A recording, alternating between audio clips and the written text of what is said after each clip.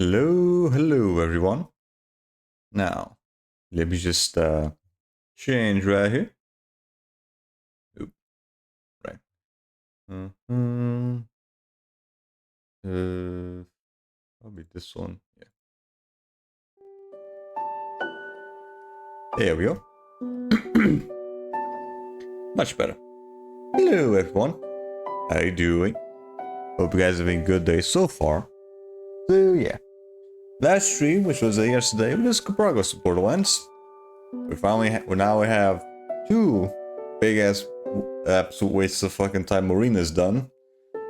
Only one more left to do, then we're finally done with the fucking Mad Moxie DLC. Oh my god. We're probably gonna be able to do it tomorrow. And it's probably not gonna take as long as the previous two, most likely. Cause I'm actually gonna be able to help out Scrub while killing enemies, and also we're probably gonna go straight into it. Yesterday we didn't go straight into the arena. I had to level up a little bit more so I could actually help out them. I was thinking of maybe also leveling up one more time, but I think this level 10 should be good enough. Yeah, at least I'm not easily fucking dying all the damn time, and I also managed to get some good weapons. At least there's that. So yeah, well, I'm just gonna keep going as level 10 Rowan, I think that's his name is. Then we'll just finish off with the last arena. Then, once we're done with that, don't know if we're gonna have enough time. So it's either gonna be right after, or probably the section after that, where we're gonna probably finish off with everything related with the first playthrough of Borderlands by just farming out the collectibles that are left. Don't know if we're gonna have enough time for get together everything. If we're gonna do like a full session just farming. Because I have no idea how much I'm still missing. That, and, you know, the shitty drop rates make this pretty unpredictable. So, yeah, that's gonna be fun. But yeah, we'll worry about that some other time, though, because for today, we are gonna be doing more farming here in Need for Speed Rivals. Last we left off, we played a little bit more with the racers. We managed to go up to, like, the early 50s. Ranked, that is, like, I think it was like 53 or something. So we should be almost done with that. Yeah, probably next time we deal with the races, we can probably get the platinum, probably. But for now, we are gonna be going back to the cop side and farm some more SP. This is still gonna take a bit though, but the second we're done with the level 4 cars, we can just speed run through the rest of the fucking collection. Probably. We're still gonna have to farm a lot. So yeah.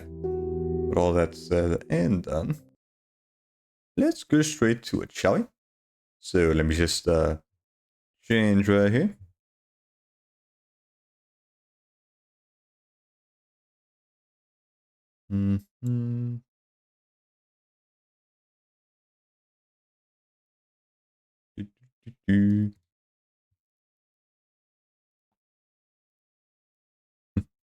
I keep forgetting about turning on the fucking power line adapters before I turn on the PS3.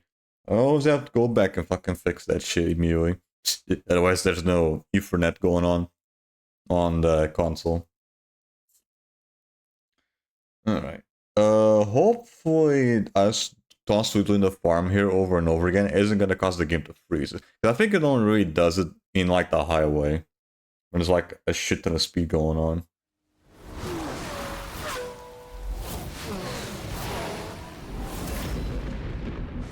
Yeah, I'm pretty sure it only happens in like the highway, so we should be good with the game just randomly fucking freezing on us like last time, because fuck me. The game froze like twice in the same fucking session.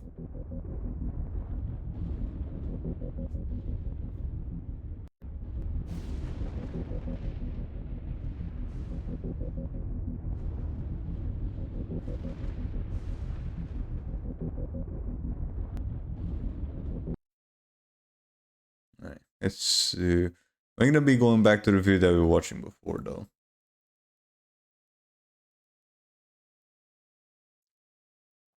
Mm-hmm. Yeah, that should do it.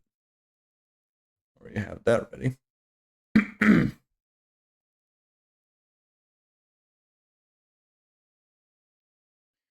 There you are. There you are.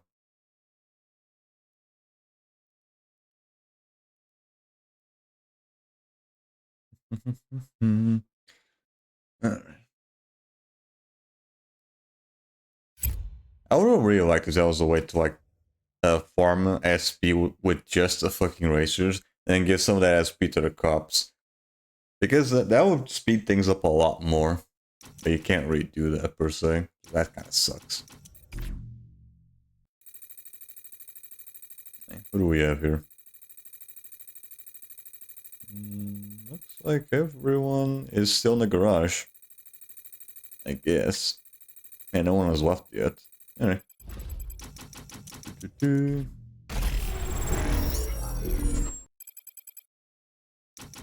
Alright. Going back to this. The same shit. And then back to here.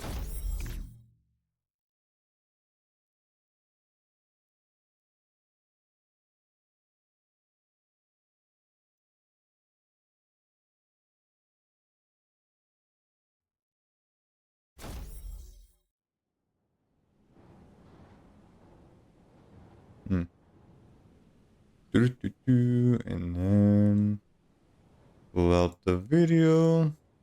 There we go. Wait.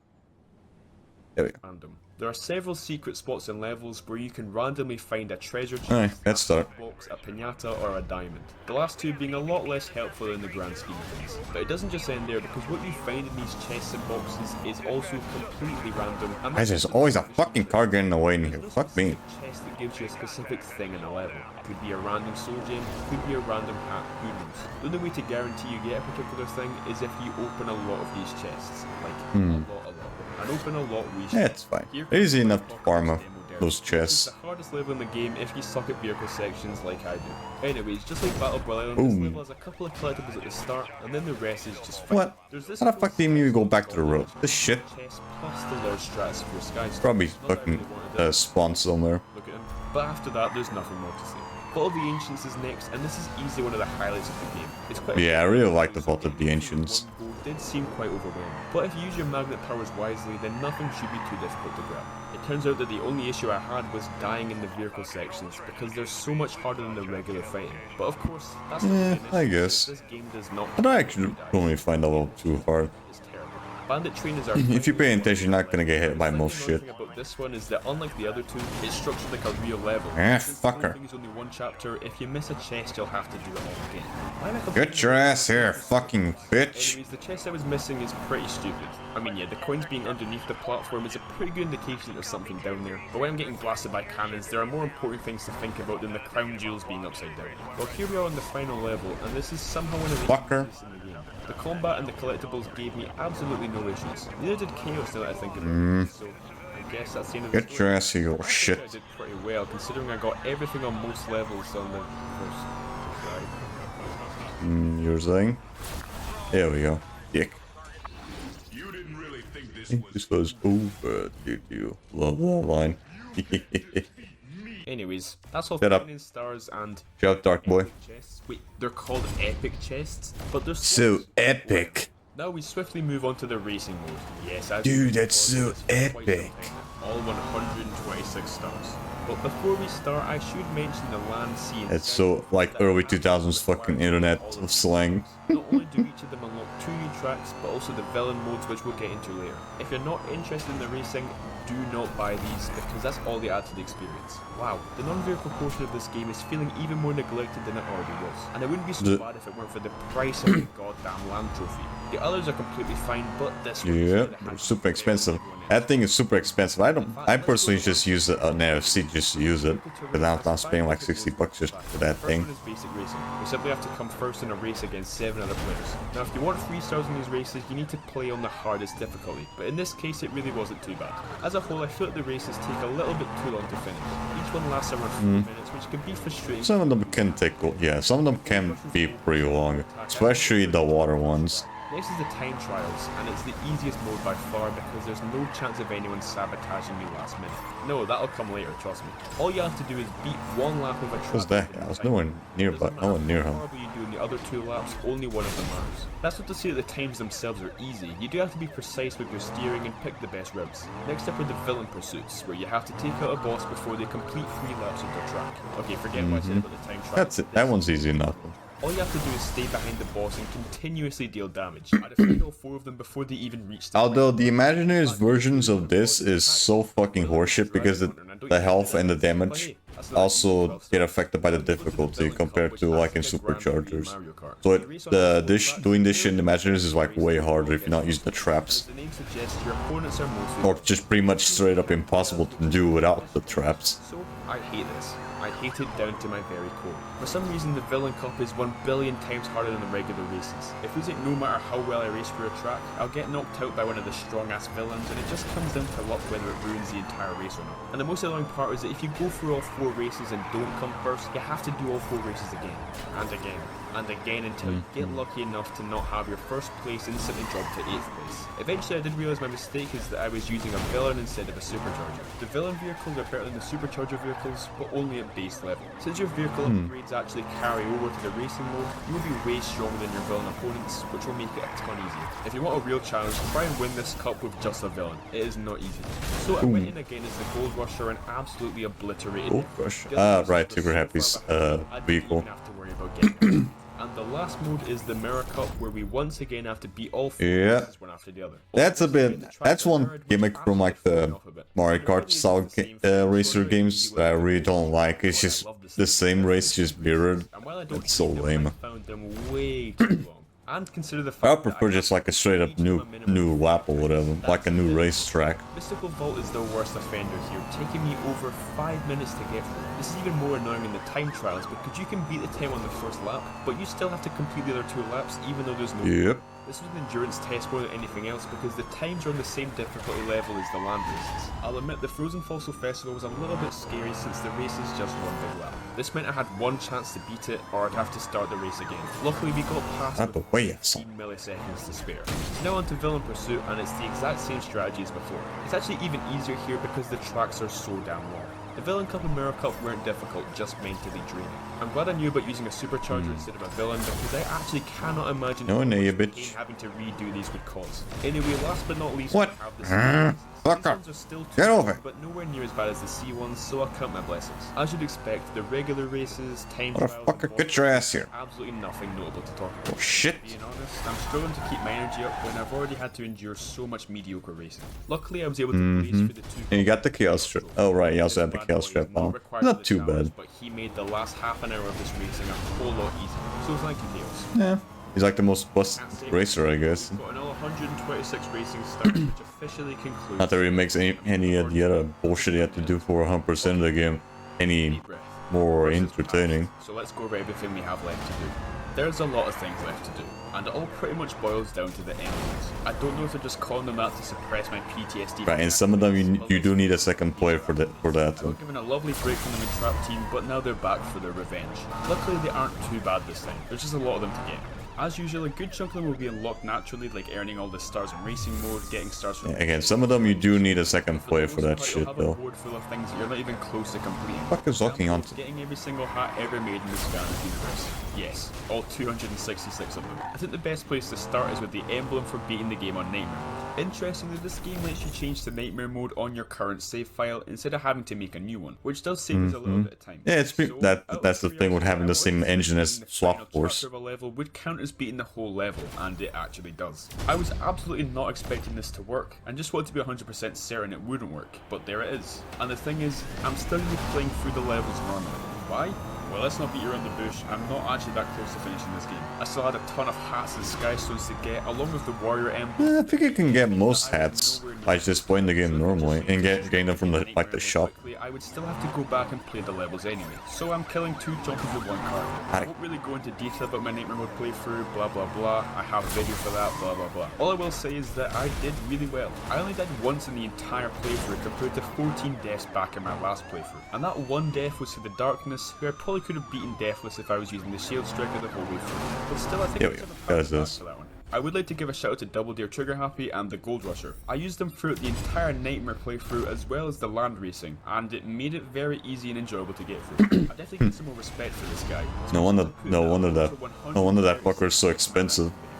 Sheesh, I feel bad now. Our next emblem is for completing all 10 elemental gates. After everything we've endured already, this is hardly much of a challenge. There's one of these gates for each element, which means you need a minimum of 10. Come on. The game was doing so well with only needing 3 vehicles to 100% in the story mode, but we've taken it a bit of a step up now. Also, if you do decide to complete the elemental gates in the actual levels, it will still count, so you can do it the way you want. So the elemental gates are just timed vehicle challenges with a free shield system? Yeah, I really don't. The shields are achieved for completing the challenges within a certain amount of time. They don't actually count towards anything, simply completing the gate is all you need to do. But for completion's sake, you know we had to do them all properly. Once we do that, we're awarded with some legendary treasures, which we'll talk more about later, and also a lot, and I mean a lot of XP. So with all 30... you can't really get if you have like a fully maxed out character. We can only get using online play. That's when I found out that Serbian Skylands was also 100% completing the game and needed these emblems as well. So even after his epic fail with the whole Winterfest Lobstar fiasco, I put that aside and we did the emblems together. Thank God we were both doing this for each other's emblems, because I don't think there was any amount of money that could convince anyone I know to do this with me. This was Skylands. Yeah, I did that shit as well with Scrotum. It's actually insanely cool. Not only can you race against friends online, but even play the entire Out of the game way, online, asshole. which works Fuck me. incredibly well. One of the emblems is for completing 12 missions on online co-op, so we both decided to play the final chapter of Cloud Beaver's Crag over and over again until we got the emblem. Now for the second emblem, which you've probably guessed involves the online racing. You have to complete 30 races online. 30. After racing at least 75 times already.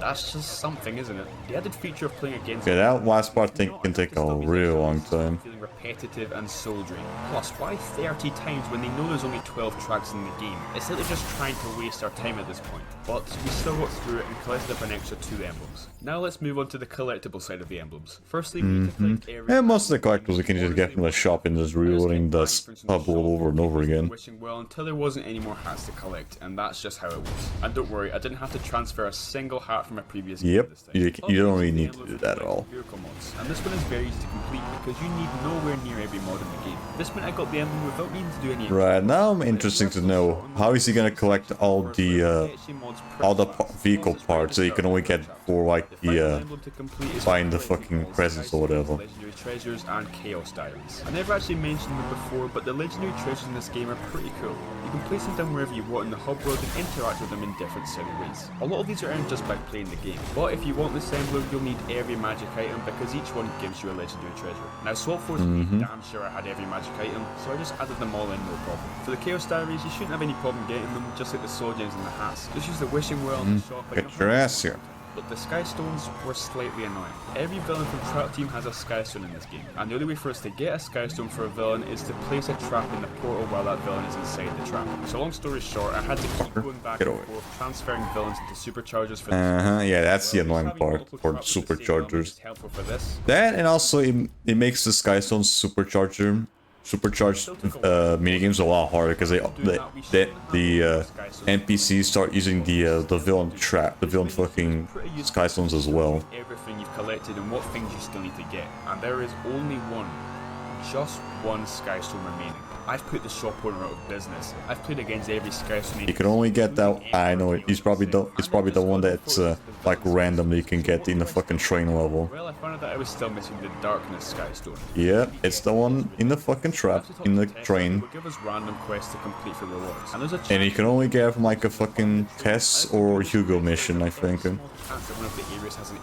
Or I think you can still get it in say quest. Yeah, I don't remember if it's just in a Hugo mission or like in you could just replay the level. The worst part is Tess only gives you 3 quests per day, so you can't even sit down and grind out this part of the game. All of that for a measly stone in a version of Skystones that I'm not even a big fan of. But who cares, because that was the very last emblem, we've completed them all. So, I'm free from this wretched curse.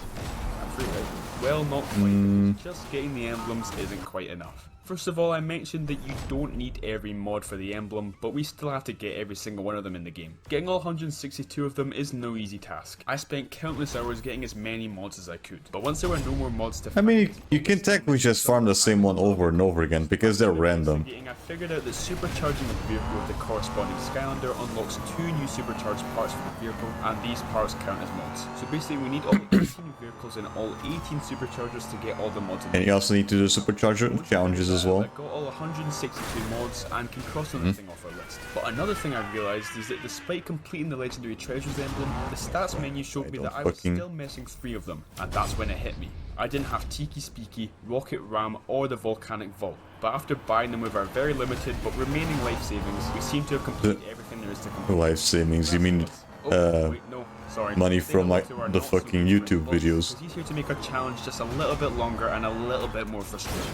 If you talk to him as a supercharger in the hub world, he'll give you unique supercharger quests to complete. He has 3 different quests for each supercharger, and he even That's also the only time where you actually hear once again, voice lines from the characters. The first quest that Buzz gives your supercharger will be something to do with an attack or an ability. These range from super easy to hair-rippingly infuriating. Luckily, the supercharger gating clock's HQ has infinitely respawning one-hit enemies, which makes some of these much fuck is that annoying. guy? But Stealth Elf still managed to actually make me rage audibly, which I wasn't expecting. Anyways, the next quest for the supercharger will be in their vehicle. The majority of these are the exact same and just require you to attack a bunch of times. Just to save time, here are the 3 areas which are easiest for each terrain. For land, the test area is pretty good because you get 6 enemies at a time and none of them do any damage.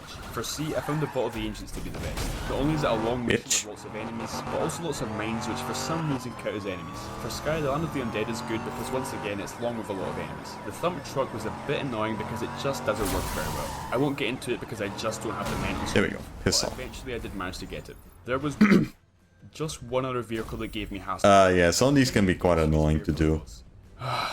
So I think the whole toss thing only works for flying enemies, yeah. Are behind you ready to attack. Yeah, there's like a mission for the vehicle where you have to use the fist ability, but you can that shit only works on flying enemies, I think. If it weren't for the Monstrous Isles mission, because Or just enemies in midair. every 10 seconds or so, which made this so much easier than it would have been. But it still took ages and was extremely boring. Remember when Stealth Elf was Steroid Elf? Remember when she carried me to victory so many times?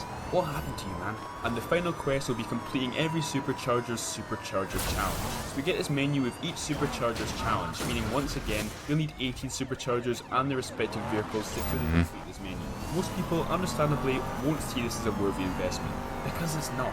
The game is way too short to excuse having this many vehicles when you only need 1 for each terrain. So, I guess these are a substitution for heroic challenges. Again, come on guys, you're doing this every game, just bring back the real heroic challenges, please.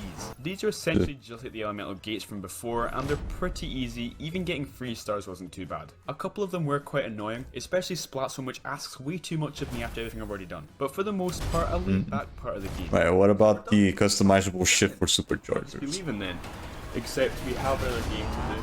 And we're still not done with super. Yeah, what about the super... Yeah, there we go. What else could there possibly be to do in this game?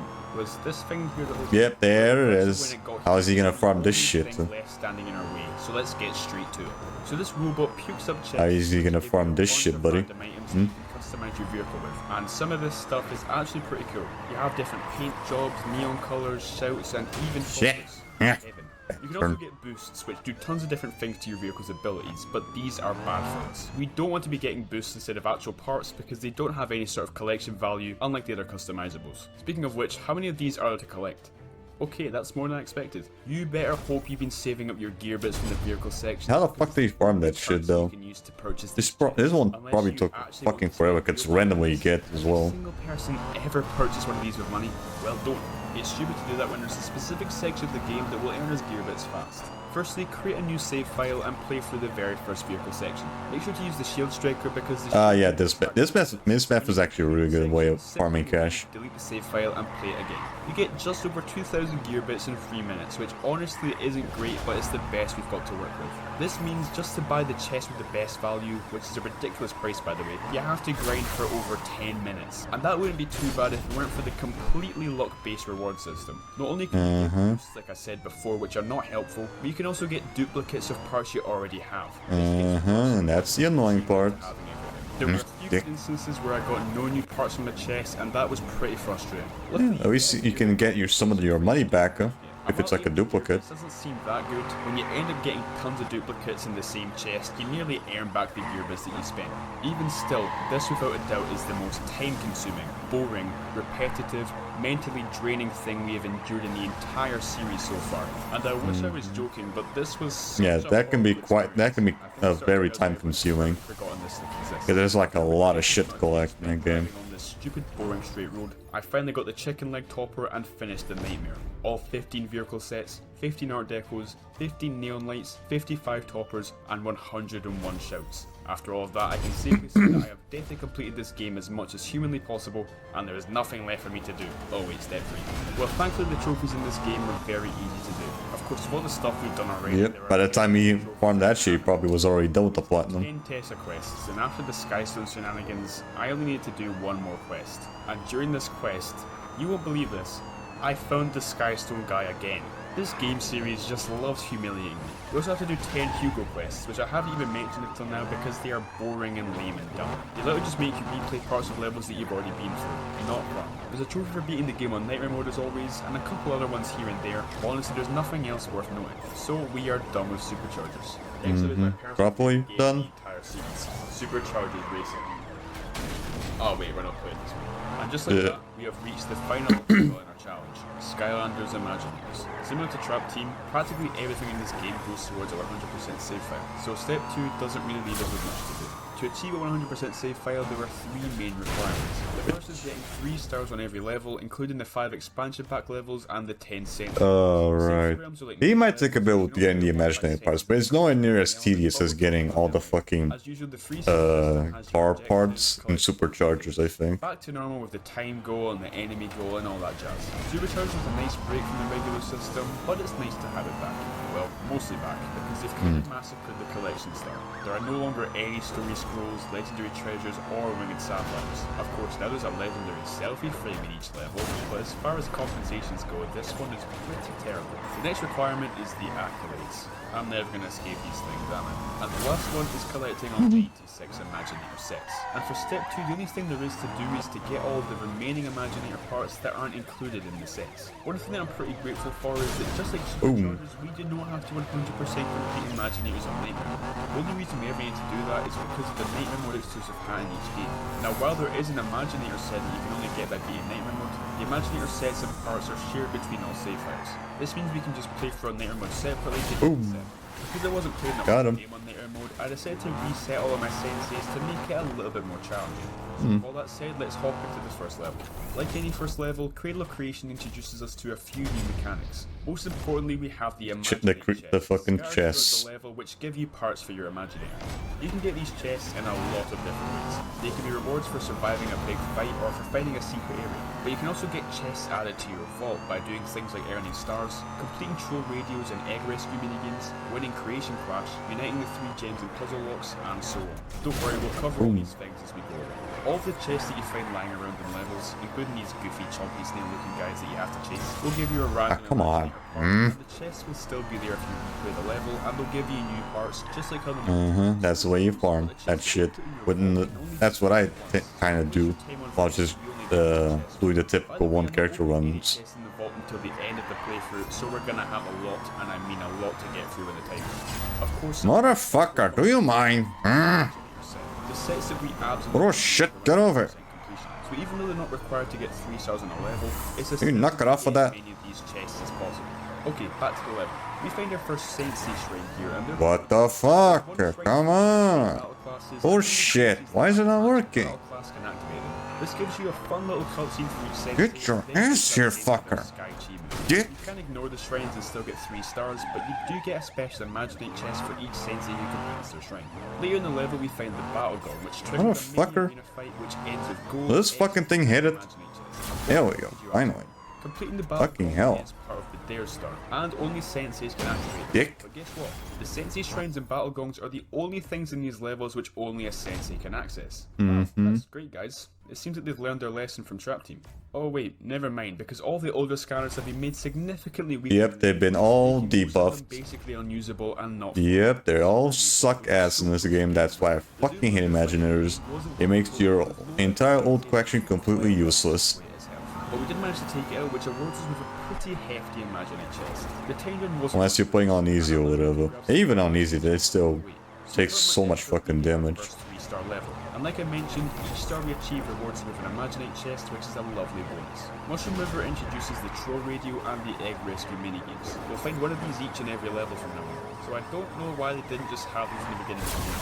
The Egg Rescue minigames are weird and you can avoid them if you want. But the Troll Radio is quite interesting because not only is it part of the collection star, but it also gives you special Imaginate chests. They give you sound effects and different music that you can give your Imagineer, which is cool, but I would probably rather die than listen to my Imagineer make fart noises whenever it moves. Anyways, this level actually gave me a bit of bother. I'm happy to say that the stupid tradition of having an impossibly hard secret is kept with this game. If you for some reason feel like taking a dip in this waterfall, then you'll find the selfie frame.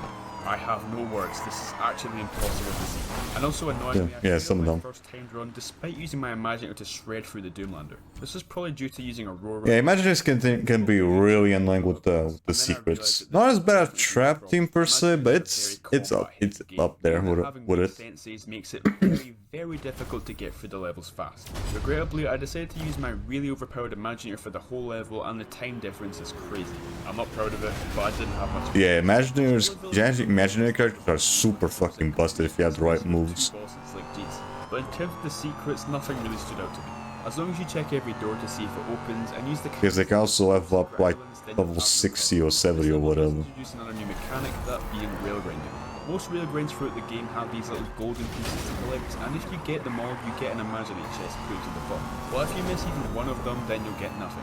You can give yourself a second chance by falling off of the rail, which will then take you back a little bit, but this is only possible on a couple of them. Because of how long this level is, I really didn't want to fail in the time run and be forced to play a third time. But still, I decided to step out of my comfort zone and not use my Imagineer. And as luck would have it, I actually did beat it first try, and it's all thanks to Tycho. Yeah, this one can be quite fucking boring, especially the fight at the end. Anyway, that takes us on to It takes way too fucking long to let it hit you. but still not anything But be able to hit This the level damn does take thing. a step up with these vulture enemies, especially in the Battle Gong, which is in a ridiculously tight space. And the Doomlander exists too. The Doom Winner there is pretty easy, not gonna lie. But it's kind of funny though that it constantly gets fucked over by its own fallen chain though. It's technically meant to be stupid on purpose, to show that Chaos has a terrible imagination and doesn't really deserve the power of mind magic. So this boss does make more sense knowing that, but I still feel a little bit embarrassed to play this game whenever I see it. Sorry, it's just the truth. After I got rid of the abomination, Yeah, that's it would fair. be nice to explore the hub world a little bit, and there's a couple Fucking of things guacamole monster, dude. Come on, seriously. We've got the arena, which is pretty good fun. However, there's no stars to earn from this one, so you can completely ignore it if you want. It's just the one arena with no bonus gimmicks involved. Just good old fighting, and a good old Imaginate chest as a reward each time you win. A bunch of books scattered across the hub world, which you can return to Hugo for an Imaginate chest. Here, have them. I don't want them, nerd. We also have surprise attacks, which trigger when you attack an enemy that's walking around the map. There you only really get either Imaginary chests or the big parts right before the amusement park level. They'll burrow into the ground, and you can follow them underground to find secret caves. These often lead to chests as well, but if it's in the right area, it'll lead you to a secret bonus level, that being the Rat Kingdom. I decided to check it out, and it's a cool little location which also provides us with some extra Imaginate parts, which I will never refuse. Well, that was a nice little refreshment. Let's get back on track. And I think you do need to replay that level over and over again against some imaginary fights. Collectibles, and it was only after I grabbed both of them that I realised this level doesn't have a time loop. I'm not sure if this was a mistake from Toys for Bob, but I'm not complaining because once again, you don't have to replay the entire level just because you missed collectibles, so that turned out quite well. And to make things weirder, the next level, Golden Arcade, doesn't have a time loop either. It does show that the game was definitely rushed, like a little bit. It wasn't the only game in the series that was rushed, that's for certain. You only fight a couple of enemies for the whole thing. Very weird. There are definitely some notable secrets in this one, like how in the first turret section you can destroy the backdrop to reveal a chest, or how in the second turret Come on, section there's a get small close to it. I did miss this one the first time round, but How am I still not catching up to this? right now it's actually impossible to 100% complete this level. I'll tell you why later. Oh yeah, a bit random, but there's a little sprocket tank mini-game which I'm assuming gives you an exclusive sprocket themed weapon. Or maybe it's just a crazy coincidence that you wrench from the chest, who knows. Did someone say wrench? Get your ass here. So we Motherfucker. in the Golden Arcade without our 3 stars, but mark my words, I'll be back soon.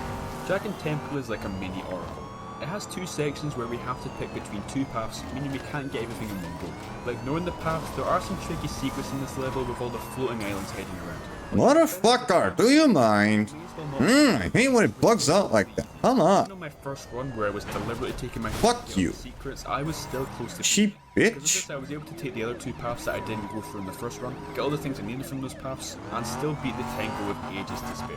Something quite interesting is that at Cheap, the end of this level, cheap ass motherfucker. Why is it sometimes the EMP just doesn't work? some spots in the hub world and in previous levels where we can use the wings to discover new areas. If you have your head screwed, Get your ass we here. wouldn't beat the Golden Arcade on the first try. But now that we can fly to the secret area, we're finally done with this level. There's also a secret area in Scholarville, but it's Wiggly motherfucker, get your ass here. an imaginary chest or anything. But now we come to every Will imaginary you fucking hit it? the cake part quests. There we Essentially, go. we need to I know find it. 9 Dick. cake parts to build this stupid cake for chaos. You can find some of these cake parts in the hub world, but for the most part you'll have to play. I don't know why sometimes the fucking EMP just decides to bug out on you. On a normal playthrough, these quests are extremely annoying. It just feels like filler content which completely destroys the game's pacing. But since we still have so many imaginary parts to find, I guess one way of farming Imaginite chest, not the best way though. To a 100% mission, so I'll give it that. So now we need to make this chaos cake in the abandoned amusement park. I'm just gonna take a minute and ask myself, why the hell are we making the cake in an abandoned amusement park? There are quite a few secrets in this level to stay on top of. Make sure you enter both of these tunnels through the rotating doors, and also use these blocks to make a bridge over to this door. Oh, it doesn't open, never mind. I also accidentally fell, and I spotted the secret drop-off, which leads to a room full of enemies, but bizarrely the only reward is a pile of gold. Please, I'm not even halfway Yep, through it's only there for like the area stuff. And on top of that, this is the hardest level in the game in my opinion. The other Yep, is the fucking rats are super annoying to deal with. At least Because there's they a button in the middle have, which sends out an electric shockwave excruciatingly fucking range with their attacks. enemies. I'm sure you need it against a terrifying swarm of 2-hit bug enemies. Scary. The quickshot Doomlander at the end of the level is with That and also the quick shot Doomlander is almost impossible not to get hit, especially in the last phase. which is not an easy title to claim. Obviously we're playing on expert mode though, which made him a bit less dangerous. The Lair of Chaos is a very underwhelming final level, but credit where credit's due, it's one of the 2 Scalar games to actually have a full set of new enemies specifically for the final level. The other one of course being the Force. I'll tell you, Imaginators picks the weirdest moments to put effort into the game. In fact, one thing you need to respect about Imaginators is that every story level, apart from the Golden Arcade, has a completely new set of enemies without any being rehashed, and I think that's quite impressive. Back to the Lair of Chaos. The main disappointment with this level comes from how short it is and how easy it is to 100%. There is only one moderately interesting secret, and it comes from getting flung off. So I think the DLC levels do reuse some enemies. I think Mainly because half of the chaos that's typical. That's for DLC stuff. That always happens in DLC levels in these games. But this is the worst final boss in the series, as long as you don't count Dream Sheep. Man, I hate that guy. Chaos just summons Doomlanders and creates shockwaves. He doesn't have any of their moves. And he's doing the glitch. Piss off. Not wasting my time with that. Traptanium Chaos nails. Even though I have like 5 different PTSDs from different playthroughs of Trap Team, I still love him. So in quite an underwhelming fashion, we take down Chaos for the very last Hard time. fight, that trap team fight, but it's still memorable as shit and it's way a lot of fun. Quite dramatic and cool. So now that we've cleared the main story with all 30 stars achieved, it's time for the 5 expansion packs, and luckily these are some of the best levels the game has to offer. Enchanted Elven Forest is up first, and as long as you don't play like an idiot, you should get your 3 stars in one go without any issues. Why? Well, because the time goal is gone again. I don't know why they keep doing this to the time goal, because in all honesty, I wouldn't mind having to replay these levels. They are great fun. Roof and Park Observatory is next. Why does everyone hate this level? This is a universally disliked level. Yeah, I don't get why people say this annoying level to fucking go through. I actually don't mind it. Basically, you have this observatory as a mini hub. That's already a good start. And from the observatory, you can pick from 3 different mini levels to play in whatever order you want. This does make the level quite lengthy, especially if you're going for 3 stars, but there's no time goal, so take as long as you need. And if you think you've missed a collectible in one of the mini levels, don't worry, because once you've beaten the level, you can stay and go back to any of the areas without having to replay the entire thing. But it won't be easy because this level does have some pretty tough secrets, and with so much to do, it's I guess. overwhelming. Especially if it's related like with the torches. Some of the cave areas are too dark for you to even go into without them. There's also a bunch of secrets in the main hub area like this Arboretum.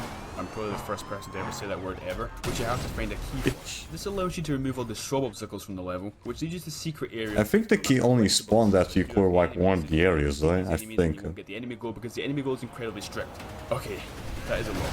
But if you take your time, you will get through it, I promise. Thumping Wumpa Islands is next. This level has its own unique collectible, that being the boom boxes, which is pretty cool, but the secrets overall are nothing interesting. I did find this to be one of the hardest levels in the game in terms of the Even the chompies in this level are difficult due to biting twice consecutively. And it doesn't matter how many times I play this level, my brain just cannot fathom a chompy biting twice. It's completely insane.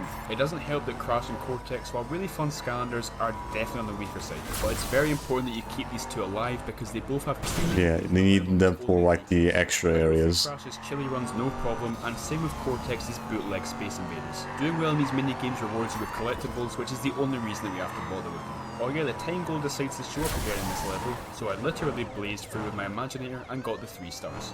Now here's where things get a bit more interesting because now we move on to the last 2 expansion packs, both infamous for being very hard to come by nowadays. These expansion levels mostly just because of Wildstorm and Robo. From the respective packs, Wildstorm and Robo. And while the same thing can be said for the Thumpy Wumpa Islands, not only can 2 different senses unlock that level, but they're also figurines that were released on day 1 of Imagineers. So they're somewhat cheap enough to get, I guess. Therefore had a pretty small amount of figurines produced, especially due to Imagineers' lackluster sales. So where does that leave us? Homeless. These 2 were expensive. And getting NFC. Expensive. But we gotta do what we gotta do. So let's jump right and getting NFC chips for those fuckers. With certainty that no matter how good this level is, it could never be worth the price that I paid for it. But it is still a very fun level, so it could have been much more of a slap in the face than it was.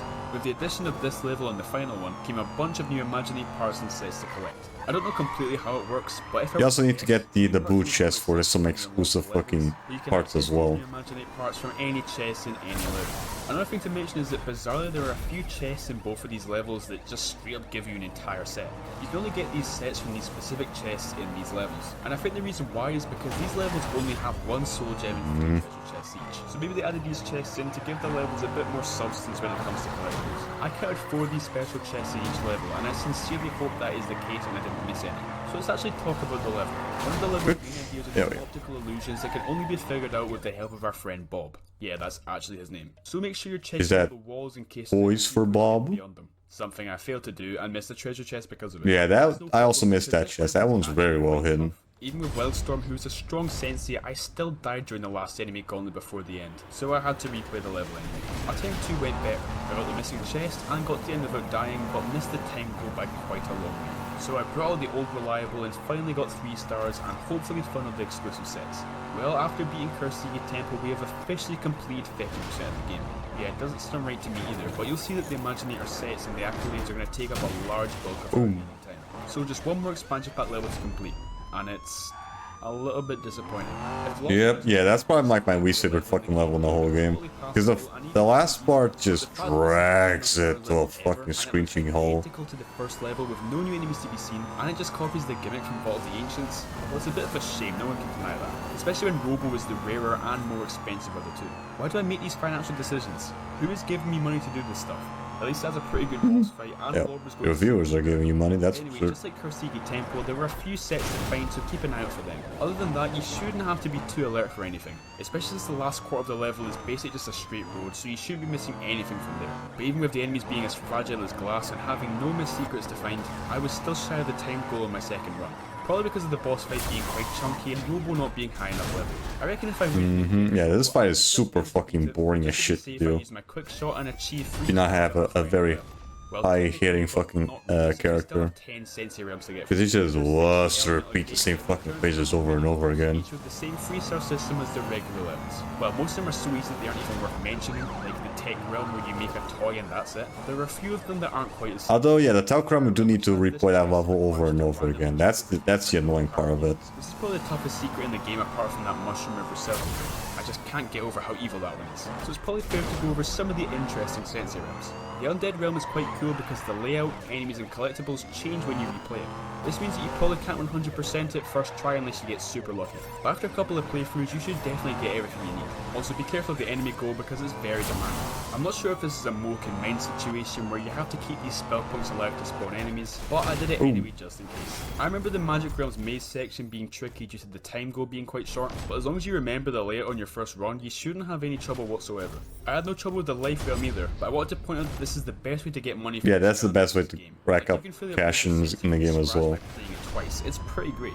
But anyways, that's what the Sensei realms and regular levels finished, giving us a total of 75 stars, and our first requirement for our 100%. The only way that the imaginary characters can rack up enough cash, because they can't really do that with the other games. Accolade having 4 different tiers to complete, and also rewarding us with an imaginary part for each one. While they are nowhere near as difficult as the ones in Swap Force, What? you'll still Come on. Should have There's done way more a fucking few you damage. should already have completed, like defeating Doom Shit. Lancers, completing Battle Gongs, earning 3 stars on levels, and so on. But let's talk about the ones I have to go out of my way to complete. The first accolade we need to tackle is quite an interesting one, because it requires you to create an imaginator of every battle class, with there being 10 different battle classes to choose from. Unfortunately, it's not as simple as just buying name or creation. Then you also need a fucking imaginary crystal for each element for the extra parts. I'll just make it blunt. There is no in-game option to reset your imaginator, which not only means you have to buy another crystal if you want to try a different battle class, but it also means that if you buy a used crystal, you're forced to use the battle class at the previous. Yeah, unless you use the Discounter's Giant's weak trick of resetting the crystals. Yes, this definitely sucks. But what does that have to do with the action? A lot. A whole lot. If you buy an imaginator that has already been used, you will not be able to achieve this accolade, because you are technically not creating the imaginator, you're just changing it from after it had already been created. This could have potentially ruined any chances of me 100% in this game, as it's super unlikely to find unused creation crystals anymore, and the ones that exist are probably super expensive. If it weren't for one very simple exploit we can use to reset the crystals. All you need is either a copy of Spyro's Adventure on the 3DS, Giants on the 3DS, or Giants on the Wii, and of course a usable port. In the 3DS game, simply try to use your imaginator. When the game obviously detects that it's not a usable figurine, it will give you the option to reset all figurines on the portal. Now put as many creation crystals on the portal as you want, and boom, you've just killed several imaginators with the power of science. I would Yeah. pretty much the same. Yeah, genocide, let's go. Settings on the main menu. What makes Giants on the Wii a little bit better is that you can also reset traps if you're using a trap team portal. But the villains already having their evolved forms doesn't stop us from completing anything in the game, so it's not a necessity. Because of this trick, if you only have one creation crystal, you can just keep resetting it and choosing battle class. Although again, you need an extra, need the extra parts to get from like the different elements from each creation crystal. So you need at least 10 from each. You need one from each element. 10 in total. And you can take the selfies wherever you want. It doesn't have to be on the dedicated selfie spots. So this one wasn't a problem.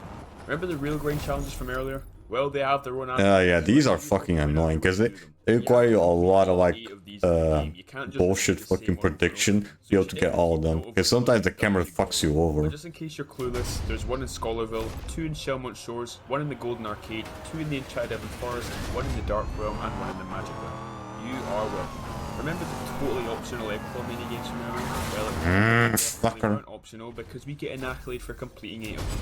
Sorry about that. As a rule of thumb, if there's something in the game that seems optional, you should probably just do it anyway in case this kind of thing pops up. Speaking of which, I was wrong about the Sensei Shrines too, because we need to complete a bunch of these for an accolade.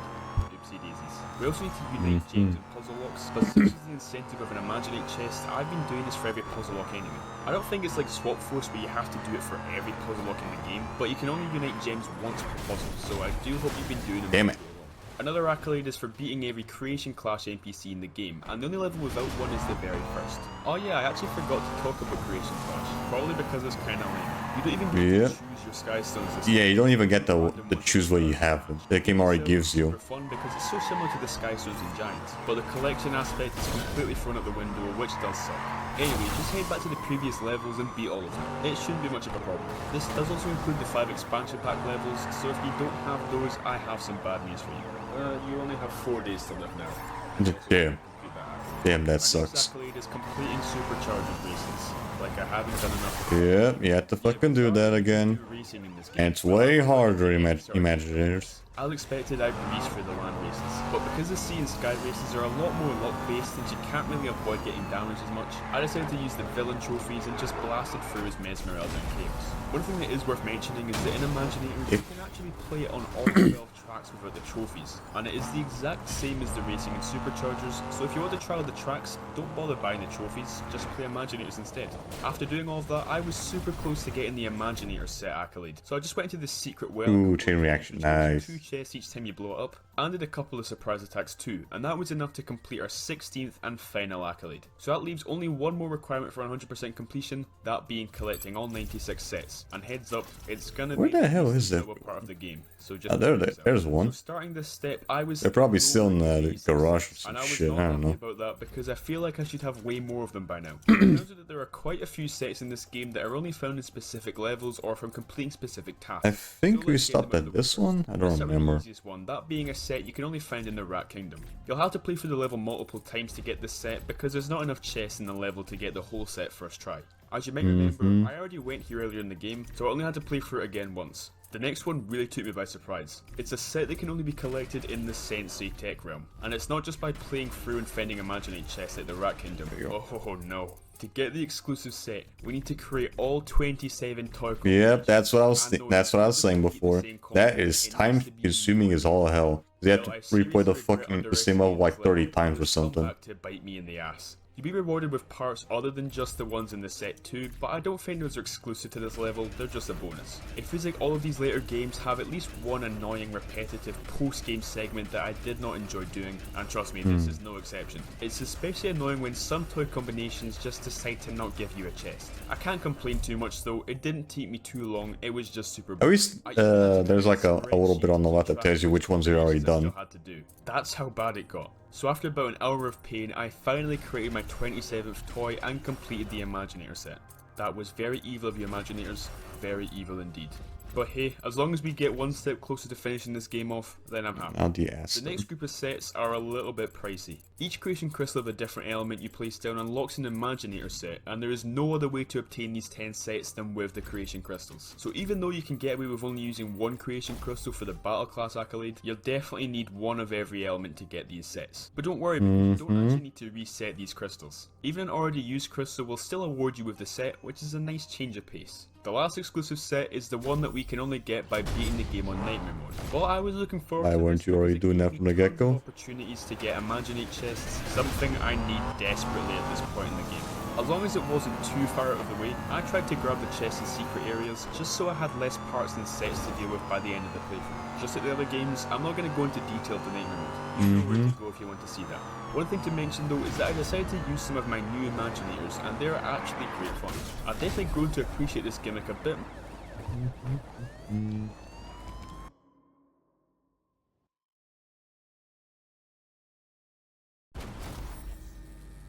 more now that I've actually given it a chance. It's pretty cool. However, nothing compares to the Senseis, so I eventually just went back to using them instead. And soon enough, we took down Chaos and got the exclusive set. But sadly, even after all the extra chests we were able to get, I still had a ton of parts to grab in the sets. That's when I remembered that I had literally over 100 chests waiting to be opened in the vault. And while it took a solid 20 minutes to actually get through them all, it was an incredibly massive. There's no way to speed up the fucking chest shit. That was enough to get us everything, and that left us with only one option: grinding for chests until we eventually complete all the sets. There may be other methods out there, but as far as I know, I was using the best one there was, and that is the Undead realm. After you get all the collectibles in this level, they get replaced with Imaginate chests, giving you 3 of them at the end, plus 1 near the start of the level. Since it's such a fast one to complete, you're getting a lot of chests in a very short amount of time, which is exactly what I needed. I mean, it's not perfect or anything, I still had to play through a lot of times, especially with the possibility of getting duplicates. The fucking WoW version, the WoW Expo is also pretty good with farm chests as well. Well, you can thank the blue Imaginate chests for that. Both the Imaginate mines and Tiki Temple packs came with blue chests. And upon placing them down, you are given tons and tons of weapons and Imaginator parts. stars. Both of these chests give you a bunch of exclusive sets, so you do need them to 100% the game. Unfortunately, just like Rogue and Wildstorm, these blue chests are hard to come by. But I got all that sorted out and I placed the blue chest down, which means we finally have every set and the save file is 100% complete. Look at the stars coming out of it. That actually might be the most beautiful thing I've ever seen. Wait, the stars have that the entire time? Oh. Now as I mentioned earlier, there is only one thing I would consider to be step 2, and it's getting all the Imaginator parts that aren't included in sets. But because of all the grinding I did in the Undead realm, I do you mind? Knock it off with that. To get, so there's really nothing else to do. But it is worth mentioning that there are 2 real things here that could stop you from getting every part. Firstly, there's Imaginate chests spread through the hub world that give you exclusive auras. If you haven't found those specific chests already, then there is no way you'll have those parts. Secondly, are the 2 parts you unlock from each sensei. Whenever you place a new sensei down, they'll increase your Imaginator's level cap and also reward you with an Imaginator part which is exclusively from that sensei. The other part from that sensei is rewarded to you when you... Right, so you pretty much need to have all the senses in your collection to have all the parts. As a way of knowing which parts you still need. Or you can just go into the character creator menu and it will tell you specifically which ones are missing. Now yes, needing all 31 senses for this is pretty boring, but at least we didn't need them all for the actual 100% completion. Swap Force would probably have a stroke if it found out about that. So with all 75 level stars, all 16 accolades, and all 96 Imaginator sets completed, plus every part collected in the whole game, we are officially done with the Imaginator's nonsense. We've collected 160 heads, 60 eyes, 69 ears, 110 chests, 74 arms, 84 legs, 42 tails, How the fuck are still going? 15 swashbuckler tails, 150 headgears, 104 shoulder guards, 74 arm guards, 50 leg guards, 62 backpacks, 21 auras, 10 voices, 10 music tracks, 12 sound effects, and 311 weapons, Fucker. resulting in a total Get your ass here. 1,389 different Imaginator parts. Oh my actual god, how did we manage to get all of this before dying of old age? Needless to say, A lot of patience, that's what. in my life. We've done a lot and we've done well. We're in the final. I should have fucking gotten them by now. Let's get on to step 3. A little fun fact I know is that you can actually achieve the Platinum Trophy in this game with only what comes in the starter pack. So that's pretty. And that's typical. That always happens with all the games. Trophies without really meaning to, but there are a good few of these that you'll have to go out of your way to do. Each level has a bonus trophy, which I always thought was a cool idea. I think Swap Force. You can get the platinum with. You can always get the platinum with just the starter pack characters. Firstly, we have the Mushroom River Trophy. This requires you to get on a raft with a Raptor, but then jump off the raft, leaving him to dwell in his loneliness. This one obviously isn't hard, but it's pretty funny. Shellmont Shores requires you to eat a bunch of bananas, so keep your eyes peeled for that. The Sky Fortress Trophy is the most annoying thing in the game, I'm just gonna be honest. You need to destroy every box during the Yeah, you have to be very precise with that one. Even though there are explosive crates that, well, create an explosion. And you have to do all of this in a strict time limit so it doesn't even feel like you can do it carefully. Essentially, if you hit a TNT crate, you'll lose and have to restart. At least you can restart when the time runs out, but this still feels quite unfair. It was only later that I realised that you can actually let the boxes fly off the side. All you have to do is make sure that the last box left is an explosive one. After I figured that out, it became a lot Wait, what? and I felt a little bit stupid, but it Wait, what was the I method? realised that you can actually let the boxes fly off the side. All you have to do is make sure that the last box left is an explosive one. After I figured that out, it became a lot easier. And I felt a little bit stupid. But it isn't the first time and it won't be the last, so whatever. The Dragon Temple trophy is quite interesting and stumped me for years. You have to go through all the islands. During the final You just use a guide, because you're definitely not gonna be able to fucking figure out which is the best route to fucking take. Which by this point I was pretty low. But as long as you take your time and plan your route correctly, you should get that trophy. The Lair of Chaos trophy was another one I was struggling with because I was doing it wrong. The whole time I thought the idea was to reach the end of the level with a higher score than Chaos. Oh yeah, I didn't actually mention this before, did I? For some bizarre reason, Chaos puts you into a game show where you get killing enemies and he gets points when you activate his traps. Well, it turns out that the final area of this level has infinite enemies, which I had no idea about. As long as you don't complete the Crystal Beam puzzle, you can just keep defeating enemies until you score so many points that the board breaks, rewarding you with the trophy. It does take a while because the enemies spawn at a snail's pace, but when Jetpack's robots show up, they start spawning in faster for some reason. So this leaves me with one more trophy, and I saved the most boring one for last. Yay. All you need to do Which one was it? these post-game mini levels, and I'm not entirely sure if yeah, doing the specific fucking locations. It's not too bad, you just have to get lucky that the brain gives you the right one. So that's all we need to do to get the Platinum Trophy and 1,000,000% complete Imaginators. Imaginators was not as simple as I was anticipating. The post-game lasted for just as long as the main story, which I was not expecting at all. But with Imaginators done, we have finished this challenge. Mostly successful too. If we got that one silly accolade, because that one fucking adventure, along with that equally silly trophy in Swap Force, a trophy in Swap Force, yep. Out of the park with absolutely everything being completed in the entire mainline series. It's hard to believe that I've actually done it. After 13 years of playing Took Scavengers, fucking I can forever finally though. say that I really completed each of these games to the best of my ability. But before I go, just for fun, let's rank these games on how difficult they were to 100% complete. The easiest was obviously Spyro's Adventure. Oh, this guy has turbo on.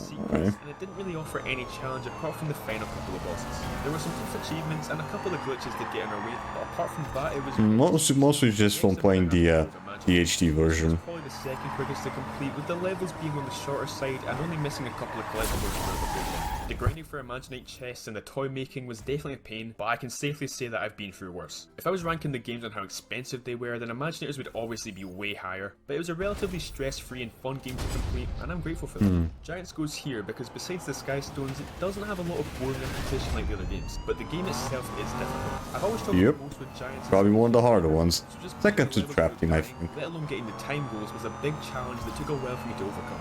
But when I managed to get through it all, I was very happy and satisfied with the game as a whole. There are some aspects of Superchargers that I found incredibly easy to complete, but there is a lot, and I mean a lot of pain and agony to endure. If I ever see that robot again, I'm gonna gouge my eyes out, I swear by it. Its difficulty comes from how long it takes and how much there is to do, rather than actually being difficult. But I did complete it with a smile on my face, so that's something. Now it was close between Superchargers and Trap Team, but this one takes the second spot for a couple of reasons. Firstly, Yeah, Swap Force is just takes way too fucking long to finish. Level to the Chaos Doom challenges to having to transfer all the hats. Trap Team was a much Oh, Superchargers can also be pretty time consuming with all the extra parts you have to collect. Come close to the only entry left, and is anyone shocked right now? Swap Force is not only the longest, but also the most tedious game to 100% complete by a landslide. The super long levels that you have to replay fully if you miss a secret, all of the extra content, the ridiculous amount of scanners that I had to buy just to get some stupid accolades. It's all just a bit much, to be honest. It's probably not as expensive as fucking I'm being serious when I say Imaginators though. games as a whole. This must be one of the most painful to 100% complete. Very, very few people have done it, and I don't see anyone doing it in the future. I mean, it's also kinda technically impossible to complete because of that stupid signpost, so I think Swap Force deserves this spot for that reason alone. Well, I guess that's about it then. The challenge finished. Damn it. Yeah, barely. Come on, that should have been a hit. Even the boring parts were really fun in a weird way. And I kinda already miss it. Well, thank you for joining me on this adventure. It's a bit bittersweet. What does this guy do? I probably will never experience new Scammers content again in my life. Ooh, plushies. I thought I didn't break this. If you're still here, I just wanted to actually show you, like, The how whole much bundle he has in there. It's like, how do I actually have this much stuff? It's Yeah, to go back to that. for really fun in a weird way. Let's go back to that. I just wanted to Yeah, that's a lot of shit, dude. God damn. Alright.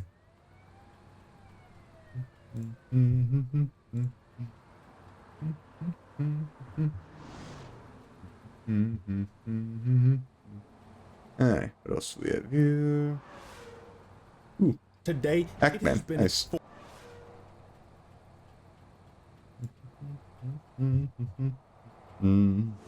Sure. That'll do. What's up, everybody? This is the Act Man here, and today it has been 4 years since the last Battlefield came out, and that game 2042 was a complete disaster. was absolute trash. There has been found. My expectations for this series after 2042, I remember people saying this is the end of Battlefield.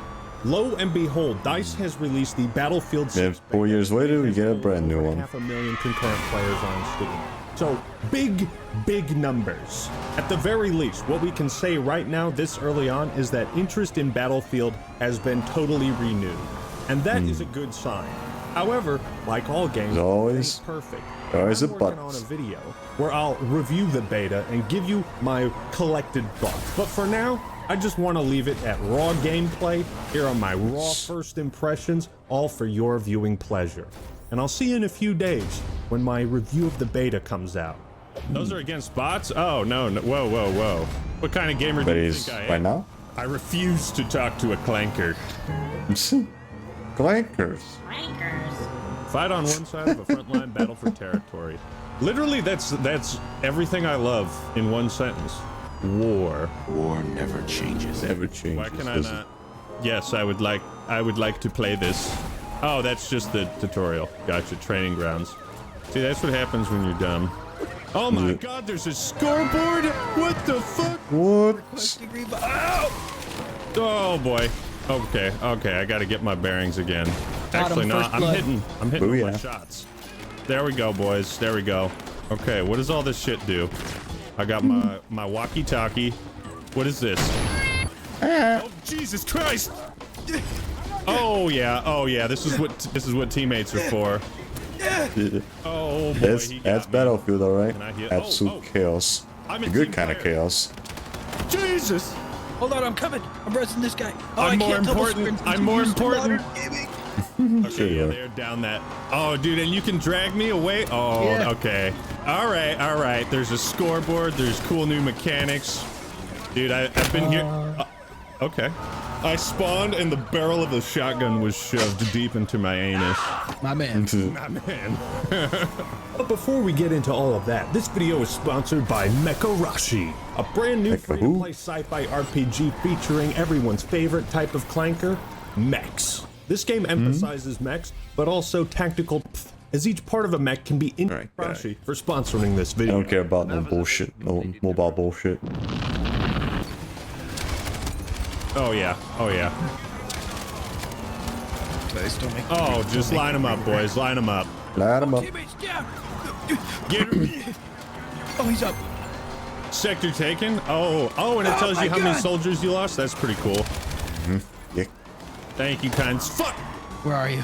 I'm coming. I'm in no man's land. Oh my god. My hero. On your feet, soldier. My On your hero. feet, maggot. Look at that. Okay, gunplay feels pretty solid. It feels weighted. Yes. I'm surprised how well this game's running on my computer. Dude, and it's only. Oh, you have a 40 shitty gigs. one? Yeah, I know. Dude, 40 guys, gigs, that's think pretty about good this. for, This at least it's beta not a is, Call of Duty, it's smaller like than the Battlefront 150. Isn't that fucking crazy? It's smaller than two 20-year-old games. I will 100% buy this if it's nothing like 2042. Well, I mean, look, see for yourself. Look at that. Kills, deaths, and assists. A leaderboard. Fuck, let me. Whoa, behind us. Oh, I got Damn you. it. I'm coming, buddy. Oh, dude, this is so clutch. Just instant. I kind of, I think that's a really cool way to balance it, because like in Battlefield 1, it was just medics that could revive. And it kind of made them a little too powerful as a class, I would say. Put the wall down. Oh, boy. Okay. Clutch. Oh, Enemy tank. No. oh boy. There you go. That easy one. It's just Love see when they the flip tank over, gun 'cause you that's down just an from, easy like, bust. 2 feet away. How many what players? is this? 48. It makes sense for a map like this. Yeah. Remember when they tried to do 128 in 2042 and then Yeah, and it fucking sucked. It just way too big for the game? wasn't just that, it was probably just like him just being a Son buggy of a mess. bitch. No, Every you shot time. a YouTuber. You can't do that. He's supposed to be good at games. You have to revive me. I'm the YouTuber. I'm going for the revives. Ooh. Behind you. I'm going for the revives. Oh my god, I can't be stopped. I can't be Sure. stopped. Oh Sure my you god. can. I'm on fucking fire. Ah! And Battlefield's back. This feels like, fun. No, Yeah. I'm not having fun. Yeah, what's that fun you Shit, did we refer lose to? already? What about our extra reinforcement? We're just bad. Top squad? Oh, they have a top squad again. What am I looking at? A destroyed tank? Actman PTFO? What's PTFO? Play the fucking objective. I'm trying. Who was talking? Someone was talking shit in chat. Oh, this is one of the maps with the air vehicle. Okay, here we go. Ackman, play the game right. Dropped. Oh no. Well, okay, all right, yeah, Oh, you fell down. I'm here. perfect, came. beautiful, beautiful. Oh, I love that cooperative squad-based fucking shit. Squad-based fucking shit. Get on the ground. Wrong game. Oh, double. Oh. Double kill, boy. Get on the ground.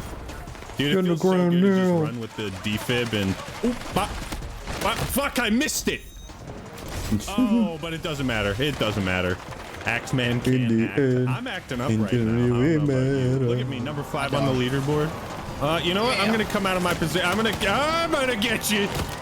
Oh. No. That was so dumb. I can't help myself, bro. Game feels very cinematic. Maps are smaller than normal What's that? Battlefield games. At least the ones we played so far. It remains to be seen.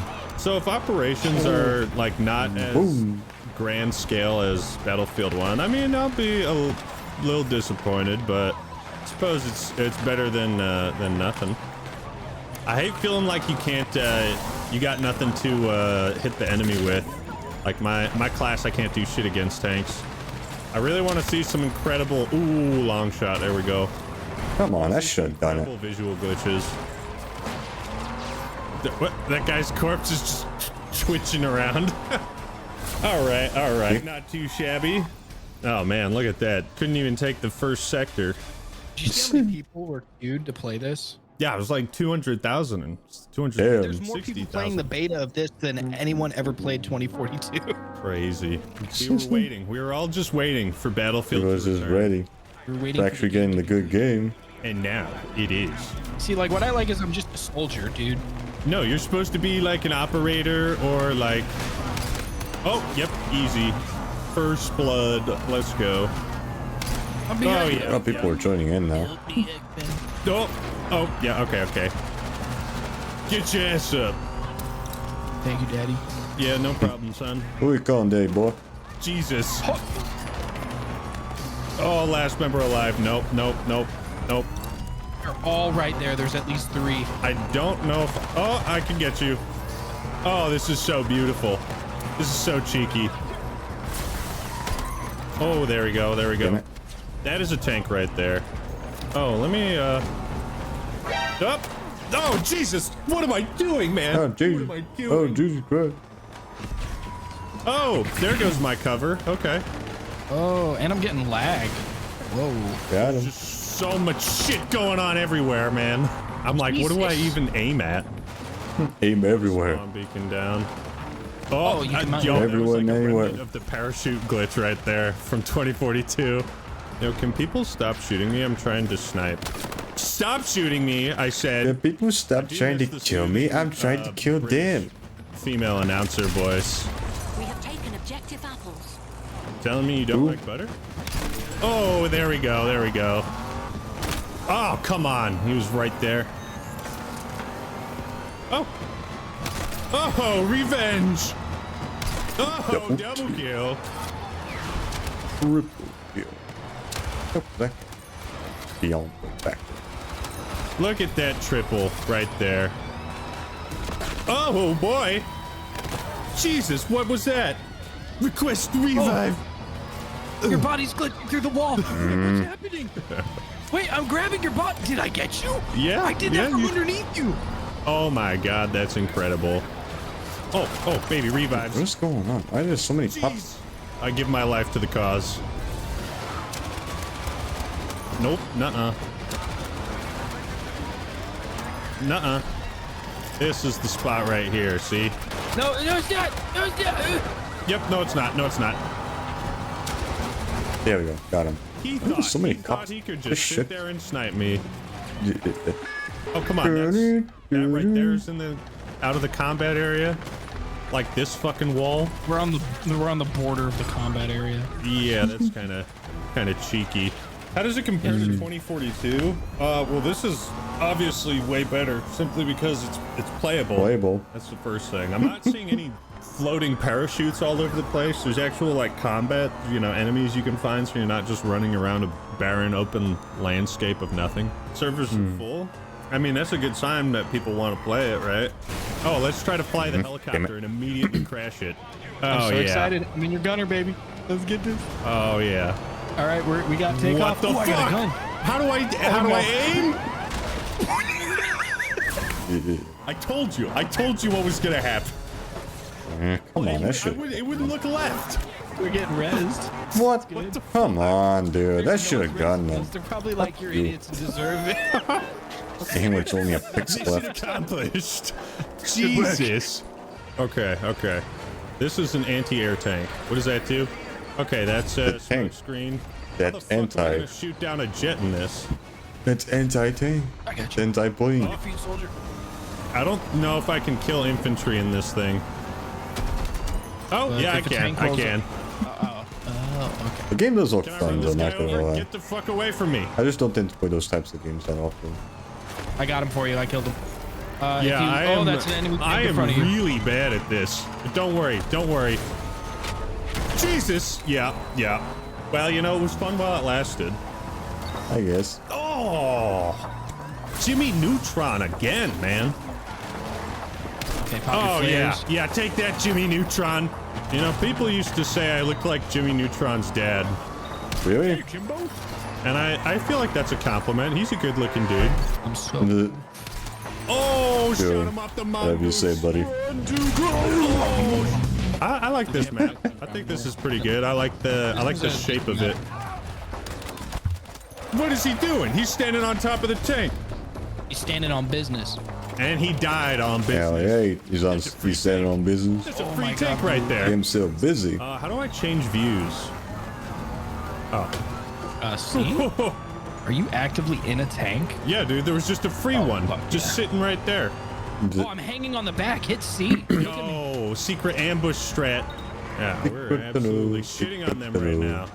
Bam, bam, bam, bam, bam, bam, bam, bam, GG. bam, Oh, bam, bam, GG. bam, bam. I woke up Bam, in bam, a bam, new bam, bam, Bugatti. bam. Oh, hell yeah, I got a tank. Let's roll. What do I got? I got Your tank is auto full repair. of flares, bro. Oh, no, we're going to run over some anti-tank mines, like, immediately. Oh. Oh, yeah. We're taking D already, boys. Yeah, not close enough. Dude, this tank is awesome. It looks really cool. Really good, dude. Oh, man, you need a repair. So surprised it's way less than fucking Call of Duty, though. That's a slap in the face, and holy shit, Call of Duty is so poorly Am I optimized. just going to be in this tank the whole game? You can if you're good enough. Well, if I have good enough teammates, you know, I think that's really what it comes down to. Only you have these problems. Oh, boy. I was dead on the tank. Oh man, I'm getting that classic Battlefield, you know, like that feeling. Oh, you know? I got their tank. God, Oh, Oh shit. running me over. Oh my god. Oh my god, he's running me over. I'm repairing you. Oh, baby. Don't worry. Baby. Do you know I make YouTube? Fuck! Oh my god! Shut up. Hey, Grant, I'm coming. I know you. No, he's still got me. He's still got my back. Anybody want to help me? I'm a YouTuber. I'll I'm a put you in my YouTuber. video I if you revive me. help you. I'm dead. Everyone in the chat, that is what happens when fame goes to your head. Get in the turret. Oh, that's a tank. Don't You wouldn't help me. I make content for you. Oh my god. Try crouch sprinting, X-Man. Just crouch and sprint. Whoa. Wow. Okay, not bad. Not bad, Dash. It was in Battlefield 5. They told us not to play Battlefield 5. Oh, that's right. My bad. my 10-year-old daughter was like, why can't I be a woman? Like, dude, why are you letting your 10-year-old play this, you bad parent? I want to be on the right side of history. Fuck is that one doing that? Spark Oh, I doing nothing. accidentally picked up your gun. I was just like, why do I have a blowtorch on? I was trying to res you, so you... Oh, That's one thing I've never liked about the game. quad kill, boys. Oh, no. Let's go. When you- Let's go. I'm clipping that. Oh, someone said he loves Jarvis, X-Men. chop his balls off. Wow, awesome. Yeah, that's pretty cool. I like how the attachment points work now. That's kind of unique, I guess. Yeah. I mean, that it's it's different, yeah. I think that's what I like about it. Off you As go, opposed to it being like a reminds pick me of the 10 or Pick some 10 shit some shit we've seen 100 times before. Oh, jeez. How the fuck do you get a goddamn obliterated. boost of Well, I speed? just This heard the shit. voice of a woman. Probably using turbo, most Daddy, why do I likely. hear a woman's voice in the game? We're on There, the a woman in here. Aren't allowed. women, not in my battlefield. Bet it's gonna be broken at launch. Woman in here. The 2042 beta was really fucking bad. I don't know, maybe it's like a setup thing. Like Paragon here is having issues, but I mean, granted, I got like a top of the line CPU. Yeah, woman so- in the battlefield. Yep, you And then probably it also crashed my OBS. Oh, whoa, that fucking song from Modern Warfare 1. Dude, wait. Oh boy, okay, the shotgun's pretty good. Pretty good. You know what does also kind of seem like it's missing, like... I remember maybe I going need to to that turn it fucking up, mission but over and over again crazy on the hardest Battlefield difficulty voice acting. Modern Warfare 1, and I just didn't give a shit because I just really love that fucking song. I got a kill, and then I blew up. Oh, he's going, he's a hero. He's a hero. Look at him go. He's on fire. Oh my goodness. Wow, wow. That's how good I am at video games. You see that? See that, chat? Oh my god, clip that. Clip that. I Travis, should clip have that. gotten that kill. All right, MVP. We're gonna get MVP again. I'm riding on the back, homie. I got you. Dude, that's so cool. There's like 2 guys riding on the back. No one is going for. Yeah, alright, I'm gonna cap A real quick. Love that song. Is that tank dead? Oh my Nope. god, the 2 tanks are ramming at each other, bro. Oh, another tank. Yeah, hold on. No, fuck it. Fuck it, I'm pulling out the song. I'm pulling out.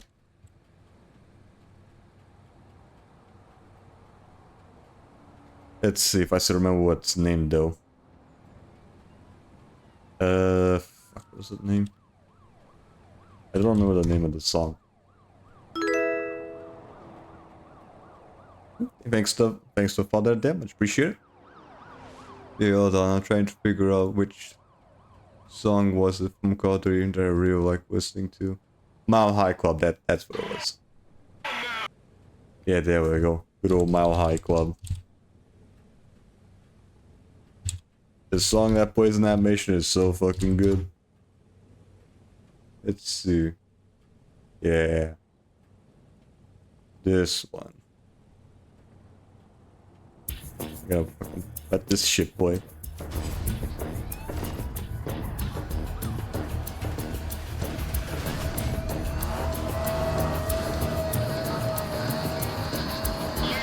Up, down, go.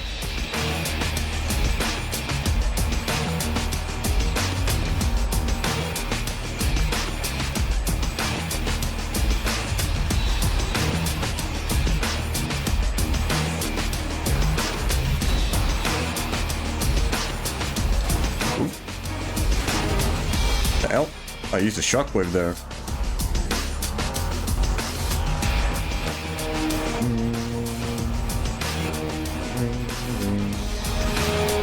What's going on?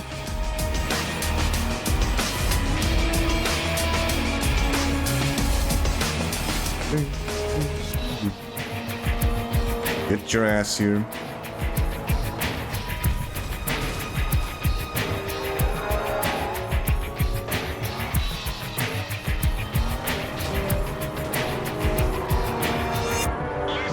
Up, bro. Go.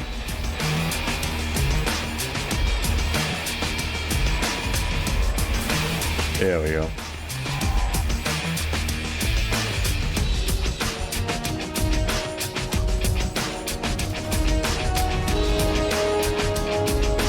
Fucking a little distracting that game. They didn't give a shit about replaying it over and over again. I just really like the song.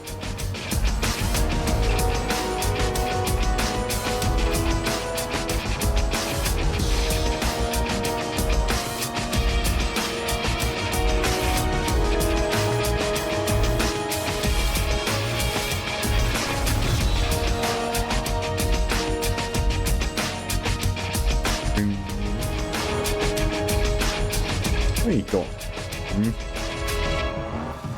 And he was somehow managed to do a U-turn. Go!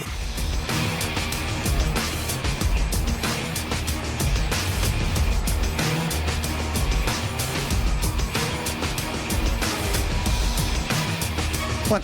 Yeah, come on.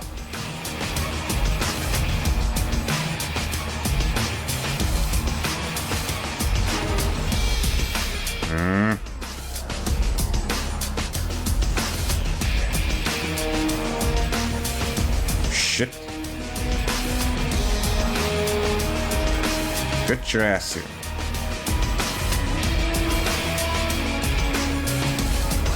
Dick. There we go.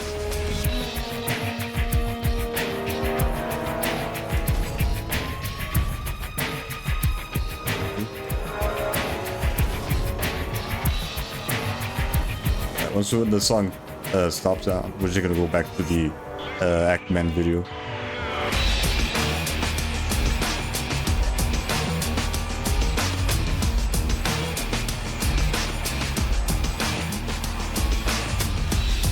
Boom.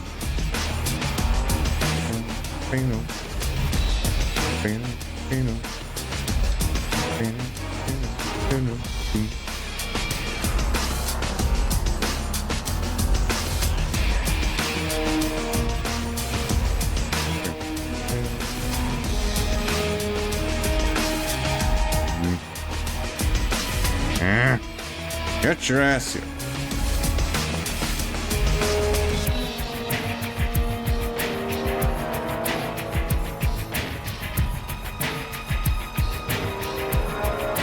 Fucker. There we go.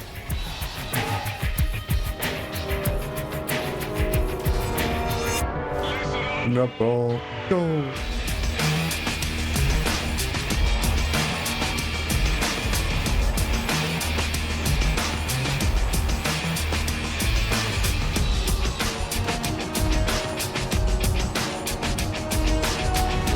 Get my abilities back. Damn it. Oh, come on. How the fuck did that miss? Dick.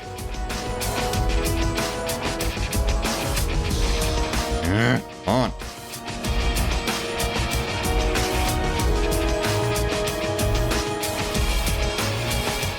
Get your ass here.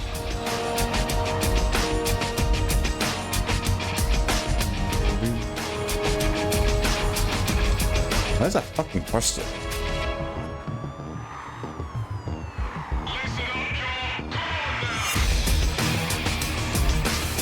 Get out of the way.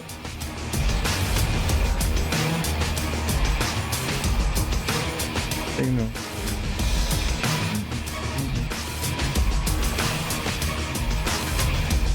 Dick. There we go. Got his ass. Hell yeah, fucking love that track.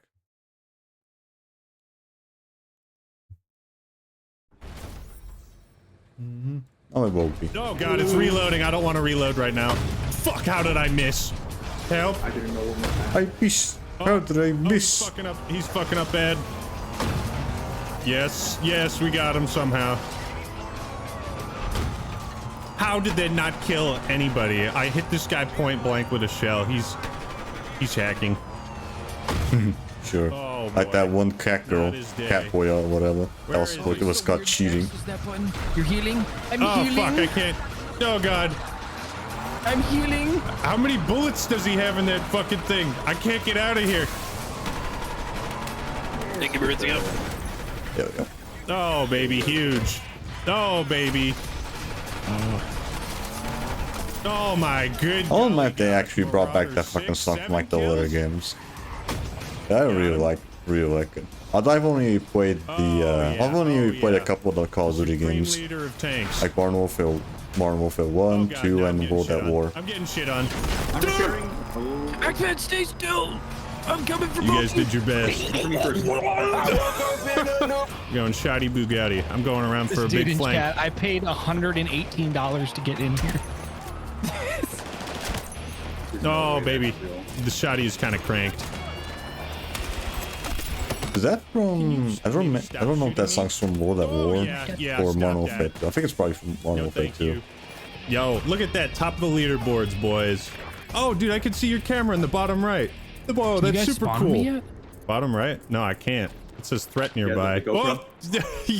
Oh, You that's were awesome, saying? dude. Yeah, I really hope there's a lot more weapons. Oh, that's too bad for that guy. Can you stop hitting me with explosives, please and thank you? Can you stop? Please stop playing the game and let me kill you. I'm so thankful this is fun because it's like, man, I'm not looking forward to playing Black Ops 7 and making a video on it. I'll be straight up. You shouldn't have to. If you don't want to do it. No, I got to. Yeah, I got to, and it's just like someone holding a gun to his fucking head. Like, no one's making you do it. Everyone had to be a slave to something. I definitely want to see more, like, bigger maps, more experimental. Oh, shotgun duel. What the fuck? This guy just jumped. What? So we're so fast. It is pretty fast, the last but it's also... It's really hard to explain. It still feels like Battlefield. I kind of like the speed of everything, except maybe like the grenade throw. The grenade throw is like ridiculously fast. There's no reason for that. I already can see one problem at launch. I already know it's going to be a problem. What's that? 9 maps. Yeah. Pretty sure. Yeah. I'm just so happy. Pretty small selection of maps. I can kind of see I don't that. know if there's It really did. I mean, 64 players is just... I don't see any game where you would need more than that. There's also not too much like height advantage, like it, son of a bitch. Map is like relatively flat in that regard. Whereas, you know, like in Battlefield 1, I think Conquer Hell, they have that like big windmill. That was a really big part of the map. Oh, it's perfect. It's just so... But now I'm at peace. I'm at peace. Wait. This is so stupid. Peace at last. It's perfect. I'm down in the room next to you. Drag me. Drag me. Another W. Look at that. They never had the lead. Not once. Victory music. Okay. Yeah, there it is. Yeah, he There it fucked is. himself over. Let's go. First impressions. Nice. It's pretty dang solid. It's a lot of fun. Guns are enjoyable. That Banjo-Kazooie plushie in there. They're decent. Yeah, I can see kind of Z in the big enough, background there. But not total dog shit. Kind of generic, but I mean, it's just refreshing to have a Battlefield game that even remotely That doesn't resembles suck. Battlefield classes and not dumb heroes and all this other crap. So I think it's pretty solid. It's looking good. It's looking good, promising. But 9 maps, 40 weapons, not as much as Battlefield 4. You know, this series has they got some high standards to live up to. So Yeah, we'll see what happens. where I'll leave it.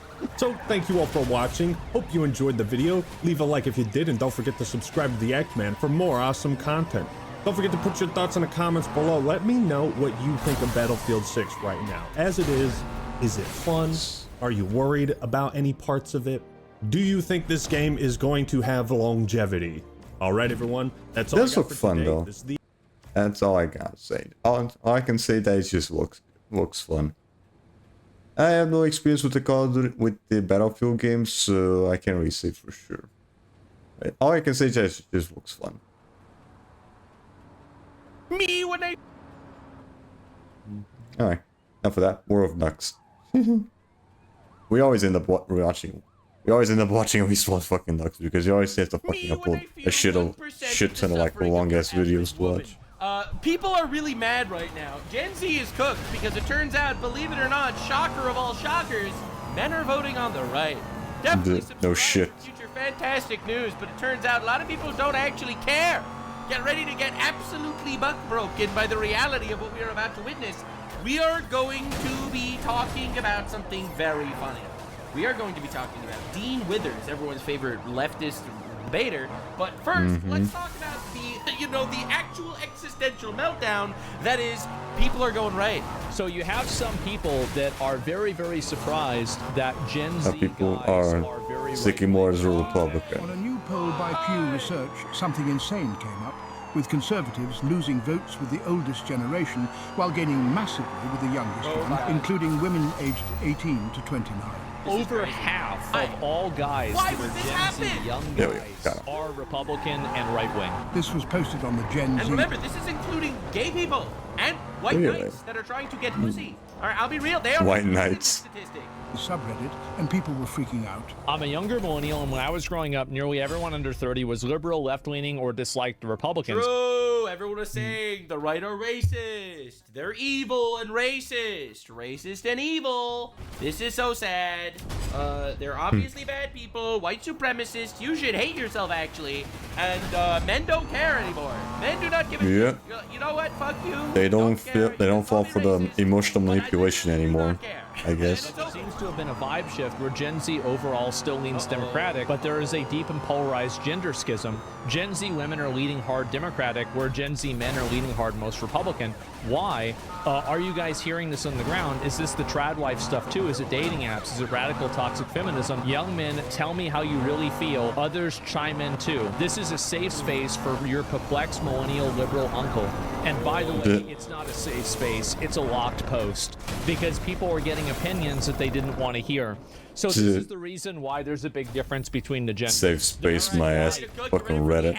Reddit and Twitter, safe space is my ass. Women in Gen Z have been the beneficiaries of the policies and initiatives that men have been the victims of. Completely correct. Completely correct. A fucking jail would be more of a safe space than a fucking Twitter, because at least they won't go for the fucking kids. Some of them though. But then, the people that tend to go die into kids in prison, they don't tend to last long. Just saying. Just like how there are retards that are men, there are also retards that are women. It turns out, yes, this is the reality. Yeah, it turns out women are not exactly doing super well right now. The internet didn't radicalize me, women did. You have women that are getting advantages in college, getting advantages in hiring processes, getting advantages in promotions. You have a lot of guys. And also getting advantages in culture, just in basic culture. Like, dude, you don't understand. White men are demonized. Literally demonized, okay? Women aren't. Because women, they're just virtue signaling. They are running so fast. Not all of them, obviously, but the majority, I'll be real, the majority, your average liberal white woman is retarded. Sorry, don't want to be that guy. They were fucking manipulated, emotionally manipulated into becoming a libtard. And they're out there and they're you know, chanting Black Lives Matter and how white people are oppressors and how all men are rapists. And you know what? They're getting clout for it. If you're a man and you say what you just say the things that you think, you get banned everywhere. You lose your job. They will harass you. Okay. Oh yeah, that can. Your job. Dude, make this make sense. That's one of the reasons why I don't tend to like. When I'm at work, at current work right now, I tend to solely focus on doing the job properly and maybe occasionally interacting with my coworkers, like small talking shit, because I don't want to fucking fall into some bullshit and lose my job because of that. A liberal woman saying I was pregnant and I killed my baby gets cheered on. A man says I only get small talk, that's about it. Banned from everywhere, loses his job, fired, labeled as an enemy to women everywhere. Does that make sense to you? Because it doesn't to me. And men are noticing that they tried. They fucking tried. Men tried really hard. They did. Zoomers especially. The Zoomer men, new generation of men. Well, it's either that or just me not being very antisocial. I don't know. I just focus more on doing my job than actually doing interacting or whatever. Just want to get the job done shit properly. They get absolutely fucked in divorce courts. Alright, and they're doing all the things that men are supposed to do. And you know what? That shit wasn't good enough. And men are like, you know what? Fuck this, bro. We're taking our culture back. And I'll be real, I'm not going to be rude here or anything. People are noticing. So I wanted to talk about the leftist debate, bro. The few remaining libtard men. I wanted to talk about them today. And how much they're falling down as well. Getting these opportunities, and then they're not getting the opportunities. And if you think this is bad, just wait till you get to the kids even younger than this. Yeah, the next generation is going to be mega fucked. I do think so. Because the pendulum always swings. Right now, I think we are seeing entry-level racism. You are not ready for the next entry-level macro racism. All right, because you on the left refused to accept men when we tried. Okay, the next generation is going to be fucking diabolical. The next generation is going to say all blacks are violent and all Jews are controlling the world and are evil. All right, they are going to say that. You will see. The pendulum will swing the other way because you refuse to accept people at their most I cannot repeat that. I'm sorry. I cannot repeat that on YouTube. I will get absolutely fucking murdered. But dude, that's fucking, that's crazy. Oh. Oh my god, dude. Oh. Dude. You have a huge contingency of military-aged, able-bodied young men that are deeply unsatisfied with the way the government and the culture and the society and the country is going. That should be an extremely scary reality. You demonize them, you disenfranchise them, you made fun of them, you systematically put them at a disadvantage, and so when they come back, that's what you get. Yep. Yes, sir. Yes, sir. You made them an enemy, and you radicalized them, and now they're gonna go fucking off the deep end. I think that's amazing, honestly. So I wanted to do this video to look into this region. All right, I'm back. This is I just had to go back. Excuse to talk about modern culture. Ah, yeah, this dude. I think he had some controversy beforehand, before this. And I don't quite remember the full details, but yeah. He was my understanding was a bit of a fucking rage baiter or whatever. Yes, sir. Today we're talking about Dean Withers and the other group, because Zoomer politics is stupid. But Think Before You Sleep, correct. Now, I actually helped him out with this video a little bit. I know he was working on this for like 3-4 weeks, actually, because I helped him out. I'll be real. He said, wow, this Dean Withers guy is insufferable. I said, oh, you think so? Did you know he used to be an Andrew Tate clone before? Right. I remember that now. Like, yeah. Yes! And I sent him the receipts. I'll be real. We are about to cook. That was like years ago before he became like a fucking political streamer or whatever. I hope you have your anxiety pens ready, because this is going to be fucking awesome. These people are insufferable. They're children with no morals that try their absolute best to virtue signal closer and closer to the sun. You can't just say shit and then get away with saying it. Yeah. I'm going to debunk you, and then you're going to respond to it. Now, if you can't handle the fact that I was able to prove you wrong, and that's why you're trying to move on, well, then just be honest about it. Either concede or fucking respond. Well, that... He's so insufferable! It's amazing! I'm gonna tell you a thing, and you're gonna have to agree with the thing or respond to the thing that I'm gonna tell you, and you have to sit here. No, I'm not gay. Sorry, I need my anxiety vape immediately. Get me my pregnancy vape, woman. That's one way to treat someone who disagrees with you in a debate. True. Did you say something I don't like? Well, we're ostracizing you from society. For those of you who don't know, this is Dean Withers, who is a part of that Zoomer politics group with that kid Parker, who is in all the Jubilee episodes. Oh my God, Parker! Is he the gay one? And Harry Sisson, who said, oh my God, Harry Sisson, is he the gay one? I'm a straight... Are they all gay ones? I can assure you that no one believes that. They all look like Joffrey! They all look like him! They act like him, they look like him. But they are the progressive ones. They are woke. Got him. And they are not broke. I have no idea why he fucking do a U-turn there, though. Look at how non-threat they are. As Harry Sisson sexually harasses allegedly 16 separate women. Don't pay any attention to that, okay? He's not that's gay. An interesting little tidbit. He is going to listen, man. I'll be real. When he sexually harassed like 16 women, my first reaction was, he's not gay. That was literally my first reaction. That was the first thing I said. I'm not even lying. I can assure you that no one believes that. Any man who must say, I am the king, is no true king. Anyway, Dean is 20 years old, and him and his little friend group are popular on TikTok. But today we're going to talk about his YouTube channel because that's a lot easier to deal with in an editing program. Dean is a debate bro, which is an entire meta and type of content creator that's annoyed me a lot over the past 10 years. Yeah! Because most of these people seem to be creators who are a lot more concerned with farming a viral clip where they got an epic... Yeah, they're rage baiters, as you call them. Oh my God! It's the horse lolly porn guy! There's no way, dude! Oh yeah, Vasha. I'm telling you, this entire group...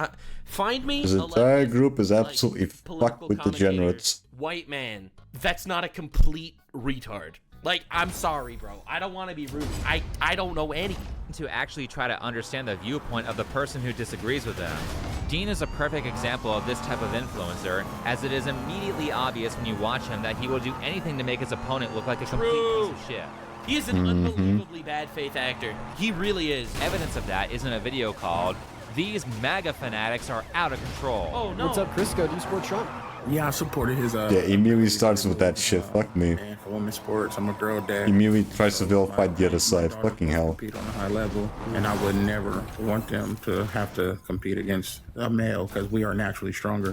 Look at that face he makes. All right, pretty based, honestly, pretty good take. I don't know how like the right has successfully convinced. Yeah, he doesn't really actually give a shit about what the other person says. He just wants to get the. Million American women. He just wants to make the other side look bad so he can get some views off of it and get some fucking clout. Trump of raping them than there is trans women competing in the NCAA. I just think that is such an unbelievably bad faith response. It's crazy.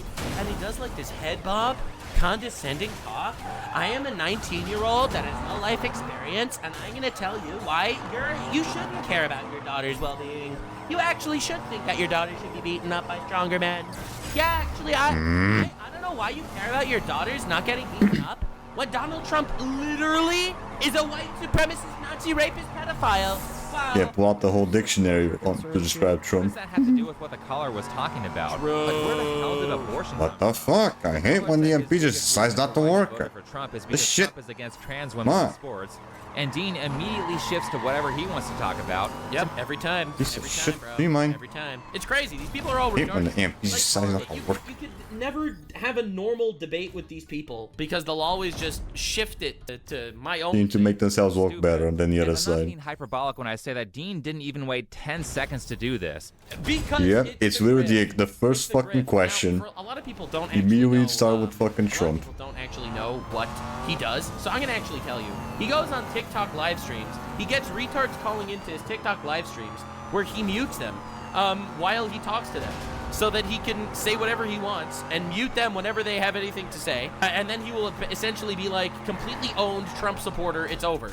Like, this is retarded. Like, these are actual retards. Like, this is literally the first thing that happens in the video. It's like the guy says, yeah, I love cooking and I think I have a great pancake recipe. And Dean responds, did you know that Hitler liked pancakes? Whatever Dean wants to talk about now. So you just really care about what you do as women's rights, What correct? the fuck are you doing, then? What? Everything to do with you. Why would you phrase it that way? He doesn't want his daughter to get beaten up by men, so he's voting for Trump, all right? Because he doesn't want men to beat up his daughters, all right? Why are you taking it to this place? Why are you doing this? I just care about my daughters. That's it. And you would really You know care what I about mean? like keeping like a man out of like your underage daughter's like dressing room, for instance? Oh, well, didn't you know that Trump went into a dressing room actually one time, and therefore you don't care about your own daughters because. That's the reason why he would be in there with my daughter. Okay. Like imagine there's a shitty So that's a pretty good response. man, right? Yeah. Not a How the fuck would he manage to get inside the house that locked in the first place? This is not the topic. What are we doing? Oh my God, dude. Changing. Did you know that Hitler liked dogs? That's pretty bad. Of your daughter. She's 17. She's an underage girl. She's naked, undressed. I'm not really sure Why are you thinking of his fucking kid naked? What the fuck is wrong? Why are you imagining this dude's fucking daughter being naked in the bed, dude? The fuck Topic of the locker hell? rooms here, much less the idea of a normal heterosexual male entering a woman's locker room. It kind of seems like he's being aggressive here because he very specifically doesn't want the caller to mention stuff like Loudoun County before he can frame the transgender locker room issue in the way that he wants. And certainly Dean would want to make sure that he took control over the conversation before the caller brings up that Riley Gaines interview, where she talks about how a biological male was not only allowed to unfairly compete against her, but was also allowed to use the women's changing room. I turn around, there's a 6'4", 22-year-old male dropping his clothes and is fully intact with and exposing male genitalia. So let me Just be say clear. penis, lady. Come on. Fucked up. We would be sharing this changing. I mean, that's space. still fucked up, but we just say penis. Worse. After this happened, Riley I talked love how I have my Destiny debate bros in my chat. But she actually was 5th place, so she deserves it because she tied for 5th place.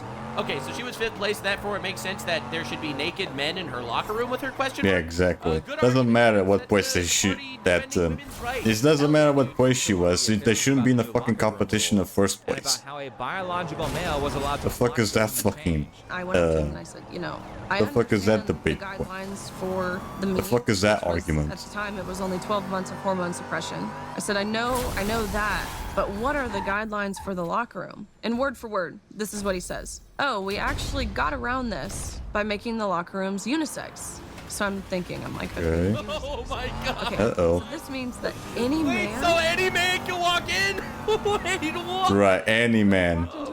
Any So it man, doesn't even matter if they're trans or not. woman, Anyone can join in. Fuck me.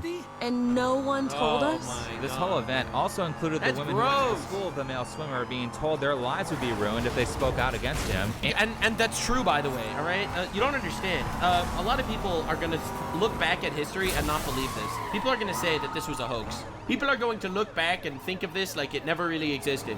But in reality, there was a time period from 2020 to 2024 when if a person with a penis exposed said penis in front of women children in a woman's locker room and the It was children permitted. were uncomfortable by the penis haver, they would get punished. This happened. This was Mm-hmm. real. Okay? Like, dude, people are gonna deny it, bro. This should be treated like Holocaust They denial. should, If people yeah, exactly. They're gonna fucking deny this shit like people nowadays are denying that the Holocaust even fucking happened. This is fucking crazy. Nothing happened between 2020 and 2024. Uh-huh.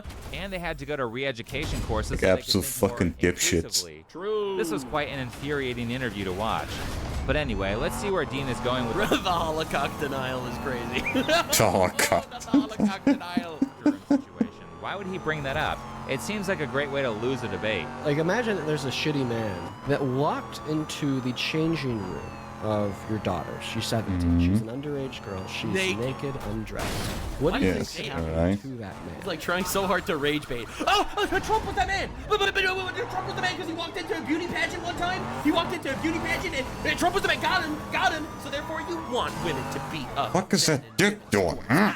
Fucker. If he walks in, walking in. God, sometimes he just gets in the way. To perv on them while they were naked, and he did so He intentionally. gets the same treatment as anyone else. What should happen to him? If he tried something, he should be locked up. He should be locked up. If an older man did this, boasted about it, He actually said if he tried something. said he got away with it, never got jailed, then ran for president, would you ever vote or support that man? Absolutely not. Don't be a He should know. It doesn't matter who it is, bro. Even if it was Trump. Prove your point. Even if it was Trump.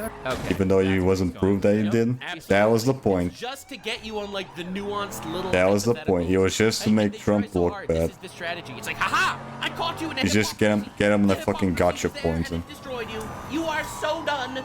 It's over. Now you must want women to be beaten up by men in women's sports because I caught you on a hypocrisy. Trying to escape the very valid concern from it was all just for the allowing fucking boys into girls' bathrooms and anti-Trump gotcha not point, just at gotcha school, but moment. also places like Disneyland. Absolute fake So he's escaping bitches. this by shifting the conversation to a story about Trump, which is a tactic straight out of a book called Rules for Radicals, a book that Dean has almost certainly read. It's the Dean can't read. He's on TikTok. What are you talking about? the handbook for people like him. And to put it simply, it's a book that teaches bad faith influencing tactics and bad behavior. Correct. For the sole Literally true. It's a debate bro tactic where instead of actually tackling the core situation, instead of literally even discussing the core Yeah, Emma went topic, flying. which is women getting beaten up by biological men. You just completely moved the goalpost to something else and Picky, random, somehow nuanced topic where you can just start.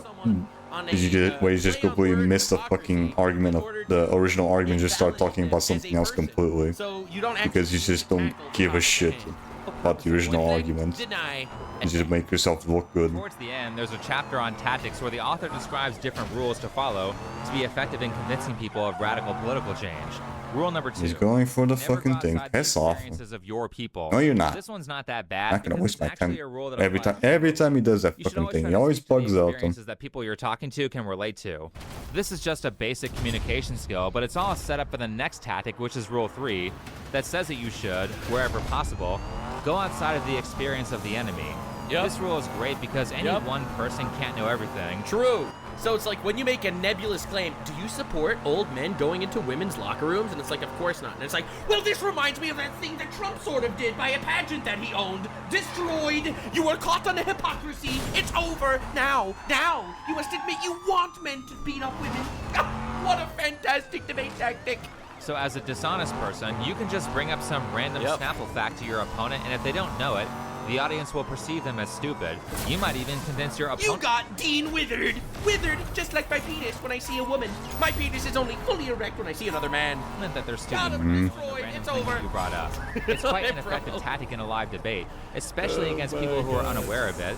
So that's the reason that Dean has brought this story up about Trump in a locker room. There we go. Instead of sticking to the topic about trans women in sports. And people are always like this. It's so fucking hilarious to see. It's like, okay, so, I don't want men to be beating up my daughters. But do you support an old purple person walking into a locker room? That happens sometimes and stuff. Now, in the next part, Dean... That's not what we were originally debating, dude. That was a pedophile. No. Ha! Trump was friends with Epstein. Destroyed. Now you must vote for the party that wants to beat up women. Got him. Got him. Like, dude, what are we even doing? Like, this is fucking crazy. Like, I see the highlights plugged down there. I'm going to play a clip of Trump talking about locker rooms, but the way he does it is really confusing and abrupt.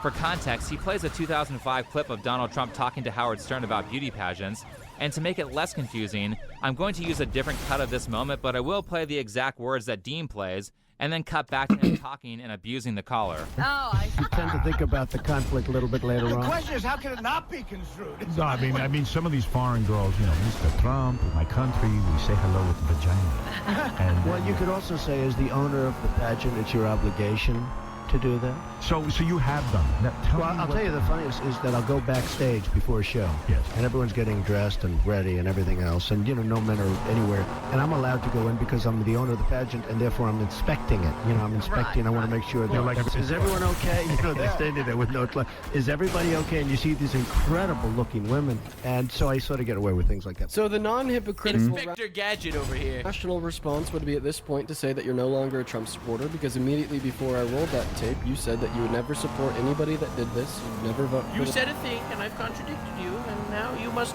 vote for the party that is supporting men beating up women. Got him. Official vagina inspector Trump over here. Yes, he said that in 2005, and therefore you must die. him to be the president, even if it was Trump. I'm putting my money on you just being a hypocrite. And are you no longer? All right, so probably the most frustrating part of listening to Dean is that you have to fact literally everything he says, because he's always leaving out important context or just lying. Though before we get into that, I will note that Dean caters to a younger demographic, so they likely don't understand the environment of the Howard Stern show, because he is before their time. True. The show is supposed to be offensive, so Trump may be playing it up for the listeners. In fact, there is still an episode of The Stern Show with Trump. Also, he never claimed that it was to children either, which is another important thing, because he's calling him a pedophile. You know. When you never know that if it was actual kids or just full-grown women.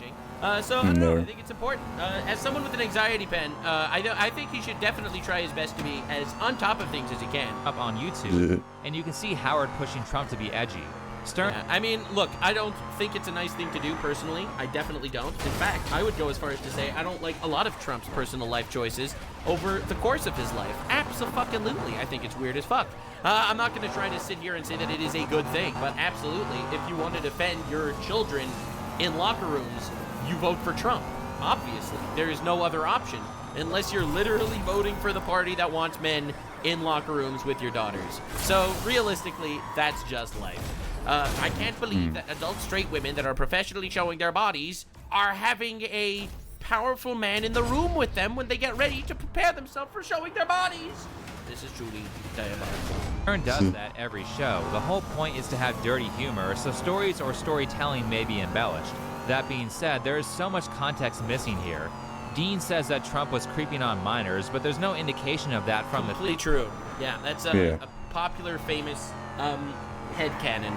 The logic that they use, because I've heard this debate so many times, the logic that they use is Trump said he walked backstage on pageants before, and Trump also had child pageants, so therefore the one that he mentioned might have been with children, but there's no proof they was actually had children in there. For teens, and I'm guessing that Trump is talking about the pageant for adults because no one outside of maybe Andrew Tate would be stupid enough to voluntarily admit to an inappropriate relationship with a minor. Dean Withers truly is the master debater. While being interviewed, Dean is also the masturbator. Trump didn't have consent from the masturbator. I think everyone here can picture in their head a situation where a bunch of young adult women would be perfectly fine with a billionaire being in their presence, dressed or not. But let's take a closer look. Trump owned Miss Universe, Miss USA, and Miss Teen USA. This allegation from Dean happened at a Miss Teen USA event in 1997.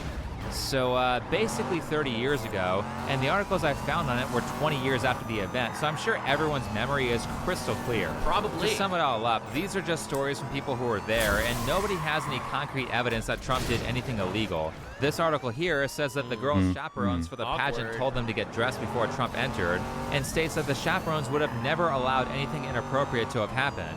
Even in this BuzzFeed article that's far more against Trump, none of the witness testimony said they were actually undressed around him.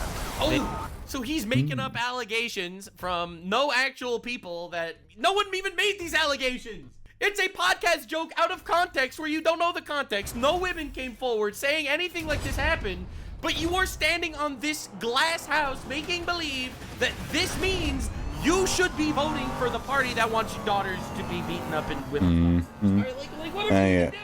And this is all the fucking mental gymnastics the fucking left has to do to make Trump look bad, because they just don't want to accept that their side is the fucking villain. 17-year-olds, like Dean said. I mean, you could argue that maybe there's or just doing bad shit to America. Contestants, but considering that this is a beauty pageant, I mean, to be honest, I don't think it's such a nice. I don't think it's like a super nice thing to do. I'm not gonna like defend the action of going into women's locker rooms because hey, you own the place. I don't think it's a very nice thing to do. But this is something that happened 30 years ago, and realistically, absolutely, if you want to vote for the party that's going to protect women in locker rooms, you vote for Trump. Obviously, the other party wants to put men in women's locker rooms and women's bathrooms. I like absolutely. This is not debunking the claim at all. You are just trying to make believe you can catch him on some sort of hypocrisy to destroy his worldview. Like, it is insane. He just doesn't want to actually debate the core issue, that is penises in women's locker rooms. Imagine that a significant amount of the time that the girls aren't on stage is spent in the dressing room perfecting their outfit or their makeup. I don't know that much about pageants, but I can imagine that this area, a lot of the time, might be the most convenient place for a busy person to quickly meet everybody, and provided that they were all dressed, other adults were there, and proper boundaries were maintained, I don't see this as a problem. As for the adult pageants, we have a testimony from former Miss Arizona, Tasha Dixon. Let's hear what she has to say. Our first introduction to him was when we were at the dress rehearsal and half naked, changing into our bikinis. Half naked, not fully naked. Dixon was 18 at the time and says... Oh, so she was an adult. All right, so an adult was half naked and Trump came in, and they are calling him a pedophile rapist for this. All right. Watching Trump storm into a dressing room was shocking. To have the owner come waltzing in. And she says this 30 years later on CNN when Trump is running for president. Remember, she didn't care about this before Trump was running for president. But now that Trump is running for president, now she cares about it. 20 years after it happens, half naked. Dog, can I tell you something controversial? This is definitely going to ruin your lives. Women in bikinis are half naked, okay? This is a woman after her modeling career has ended, let me remind you, 20 years later coming back for some clout when Trump was running for president, okay? Because he saw her when she was half naked. The wall undefeated once again. When we're naked or half naked in a very physically vulnerable position, and then to have the pressure of the people that work for him telling us to go fawn all over him, go walk up to him, talk to 20 years later, only now you decide to fucking talk about this shit. Notice Are how you they serious? said 18. So at the very least, that's another strike against Dean for the pedo allegations. I mean, based on Dean's extreme lack of evidence here, that allegation kind of sounds like defamation. They all got sued by Trump, and Trump... Whoa, no, what the fuck is that guy doing here? Who invited this? Nux, what are you doing there? Lawsuits. It kind of sounds like defamation. They all got sued by Trump, and Trump won all those lawsuits. CBS slandered Trump. They called him a rapist, and he sued them for defamation, and he won. As for what Tasha said, I can't. It sounds inappropriate Okay, there we go. to enter a locker Someone room disconnected. That's why I wasn't able to use the However, fucking Trump turbo. has denied these allegations, so now it's he said, she said, and considering that this happened 15 years prior to that interview, and there seems to be no proof outside of taking someone's word for it, and no other witnesses made their names public to corroborate Tasha's story, I'm going to say that Trump is innocent until proven guilty. Damn! You mean like any person should do every single time, it turns out. Ooh, so Dean Wheeler's full of shit, confirmed, but he uses this anyway as a dishonest debate tactic to call someone a hypocrite in order to win a debate about why he doesn't want his daughters to get abused in locker rooms. Oopsie poopsie.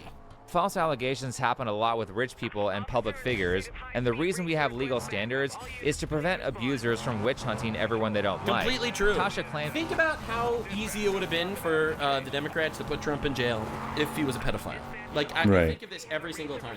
If Trump was a pedophile, you don't think... And why is it taking this long for me being in jail? They tried to hit him for I mean, the same. You can also say the same shit for the other side. Like his ex-girlfriends from 30 years earlier to sue him for this shit.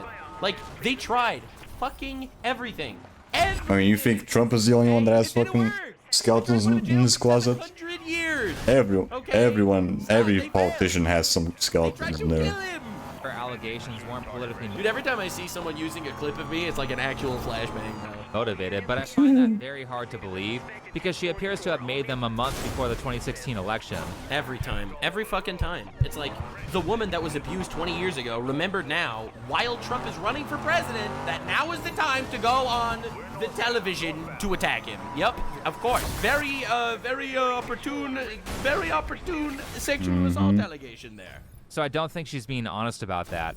Now, to go on a slight tangent because it's relevant, I know that Trump is taking shit right now from MAGA because he went on Truth Social and said the Epstein files were fake, which no one believes. I know everyone's mad about that, and I'm not happy about it either, and like everyone else, I hope they do get released. Though more importantly, this video is not really about Trump, it's about Dean.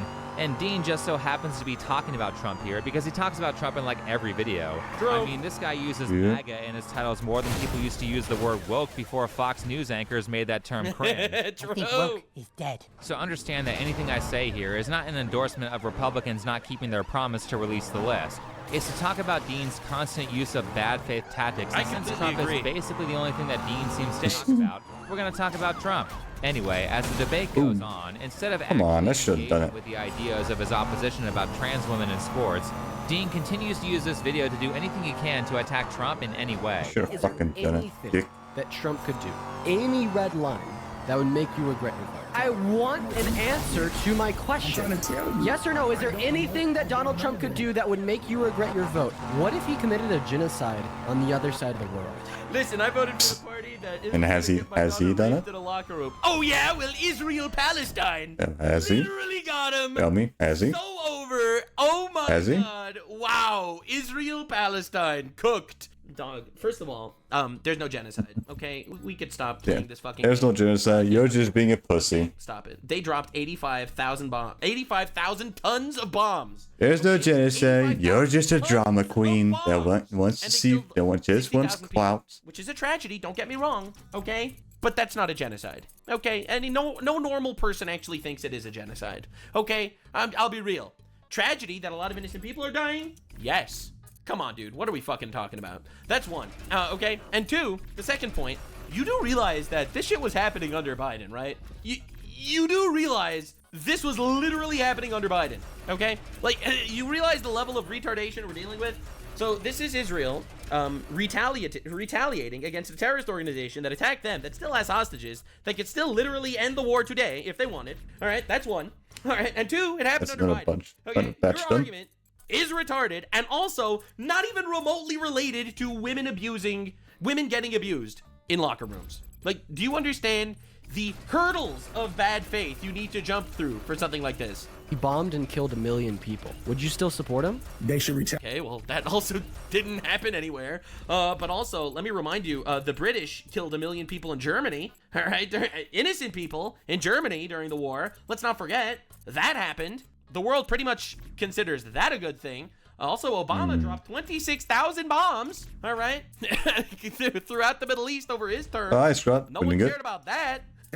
But would you regret your vote if tomorrow he dropped a bomb and killed 1 million people? I guess it depends why he did. It depends why. And again, if he ends up doing it. Super against it. I mean, they started... Motherfucker's just trying to get his gotcha moment. Like, there's context to everything. In Asia. Yeah, but Trump hasn't done that. And he hasn't done it, and really not saying that he is. They're just fucking to shoot nukes at America and bringing a fucking theoretical point just to get a gotcha moment. I don't think that that's a war crime. I think that's valid as fuck. Like, obviously, there's a reason why context matters. Completely irrelevant to the... Yes. I played a little bit of Borderlands 2 with Red Bearded and some others overall. It's pretty fun. Alright. I have seen a little bit of Borderlands 2. mostly just the beginning with in the Iceland. I think it just looks more just Borderlands 1, right? It's better writing, I guess. I don't want my daughters to get abused in a locker room. Oh yeah, well what if Trump killed 1 million Asians? This is why the left is losing, okay? No dude is interested in seeing this dude's debates, all right? This dude's debates are being watched by white knights and women. No man. I prefer B2 over 1. And that's understandable. I think that's what most people believe in. Dean Withers' Twitter profile is. He's an e-boy. He is an e-boy. Okay? Come on, dude. Like, bro, no straight white dude is watching this guy. And if we're gonna propose that as a hypothetical, then I don't think that's a path you want to go down as an Obama supporter. Obama says that he wants to run for president in 2028. Will you be voting for him? Okay, well, Obama hasn't said that he literally can't. It'd be on the Constitution, but obviously I would, yeah. I'm guessing... Obama dropped 26,000 bombs, all right?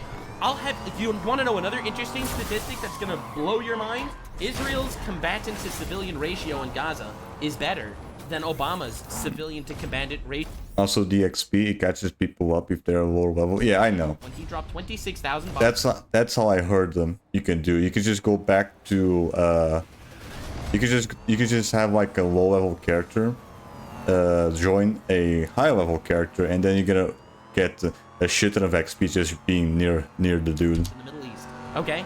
Do you realize how insane that is? Like, what are we doing? But what if Obama was a vampire?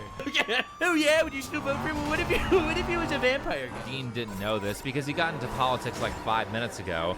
But Obama was infamous for promising to end the Iraq War that Bush started, followed by taking his sweet-ass time to do that. I hate President Bush too, by the way. So Obama continued that war and ordered tons of drone strikes that had a really bad habit of killing civilians. 26,000 drone strikes, by the way.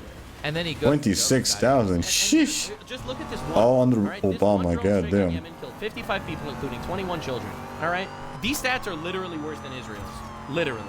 Each. So Obama killed more people than fucking Israel right now. Goddamn. But boys, don't get any ideas. I have 2 words for you: predator drones. Oh my God. You will never see it coming. You think I'm joking? I love how these people are like, shit. You must disavow your candidate or you're an evil hypocrite. Followed by not really addressing stuff their favorite person does, or even just full on sweep it under the rug. They're politicians, guys. They all do bad stuff. Yeah, they all lie. That's their skill. Obama is that he wasn't far enough on the left. Meanwhile, if Trump Of course, because the radical leftists are all retarded. Doesn't instantly donate it to charity, well then he's basically the devil. The debate continues with the caller talking about how he only wants a politician who addresses his personal concerns. I don't care about y'all, you, or anybody else. I care about my... Look at that fucking soy boy fucking expression. He's really doing a soy jack expression right there. You want to vote for someone that will impact the fucking YouTube thumbnail right? You vote for someone that will impact your personal life. He doesn't want his daughters raped in locker rooms. That's why he's voting for Trump. I have a question. If Donald Trump re-legalize slavery in America. What are we doing? What are we doing? Personally, what are with these theories that you're coming up with, dude? That you personally know, enslaved. You literally has not thought of that in any shape or form. Why are we doing this? Why are we like this? Oh motherfuckers literally fighting ghosts. Fuck me. Trump literally blew up Namek. Okay, what if he literally did that? Okay. So, in a hypothetical universe... What if Trump somehow figured out a way to create the Death Note and kill everyone? That would be bad, wouldn't it? Oh my god. Trump derangement syndrome at its finest. That has recommended me to do some research of my character I chose so I know what build I want to do, so I'll do that for sure. Alright. In a hypothetical universe where Dragon Ball exists. Okay. What class are you gonna be going with? Universe specifically. Like, what if Trump decided to invade Wakanda? Because I think you don't get the same characters as in the first game, right? Have you considered this? Assassin. Would you have regretted your vote? My vote is about my kids. So he could literally re-implement slavery, and you stood behind your vote for it. So you could literally kill everyone with the Death Note. That would be bad. Why are you letting this happen? I mean, that was a terrible way for Okay, the... that's fucking crazy. All right. Listen, man, that's crazy. That is an insane response. But still not the point. Like, why don't you contend with the actual discussion? Caller to frame that, but in general, people only vote for things that directly benefit them or their group, and they don't really care about anyone else. Even when they claim they're new characters. for others. What if Trump... Yeah, I think that's the same for Borderlands 3, right? What if he did that? What if I'm pretty sure the old characters do come back in the later games, but they're not playable. Literally, Trump murdered... They're just like NPCs or whatever. Okay, got him. Got him, it's over. Trump bad. Destroyed. Hit you with the hypocrisy there. Those tend to be the most selfish types of people. This also applies to Dean, as I can assure you that he does not care about Democrats who are trying to effectively reinstate slavery through illegal aliens, because it personally benefits his career to promote the idea of breaking U.S. laws across the border. I think I've heard enough leftists basically make the without the slaves who... But without the... who picked the cotton argument. No, you said it wrong, brother. You said it wrong! It's without the immigrants who will pick the cotton. Who will we employ for criminally unfair wages to take jobs from white people if we don't have immigrants? This is so sad. Hold on. Hang on. Wait a minute, hang on. Who will clean the toilets? 6 characters instead of 4 choosers. Ah, okay. I probably assume that 2 of them might be DLC, maybe. Convince at least most of Dean's target audience to be pro-slavery. But I guess the more valuable point here is that... Dude, Dean's target audience are propaganda pigs, okay? Oh, not DLC. Interesting. You think they care about the stance? They're just 6 characters, though. Trump bad. So 6 just from base game. Okay, does the game add more with DLC, or is it just those 6 in general? You signaling retards. They don't care. Dean is so bad at arguing and so avoidant of the trans issues talk that he has to create weird hypotheticals to smear his opponent to win an argument, instead of talking about things that actually happen. Would you regret your vote for Trump if Donald Trump systemically slaughtered every black person? God, what are we doing? Told you, it's not. What are all these fucking hypotheses, dude? Stop being actual. How about you go back to real life, dude? I love when he does like these fake. Right, and then he does the fucking YouTube thumbnail surprise face bullshit. And you're right, only in NPCs the old characters return, so far I've only seen a soldier. I think you're probably gonna also run into Lilith, probably. And the Brute as well. Would this change your vote? He's a horrible dude.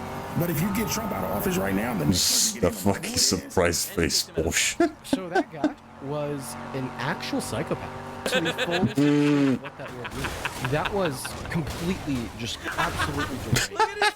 And then he just completely mutes the dude and not let him give him his argument. You managed to lose a debate to a guy that would vote for Trump if he would systematically slaughter black people. Okay? You got owned by that guy. Alright? The soy reaction. I ran to Lilith. We'll see. Okay. I think he might show up. It's just probably much later into the game. By a guy that would literally vote for Hitler. He didn't even get to the locker room, this guy. We all agree that people like that shouldn't be able to vote. I like how that person shouldn't be allowed to vote. Let's take democracy away from those people. They're not the retard cokehead fentanyl zombies. They should be allowed to vote. Dean shut off the caller's mic right before he was about to say that politicians in general have done a lot of evil things. And if you take one out, his replacement is likely to be a piece of shit too, which is something like the that most people would agree with. That was very honest and fair, Dean, and kind of the more reasonable part of his take. The Hydra? Yeah. Cut off one head, Dean, 2 more show up. That's the strategy. You go on a TikTok live stream, you get people into the call, you debate them for 2 minutes, then you kick them out when they're about to say something. Hell yeah, dude. They're extremely similar sentiments to your caller, and will ignore insane amounts of bad behavior if it's from their favorite candidate. I'm sure he knows that. He argues with people professionally, which is... Dude, of course he knows that. Of course he knows that. Yeah, he's just doing it for clout. The bad faith genocide card. It's like, dude, Biden was the president when this war with Israel and Gaza started. Okay, Biden was the president when that started. He was the president for 2 years of that shit. Okay, 2 years of it. But now that Trump is president, Trump is facilitating a genocide. Like, why are we playing these games? Why he brought up... You should call into Dean's show. That means I need to be live on TikTok, waiting for hours until I get into a call with him where he will mute me and kick me out. Yeah, I don't think I'm gonna do that. He ain't gonna fucking let it play the game. So his opponent would look bad after falling for the trap.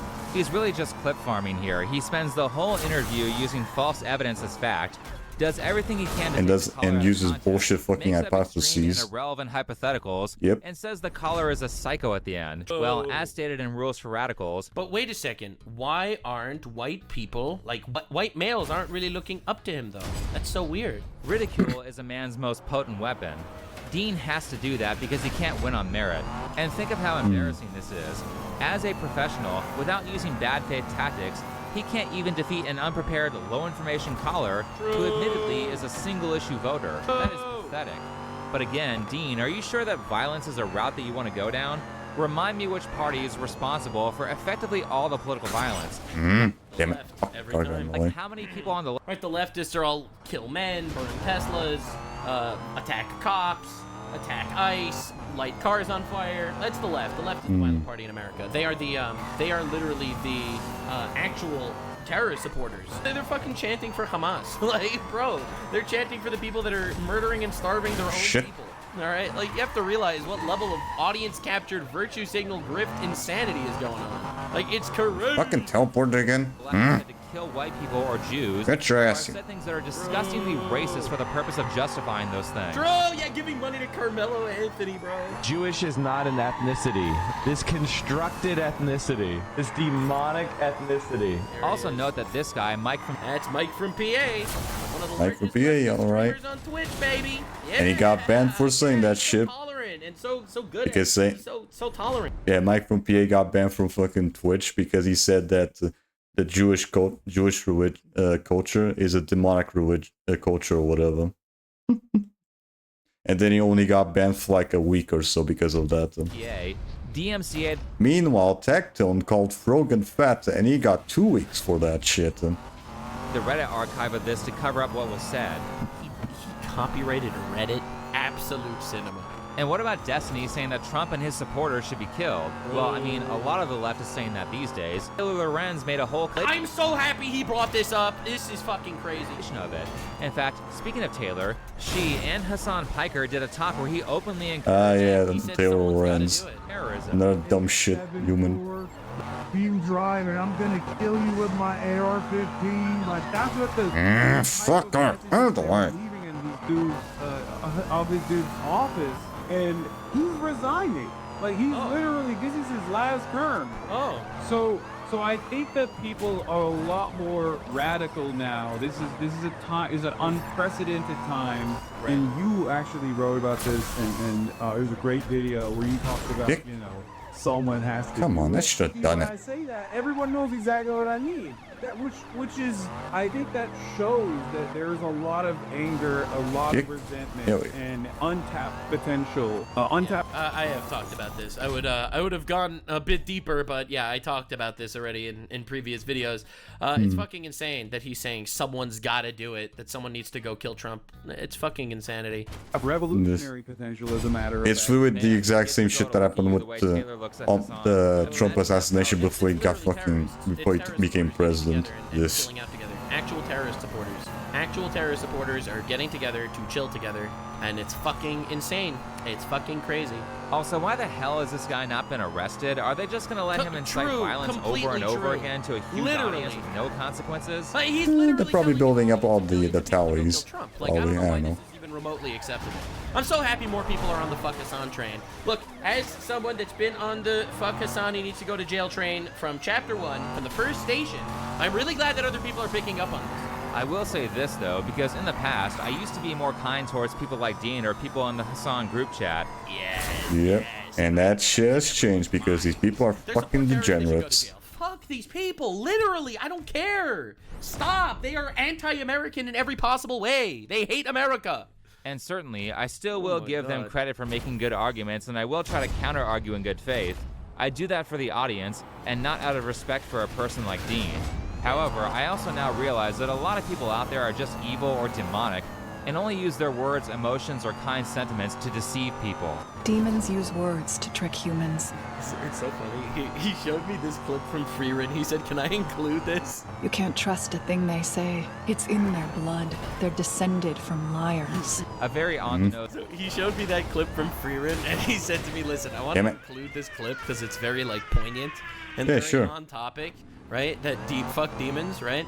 He showed me that clip, and then he said, but I'm afraid people are gonna think that I'm saying that, like, all black people are demons or something. Like, I'm afraid people are gonna say that they are just genetically demonic, and we, like, and that's not what I mean, but I'm afraid people are gonna take it that way, and I'm just like, fuck it, let it rip. And if they're mad, you get to farm the reactions.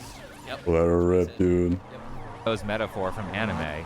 Not to say that I include everyone I criticize in this category. For example, I think Ludwig deserves harsh criticism, but I also think he can. Yeah, but Ludwig's a retard. I don't think he's like a terrorist supporter. I just think he's retarded. But most importantly, when yeah, it this comes to think Ludwig, yeah, I think Ludwig's just kind of a spineless prick. Important to mention whenever I can. All right. Let's up those numbers. Let's up those numbers. Definitely subscribe. Let's up those SP numbers. Keep the farm going. Woo. I've never thought that Ludwig is like Hassan, despite the fact that they are friends. No, Ludwig is he's just a retard. He's just a retard. Ludwig is more of a coward who makes stupid decisions than he is malevolent. But as for the others, I no longer believe they deserve the humanization and respect that I used to give them. As people are waking up, people are coming to the next side of the force. He's a terrorist supporter that is telling his audience to kill the president. He needs to go to jail. Fuck him completely. Fucking, that's horse shit. And abominably. Man needs to go to jail. As they will only see that as a weakness that they can use against you. These people are evil, and the only thing they deserve is to be severely punished for what they've done. And when I include Dean in this category, it's not just how it's funny, I wouldn't include Dean in this category, by the way. I don't think Dean needs to go to jail. I don't like him. I think he's just a dumb shit. I think he's a pussy, and I think everyone knows he's a pussy. I think he has no power because he's just like, dude, he's a pussy. Hassan is an actual terrorist supporter. He actually wants people to go kill Jews and the president of the United States. And any politician that he disagrees with, he literally wants to use draconian methods to actually kill them. He is a communist. He is subverting the United States. He is lying and radicalizing an audience of terrorist supporters. And he needs to go to jail. He needs to go to jail and be deported immediately. I think Dean is just a retard, bad faith bitch that no one actually respects. Which is why the left has no men.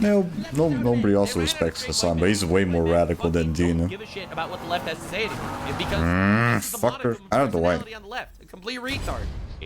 What I mean is that, like, just a couple of years ago, he was trying to pull an Andrew Tate hustle. Yes! I showed this. He was so excited when I showed this. He was such a grifting pussy. It's crazy. For his university scam. While you guys are at home sitting on your asses. Yeah, he tried to do an Andrew Tate thing. $1 million in this rental passenger seats in a Coach duffel bag.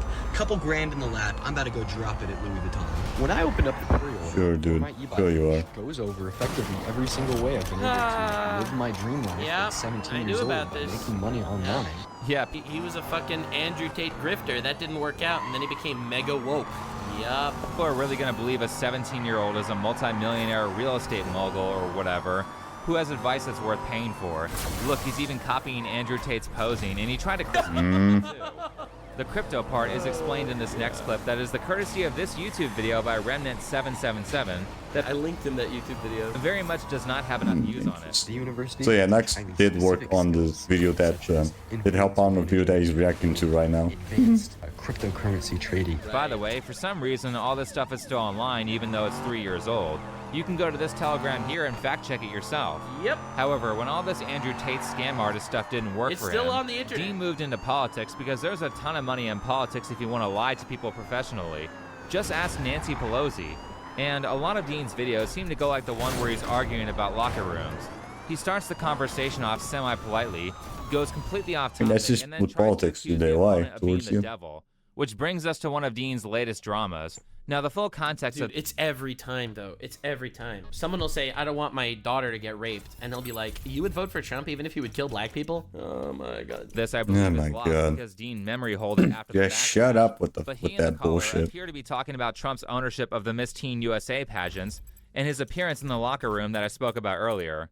Now, just as a reminder, as far as I'm aware, no degenerate behavior occurred at the teen pageants, and since Dean has not provided any Not that we counter know of. evidence in these clips, There is no they're evidence. basically slander.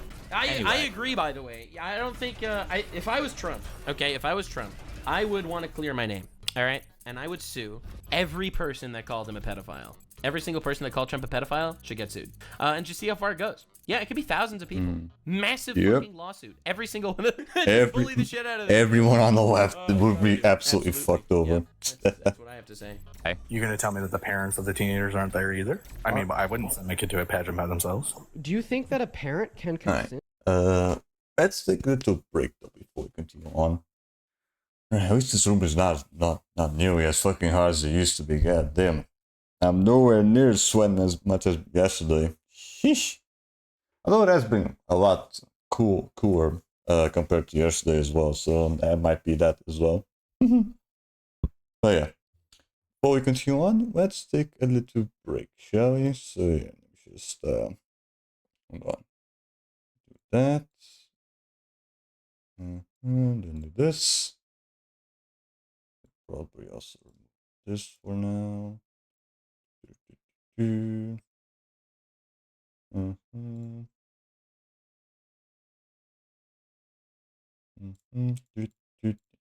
we go. Then do this. There we go. We'll be right back.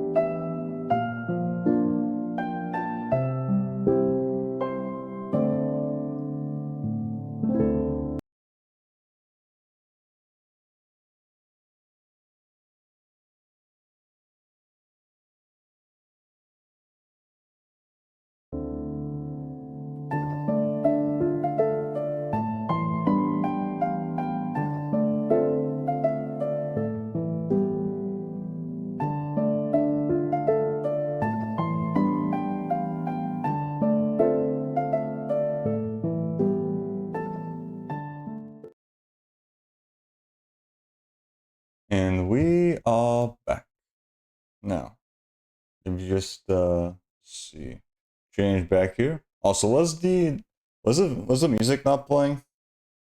I thought I put the music playing before I went on the break though. Weird. Yeah, I thought I put the music on while before. No idea. Okay. Hold on. I might be able to check it real quick if I left it on. I might be able to check it real quick. I remember hearing music. Here, hold on. I can just go back to the VOD and check.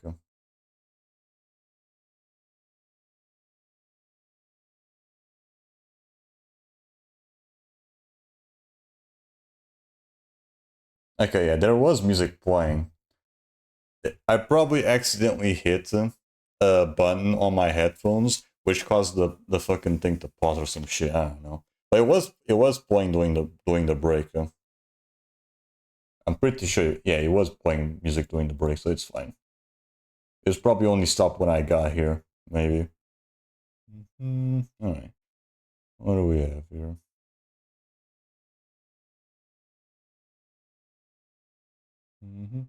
Name an anime that starts with the letter. Can you name an anime that starts with the letter A? Who's got one? A. Fuck.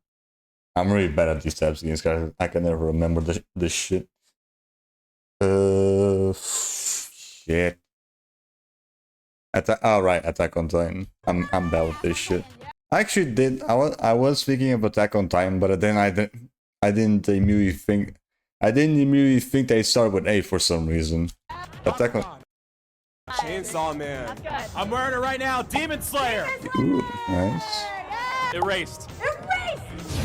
Full Metal Alchemist Brotherhood. Yeah. Thank you for saying brotherhood. Thank you. Goblin Slayer. So many slayers out today. We slaying?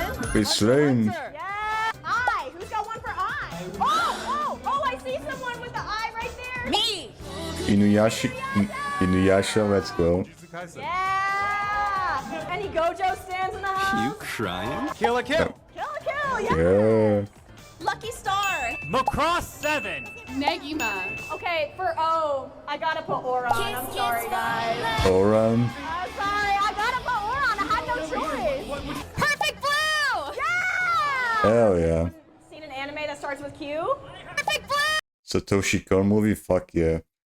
I haven't seen Perfect Blue, but I've seen Paprika, and that's a really good movie.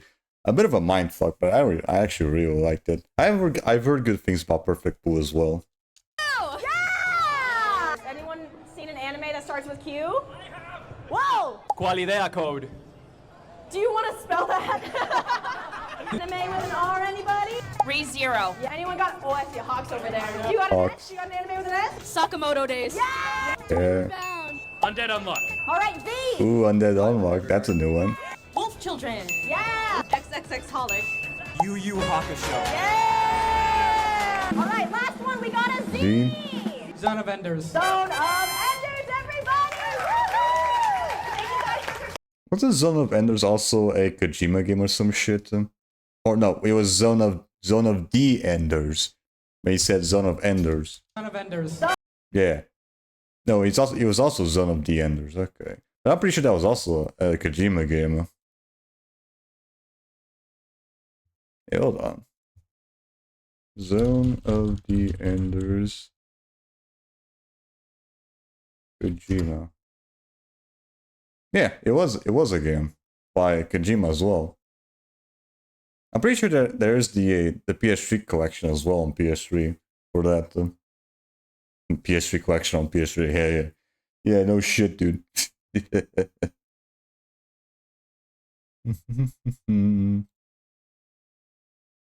I had no idea it was actually based on an anime though. I thought it was just a new IP from like that Kojima just made. I guess not. The more you know, I guess. Alright, where were we? And then put this over here. Then do that. There we go. to a teenager being perved on by an old man? This is literally his only talking point, that Trump allegedly went to pageants that he owned, and he's claiming that they were children with no evidence? Like, this is crazy. The whole point of a beauty pageant is people looking at teenagers clammed up, dude. I don't know what else to tell you. I think The they're weird. fucking soy jack face fucking cracks me up every time, dude. I mean, true, he's right. I think that Or Z, video games count Xenoblade Zone Zero. Actually, yeah, I was also thinking of Xenoblade Zone Zero, but that was a game. Huh? the beauty pageants for kids is weird as fuck. I think beauty. That was like my first thought as well. But that was a game, not a movie, not an anime. Do you think you have the right? I'm not. Is that a young son? Yes. Do you think that you have the right, as the father of that son, to consent to having older people take pictures of your son while your son is naked? If I was What? dumb enough to send my kid in, it's no different than a baby commercial for diapers. Can you answer my question? Do you think that you have the right to consent to 65-year-old men looking at your son while he's naked? I wouldn't allow it. Do you think that you have the right? Do you think that you have the right to allow it? Do you think if you did allow it, that you would be violating the consent of your child? Again, he's trying so hard to get him to admit to something creepy. Like, he's trying so hard to get him to admit to something even similar. The fuck, dude? He just said he wouldn't do it. All right, now. Yeah, he said he wouldn't do it. Why the fuck are you still going on to the point? What the shit, Just dude? some random dude that called in. He's desperate with getting the fucking gotcha moment. I am the parent. I get to decide what my kid does, and he wants to twist that into saying, "Oh, you're literally pimping out your child for sex," and it's like, what? This is a totally other thing. They have no choice in the matter whatsoever. It's my decision as the parent, and I wouldn't. And then he does like this fake shocked expression to basically flame this guy as a pedophile. A kid in that situation. That's why I think pageants are weird. The fake hand cupped to his mouth. Oh my god! He said that my children don't have a choice. That means you can literally pimp. Yeah, because they're underage. They don't know any better. Ever said. He does his best shocked Pikachu expression, and then he basically flames the guy as a pedophile. In the first place. I'm not sure where Dean is going with this. For one, children don't have the right to legally consent to anything. I mean, I know. Yep, exactly. He's trying to say that I have the right to decide what my There's kid an does. account that has movies and shows, I guess. Therefore, you think that people can... It wasn't like an anime first, and wow, crazy. they were probably thinking like anime only, like or just anime first, and then it maybe if you had a game. Yeah, that was the argument. Probably just IPs that were originally animes and then became maybe something else afterwards. Not like the other way Every around. single person does it. Okay, like why are we Yeah, doing wrong one. And even if you are the parent, your child didn't consent for you to see them naked when you changed their diaper. Oh my god, this is fucking crazy. Like, dude, why are we acting like this? Yeah, why are we You're a playing these child games? with no life experience that's out here calling people pedophiles and shit. Okay, you suck. You suck. You have no life.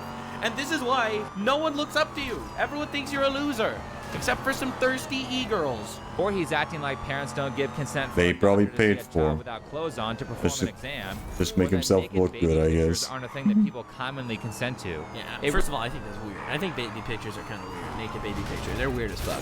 But people do it. That doesn't make them all rapists, okay? Like, dude. It really depends on the context of the situation. And the context in this case is that Trump met a bunch of fully dressed teenagers in front of their parents, which is something that I can imagine that basically everyone's okay with. Yeah. I really don't like how people like Dean are trying to make everything pedophilia. Oh my god, this guy... Yeah, no, that's Dean Withers. That's the modern left. I don't. What I don't like's a pedophile. Now, the irony is they support the terrorists that are pedophiles. That's the funniest part. Everyone's a pedophile. That's the Hassan move, right? Hassan calls everyone a pedophile. Except for the guys that are attracted to a pedophiles. fully grown adult. What a creep. Or how dare Chris Evans be in a relationship with a woman in her 20s? Oh. So after this moment that he farmed out of the collar, Dean decides to do a thumbnail Oh, she's an pose adult. with Huh? extreme shots. It's weird that the big ass age gap, but she's still an adult that can consent. So You don't deserve to have whatever. any custodial rights of your child. I, a 19-year-old bitch boy with no life experience, have decided, based on my complete wisdom and authority, that you do not deserve to have right to your child. We are therefore doxing you. Yeah, sure. Absolute stranger on the internet. This game is saying to me that I have no right for a child. The person that has no child is saying that I should have no right to have a child. Try to wrap around that one. Over his career for the rest of his life. I don't think he should ever outlive this, ever, literally ever. in my opinion. You are weaponizing your audience to dox and try to get someone's children taken from them for no reason. I don't think this should ever be forgotten. You are the most despicable, abhorrent piece of shit out there. All right? In my opinion. This is absolutely unforgivable. Handle is Goatman91096. And why are you trying to dox people, dude? That's weird. Because I want to find who you are so I can call CPS and I can take your child away from you. Ah, great. Now he's also trying to fucking call CPS for this shit. That's the best part. Okay. Because I would take the part, and I have a witness sitting here who's heard me say I would never put my child in that situation. Okay, so what's your name? This is why I have no. Yeah, now he tries to dox the dude. Into a demon from a popular Little fantasy prick. series. Literally evil. Absolute piece of shit. Tries to dox the dude. Life now. You're trying to ruin that father and that child's life because you, a 19-year-old kid who has no experience in anything, feels like you have the moral authority to ruin people's lives for no reason. Yes, absolutely. Your moral compass is fucked up. You have no moral compass, I would even go as far as to say. You're having some sort of political disagreement about trans people in women's locker rooms or whatever, and you want to take this person's kids away. I really honestly think these people suck. They really do.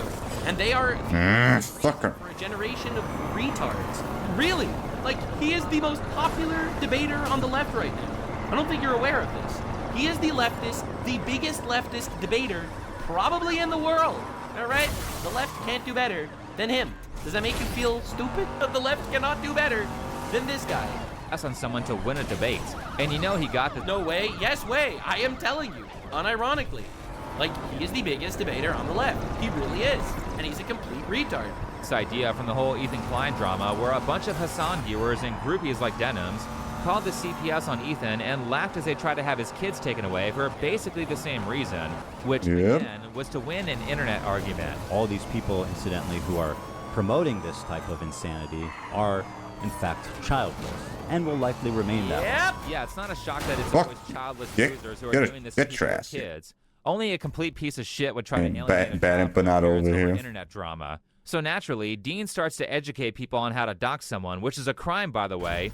Doxing is a crime where he lives. So you said that you think that parents have every right to exploit and traffic their children. No, he never said anything like that, dude. Oh my God, why are we like that? That's not what I said. Fucker. That is what you said. That is what you said, even though it's not, and I've decided that that's what you said. That's exactly what I said, even though I just made up in my mind. They try to get you arrested. So I just putting this out there for anybody. Feel free to, like, you know, take his profile picture. Maybe you could go on, like, TikTok. Yep, there we go. Now he's incentivizing his audience to fucking dox the dude because he disagreed with what he said on the podcast or whatever. What an absolute piece of shit. His name. Feel free to take that information and report it to CPS. I really hope that there's at least one person out of the 11,000 people watching right now that has the, you know... Wait, how much was it? Of the 11,000 people watching right now. 11,000 people. 11,000 people were watching this shit, and now 11,000 people are incentivized to dox someone. That has... Let that sink in. The technical know-how, the ability and the skill to find that information, and the desire to then turn around and take it to the authorities. This is not only dangerous for that... Yeah, he needs to go to, like, jail. For shit like this, you're doxing somebody. You're trying to get your audience to take their children. This is fucking crazy. How is this legal? It's not. It's not legal. Yeah, it's definitely not. No, but this is insane, dude. This is crazy. A guy, as he could be swatted, but also... Remember the dude that had many copies of Wii Fit? Yeah, that prick. Because The dude that broke his people. The dude that broke his fucking Switch 2 on launch just for fucking clout. Just weaponizing the CPS and encouraging your viewers. Trying to ruin a Yeah, family. what the hell did he? What else did that prick done? Right in the debate is insane. Like, insane. Absolutely insane. To dox people is something you should go to jail for, yet Dean receives zero consequences for it. I don't think he even got in trouble with... Well, I guess I saw him buying a video of him buying a lot of copies of Wii Fit. He did a lot of research. Okay. But I had a feeling they probably did that shit just for a video. But of course, that was probably like the only reason you fucking have a shit ton of copies of that fucking game. And there are retards that are watching him. I don't think adults. These people all work the same way. They only do shit for clout. Kids and liberal white women. those are his target audience. Because realistically, why did he break the Switch too? Clout. Why did he buy so many copies of Wii Fit? Clout. Why did he have to make a video calling out that one person, even though he probably had a good intention of calling it out, but then he made himself look like an absolute prick? Clout. It's always clout with these people. he has no legs to stand on here. This is horrible. No matter if they're on the wrong side or the right side, it's always to make themselves look good and get themselves some clout. This is all for the sake of the kids. These people have no morals. They do anything. They'll do anything for money.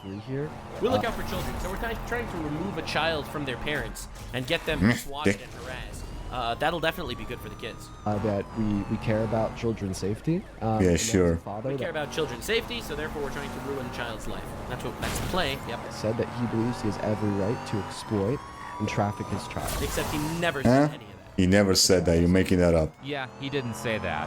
What happened was that you created one of your dumb hypotheticals to attack the caller because you're retarded and don't know how to have a conversation without being deceptive. The caller responded, I would never do that because I think it's wrong, which was not the answer that you wanted, so you just went ahead and lied about what he said to get your audience to harass him with fraudulent CPS calls. Dean, you're literally a child predator. You said their parental rights should be taken away because you disagree with them on politics. Again, do you see why I called him evil? He's trying to alienate that kid from his mother and his father, or get them doxxed and swatted over an internet argument. That's predation on a kid. You're trying to cause harm to a child to get TikTok points, and quite honestly, I don't understand why none of these people face any legal consequences for openly committing crimes. Not to mention that social media platforms seem to enforce their rules on everyone else, except for people like this. God, it's so Yep. He's acting so performatively right now. Like he's acting like he's like the coolest anime protagonist. Like he's calm, collected anime protagonist. Yeah. Follow-up video to this event. He's a massive pussy. Apologizes. There's not much point in With showing no it because morals. almost all of it is a rehash of what I just showed you, followed by talking about how he is morally justified to do what he did. Yep, and that's why you should never ever trust any of these people or their morals. They're all frauds, every single one of them. I am morally justified. My moral stance is so true. You know what I base my morality on? Wanting to win the debate. Easy. And at the very end, he gives a great Frogan-style non-apology where you say, I could have non-apology instead of saying I'm sorry. It's not called doubling down if you're right. So Dean is like a complete psycho with how he will Andrew Tate-style scam people, take people out of context, and falsely accuse his opponents. Yep. I don't claim to have watched all of his content, but in the content I have watched, I'm pretty sure people have no patience or fucking power will to fucking send this dude's fucking content unironically. Dislikes on his videos. Even his own audience hates him. And this is amazing. Oh my god, look at this. This is his own audience. Ain't only 33,000 fucking views on that shit. Goddamn. I'm sure none of that is a projection. Anyway, this video is a heated discussion about illegal aliens and deportation. I love that topic. That's a great topic. I think that mass deportation is a terrible policy, and I usually categorize 3 reasons why. The first category would be the economy, the second category would be ethically, and the third category would be practically. It fails in the ethical category. I mean, that one's going to be obvious. We're ripping mothers and fathers that are hard working away from their families. Wow, that's okay. Yeah, don't care. Sorry, don't care. I'm basing my ethics off my own ethical standpoint and ethics and morals. And what about the illegal immigrants that are just dangerous and don't actually have a family, just want to fucking do whatever? God next time and come back to me. Why do I need these people? Why are we playing this game? Okay, let me give you a hypothetical. Okay, all right. Is it ethically immoral to arrest a dad if the dad's a murderer? All right. Like, hello, what are we doing? What are we doing? All right. No, it's not ethical. If he commits a crime, he goes to jail. You should have considered it before you killed somebody, brother. So now that we've defined that dividing people and families is not inherently unethical if crimes are committed, yeah, deport the motherfucker. They could take their kids. Yes, we could do that. Yes, we can absolutely do that. And this is, again, the guy that thinks that it's super ethical. You can never divide a father from their children. Hold on. What do we have here? Mute that for a little bit. Shit. You'll see how many stories he went to and games he bought from. Just looking at Just looking at this dude's face already makes him look like an absolute fucking massive prick.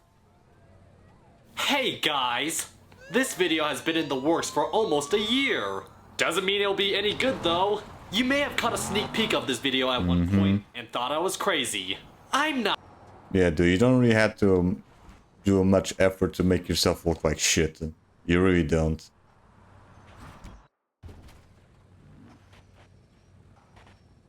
Oh, let me start the fucking thing. Dude, hell, why can't I do this? Come on, let me fucking do the event. The shit, why not letting me? Why is this blocked out? Come on. Now I can't even do this shit.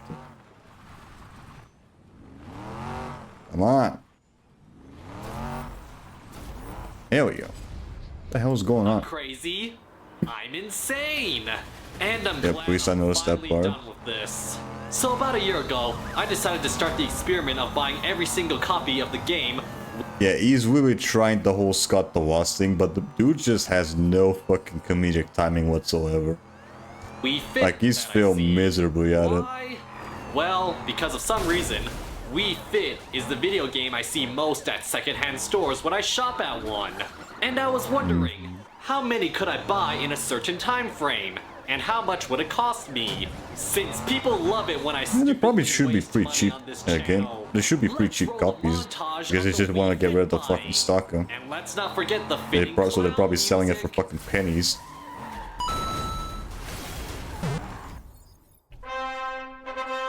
I forgot about the Chips video. Chips video? Not buying it. Also not buying Wii Fit Plus. Yes, standard Wii Fit.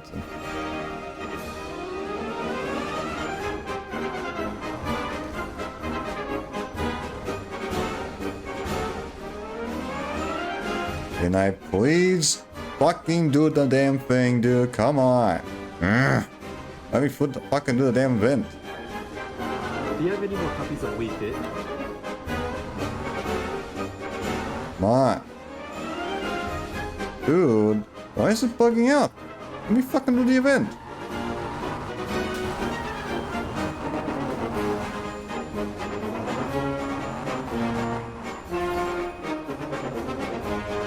It's because this prick is also doing it as well.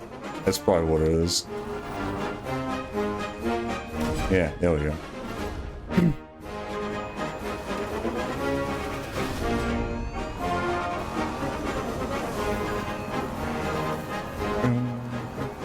Start the game maybe or not? Nah. It's just that sometimes it just does that.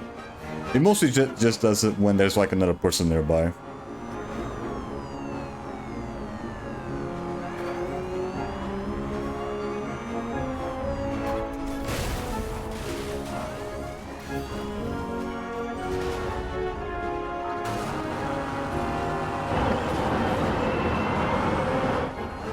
Okay.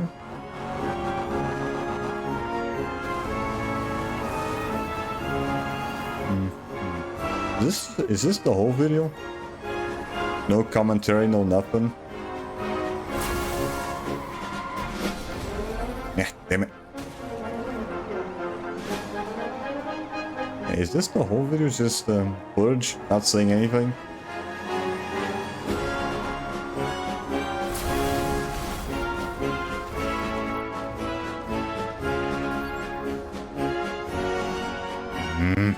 This fucker doesn't let me fucking really do it. No. Want to do this shit. Let me do the event. And come on. There we go. There's probably some stuff of him talking. Yeah, right now he's not really saying anything.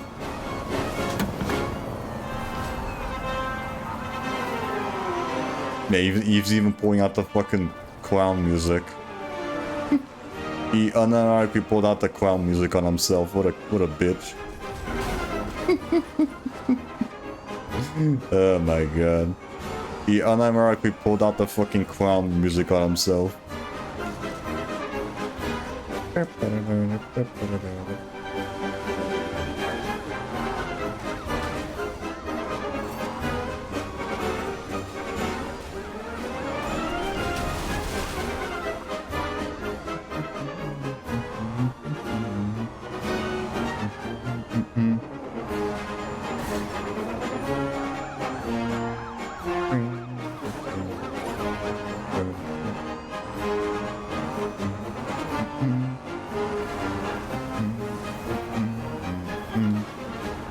Ah, there he is.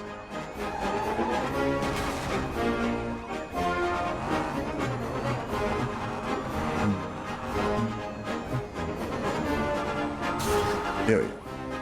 What? The fuck? That should have killed him. What the hell's going on? Why am I not getting it? Dude. Why can't I finish the mission? Come on, get him. There we go.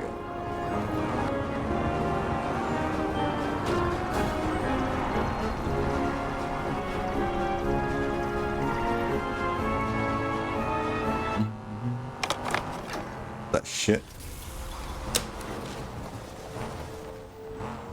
Shit, of course it doesn't work.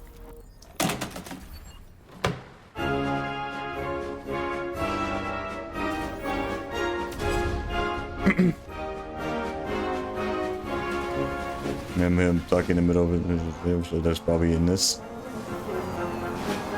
Straight into the trash, I guess.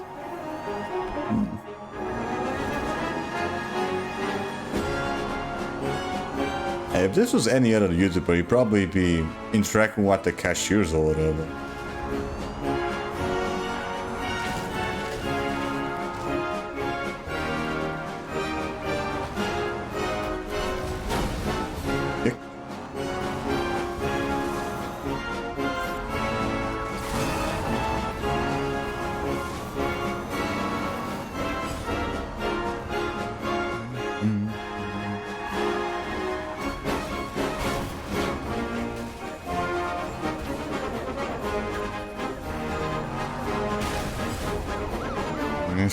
What's going on?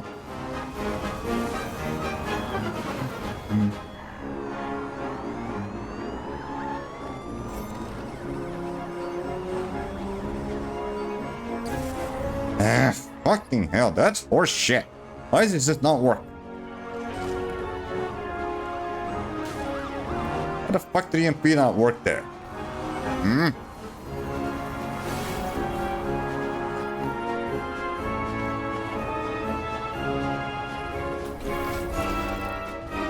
I don't know what the employees were thinking, especially those with multiple copies.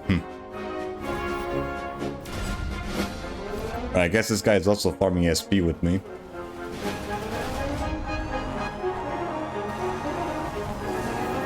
I think he's also using the same car as me as well. There's a lot of replays.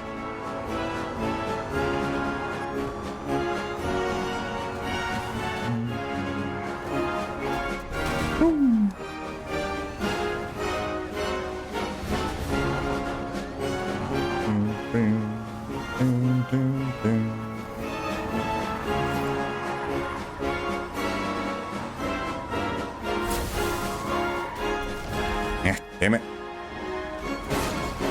Bro, why do you keep going against me? 30 copies of Wii Fit.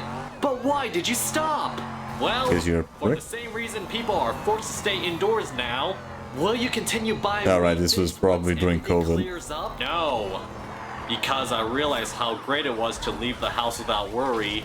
And I'm never gonna use that freedom to buy Wii Fits ever again. Now what am I gonna do with 30 copies of Wii Fit? Just absolutely waste them. Yeesh. Well, there goes the fucking board. Also, how much money I wasted on wasted. By adding up the totals on all the receipts I saved. After checking multiple times, including store discounts and taxes, looks like I've spent... Ugh, I'm not proud of that. Time to get rid of the evidence. Bruh. See, you just don't have a fucking paper shredder or whatever. Fucker. Let's see if I got my money's worth. I haven't checked yet if all of them still have the disc. So, let's do it. Didn't even check if the fucking thing had a disc. Come on, dude. Like all of them had the disc. Also, because I have no life, Let's check if all of them work. Hey, you don't have to fucking... The Wii U. All of them work. There's that done. Now, what else can I do to waste more of my time and yours? You didn't even fucking check that the damn disc, dude. Come on. Ceremony. Introducing the Wii Fit Awards. First category. Which copy of Wii Fit was the cheapest? And the Don't winner care. is... the one I got at the first California book-off. Coming in at 89 cents since it was discounted for being scratched. Congratulations! 89? Second category. Which copy of Wii Fit was the most expensive? And the winner is... the one I got at the first California Goodwill. Coming in at $5.99. Which was strange, because the other one I bought there was only $2.99. Congratulations! Third category. Which copy of Wii Fit was the dirtiest? And the winner is... ooh. Unfortunately, that copy of Wii Fit is not... I do like that the green on the case is also getting affected by the green screen. I do like that. It's the one I saw in my Goodwill on December 9th, 2019. Congratulations! Fourth category. Which copy of Wii Fit was the most unique? This one is foreign. The winner is... like European? the one I got at the second California book-off, which I didn't know also imported Japanese media. Ah, that's a Japanese copy. And now, the fifth and final category of the night.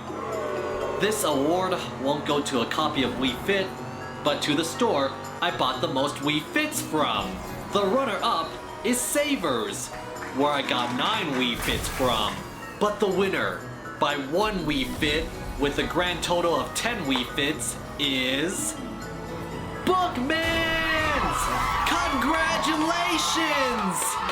They can accept their award Where's the other dude? open. I think the runner-up he's deserves back. an award too, which is a copy of Wii Fit. They also got to reopen first. And with that, good night, America! Thank you guys for watching. Comment, like, and subscribe, and I'll see you guys later. Bye! Yeah, fuck you, dude. I think I'm really losing. Yeah, you're definitely losing it. Losing it to the point of just wasting absolutely destroying a fucking system for views. If he has so much Nintendo stuff, yeah, I guess. He also has a lot of money to waste them, that's for certain. So actually in the background also shows it too.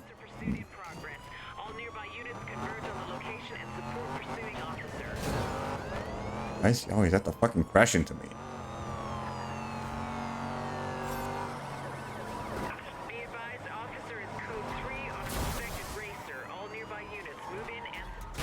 Hell yeah, got him.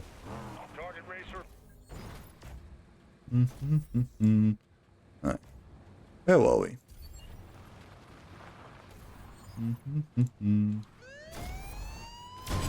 This is to rip a child away from Here we go. his parents. Is now fighting that criminals should not be imprisoned because it's dividing them from their children. Dude, it's like actual fucking hypocrisy, light years of hypocrisy. It's a super interesting thing that you said there. You mean to say that you think it's wrong to separate children from their parents? Weird how in this context that matters to you. With that said, I'm just going to summarize Dean's main points here to save us some time. Dean believes that deporting illegals hurts the economy because it lowers the GDP, which, by the way, is not a great example of the economic health of the average citizen. He says that deportation is not ethical and it's not practical. His current stance is that only the criminals should be deported. And I agree, actually. I agree. Only the criminals should be deported. He's right. I agree with Dean on that one. Every single person in the country illegal is a criminal. Get the Yeah, that's the point though. Get the fuck out. We have rules. We have borders. You're here illegally. You're a criminal. Get the fuck out. Yep, absolutely. Yes, sir. That's what I have to say. For everyone else, what he says how he would handle people illegally crossing the U.S. border. And then it fails in the category of practicality because it is really hard to do, and there's other solutions. No, he doesn't think that. He doesn't think it's a. When did he room tour? Someone commented if all Nintendo stuff was gone, his room would be empty. True. used to identify everybody in this country, such as mass amnesty, that would be more practical. Yeah, just don't. Mass amnesty. Oh, the people that broke into the country illegally. Well, let's just make them legal. Based. What a solution! Yeah. Enforce the law. That's his solution. Give everyone legal status, basically. Make it not a crime to cross the border. Which Grace Vito comes up with better ideas for content. Yeah. Wait, then also Vito isn't insufferable. I mean, they could also voluntarily. There's two. It's having better ideas and also Vito's just having a better personality. Millions of people from illegally crossing the border. In fact, it would encourage Not just being a smug prick. Every country has finite resources. You can't just give them all away for free like we're doing with illegals. Dude, it's not a solution because then you have open borders. Then you have fucking terrorists and criminals wandering into the country. And then amnesty, oopsie poopsie, I'm American now. You want no borders? It obviously could never work. Also, you do realize that these people, right, you do realize that At least I'm getting way more fucking points from this. Just being next to the dude. Who will pick our cotton? Who will clean our toilets? We can. Like a program needed to drive a toy car, obviously. Yeah, I've seen the thumbnail for that video, but I haven't seen it yet. All right. So you realize these people, they pop in. They're quote unquote helping the economy because farmers are hiring them for cheap labor. Bro, if they're Americans now with mass amnesty, they're not cheap labor anymore. So the farmers are just gonna need to hire new illegal immigrants. Like, dude, it's retarded on so many levels. I also think this is completely tone deaf with how many legal immigrants hate the illegals. These days, I see videos of them getting dissed for not assimilating to American culture on a regular basis. You turn, come on. Excuse me, does anyone speak Spanish? No. Damn it. Fuck up. Número 10. I'm sorry, we're close. Out of the way. Got him! Oh, man. Allow me to remind everyone that this is a bipartisan issue. Both the left and the right don't like illegals. Agreed. It's just one does it more officially compared to the other. Because Trump doesn't like the illegals. That's the play. That's the play. Yeah, no one likes the illegals because you know what? Actually, everyone believes the country should have borders. Everyone believes that borders should be enforced. Everyone likes the fact that laws should be used. No one wants illegal people in the country. The only people that want illegal people in the country are people trying to steal the country, like the Democratic politicians and like the retard terrorist supporters and the people that just generally just hate white people. Those are the people that want illegals in the country. Get them the fuck out. Literally. I don't care if they're all doctors and engineers, baby. Kick them out. Don't let grifters like. Imagine cruising on the highway and hearing your self-driving car saying, "Someone tell you there's a problem with my AI." That this is a left versus right battle. It's not. Every leftist politician said that we need it. Can I start this? Bruh, why can't I start that? I'm pressing L1. Why is it not letting me start the fucking event? There we go. Enforce the border until Trump came along, and then they all changed their tune because the new leftist policy is just anti-Trump. What's going on there? They don't have any policies anymore. It's just Trump bad. So therefore, now all of them are suddenly on that side. Yeah, no one cares. Literally, no one cares. They are illegal in the country. Get the fuck out. It's literally that easy. Traditionally, the left has been very against illegal aliens, and most people don't want amnesty because it's bad for the country. Anyway, next the caller makes an excellent point in reference to Dean saying that he wants to deport the criminals. I have been watching the news for the past 4 years, and it's nothing but immigrants and sex offenders, and you don't know their criminal history. I would have liked to have played more, but Dean cuts him off almost instantly as he's about to make a good point. The point was that Dean said that he is for deporting criminals, but no one else. So the caller counters with, if they're coming over illegally, how do you know their criminal history so you can deport them? Damn! I go a step further. I think if you're coming in illegally, you are a criminal! Alright, that's my opinion. That is my opinion. Obviously, I think you are already a criminal. Forget the history. You came in illegally, you're a criminal, get the fuck out. It's that simple. It's that easy. Answer might be the amnesty. Okay, so even I don't need to bust them properly. If we're both in the event, then we both get the points. So that's the only way to identify their criminal history under Dean's plan is to wait for them to get caught committing a crime. Do we not see a problem here? Yeah, American citizens have to be subjected to possibly multiple crimes from a single. And then also we get way more points than by doing it by ourselves. And that's just for the ones who get caught. Well, sorry, I mean the ones who get caught and aren't still allowed to remain in the country like this. The ones that get caught and don't get released by people that want to look woke and they don't. No, I would never arrest an illegal immigrant because I don't want it to look like I actually hate brown people. I love brown people, especially the rapists. This guy was, who crashed his car and killed 2 people. So Dean, if an illegal kills someone or commits a sex crime, insane. What do you say to the victim or their family knowing that you could have prevented that crime by enforcing border laws? Yeah, and a lot of people say, but statistically, illegal immigrants aren't committing more crimes statistically than people legal in the country. First of all, I don't even know if that's true because the numbers are skewed because they let them out of jails. That's one. And two, and I think this is more important, one is too many. One is too many. And they'll tell you, but out of a million illegal immigrants, only 1 girl gets raped. That's too many girls getting raped. Okay? They should have never been in the country. The stats don't matter. 1 is too many. Literally. Fuck. Why do we need to deal with this shit? Why do we need to deal with this as Americans? Okay? They're not American. They don't need to be in the country. They're not legally in the country. Literally get them the fuck out of the country. It's that easy. Is Dean going to address this? No, he's going to immediately shift to accusations against Trump. Actually, immediately is the wrong word. How did he go? He doesn't even wait for the caller to stop talking before he cuts him. Oh my god. But Trump is a felon. But Trump did crimes. Off to change the narrative. And if you actually look Do you this think that up, we should get sex offenders out of the country? Yes. Then why'd you put a sex offender in the Oval Office? Donald Trump is held civilly liable for the rape of a woman. Use your... Wrong! That's a lie! Wrong. Like, I love how he talks to He was already proven that in court that he didn't do that. Innocent on rape. He was found innocent. What are we fucking doing? So no evidence. So no evidence of that. Country. Why do you need to deal with rapists coming from other countries? Like, you are insane. He says grape instead of rape because he's a beta bitch boy. Connect the dots. And the funny part is like the people watching this stream are gonna be like, damn, Dean just cooked them. Dean just clocked them. Yeah, sure. No, I mean, like, sure, it's just dude. common sense. Oh my god, he's doing the thing. Everyone watching thinks I'm so based and cool and sexy and hot and awesome. Good at debating, and I just assure you, everyone's thinking that. I know that they're probably not gonna think that so much because I didn't let you speak, and also I'm a complete retard. I think that sex offenders shouldn't be in America, but you put one in the Oval Office. How the hell can you retrospect upon that view? Oh, it's always Trump. It's always fucking Trump. Any goddamn politic that he brings up, it's always going against Trump. Something the caller might be unaware. Oh, you don't like people that are illegal in the country raping women? Trump. Aware of, so you can chastise him for 4 or 5 minutes about it to make everyone in your audience think he's stupid, so they ignore the fact that you never really addressed the question. Let me ask you a question. What was that woman's name? I don't know, but it was I mean, gee, I would love to know the name of the... Let's talk about E. Jean Carroll, a lady who, in my opinion, is very likely a lying bitch. Yeah, 30 years after she allegedly gets raped, she shows up to sue Trump. Come on, dude, why are we playing this game?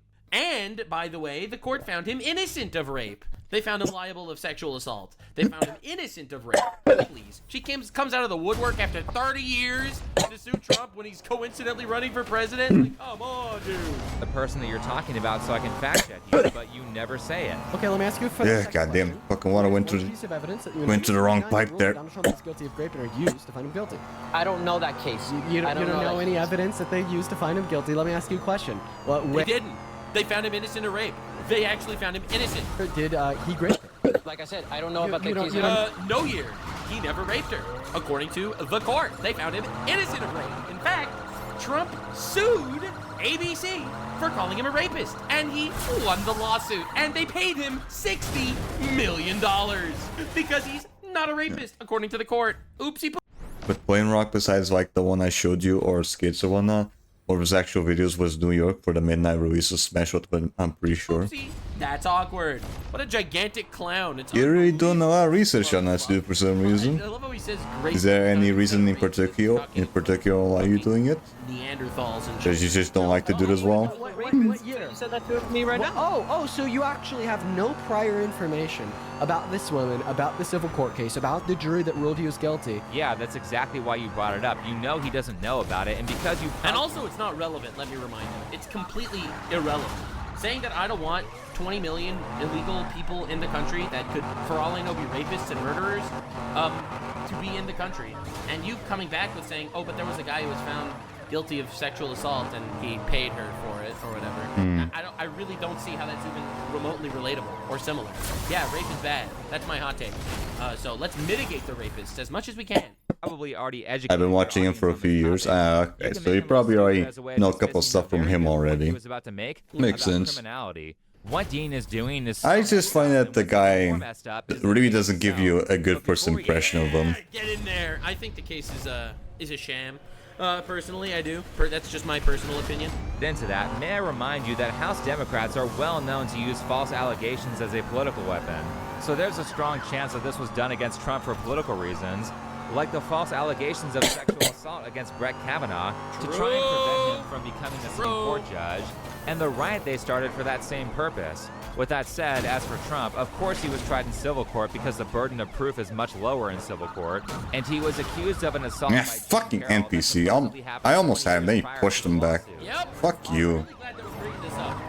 Why the fucking NPC cops in here? I'm a What big the fuck keeps summoning them? justice. And I am not a fan of rape.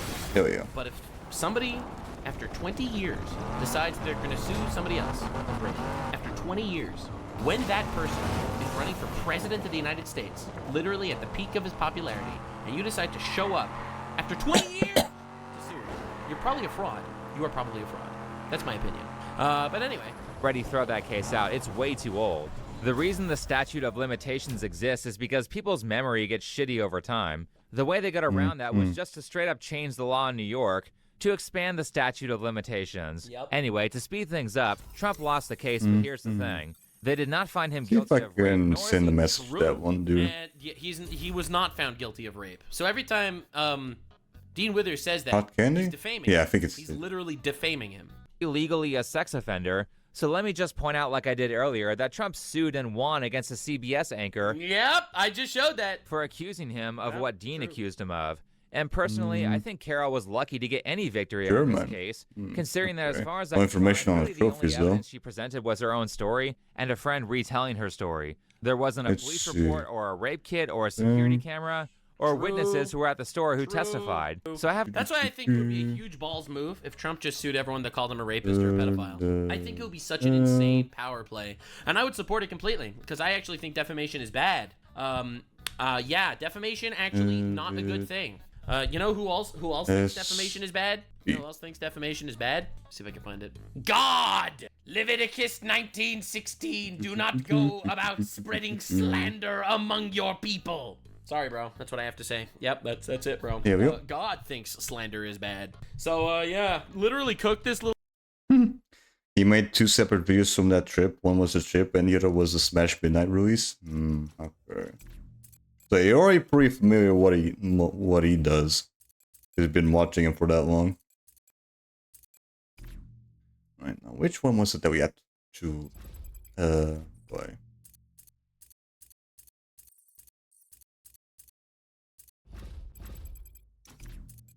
Yeah, it was this one that we just stopped, right? Yeah. Okay, so I already have that one. Then we stop with this one.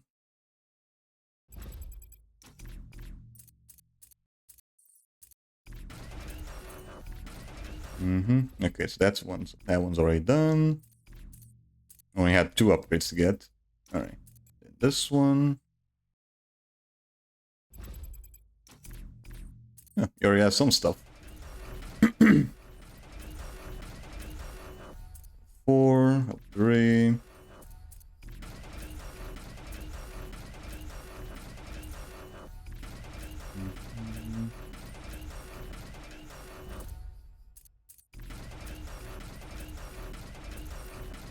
Okay, nice. That's another one done.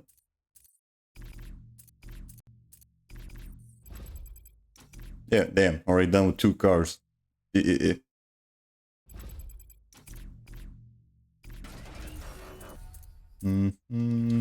Okay, that'll do. And we're getting a venter.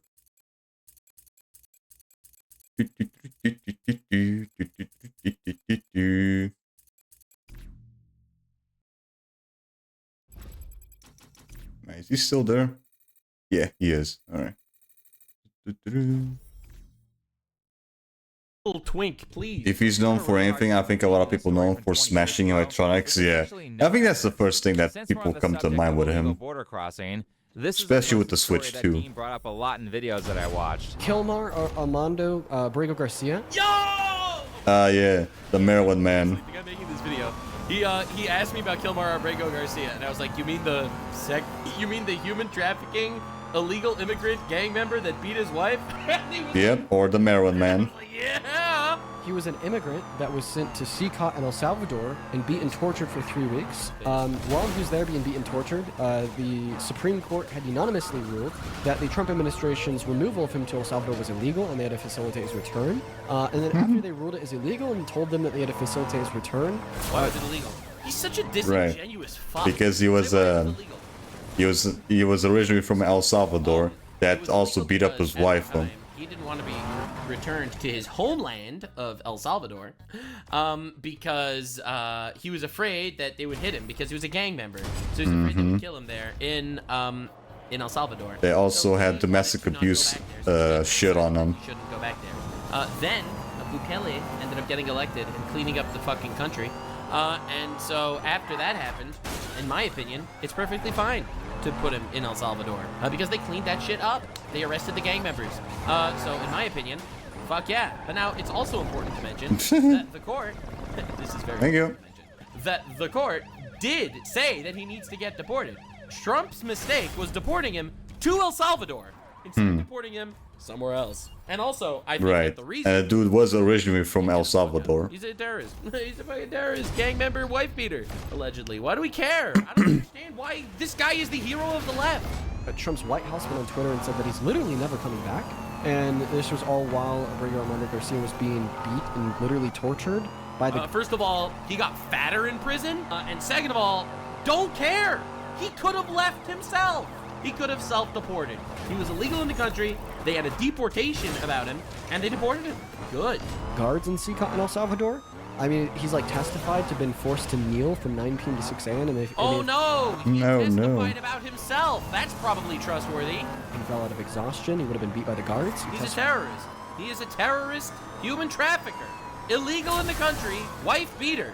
Why is the left defending him? Well, but he was beat by the guards.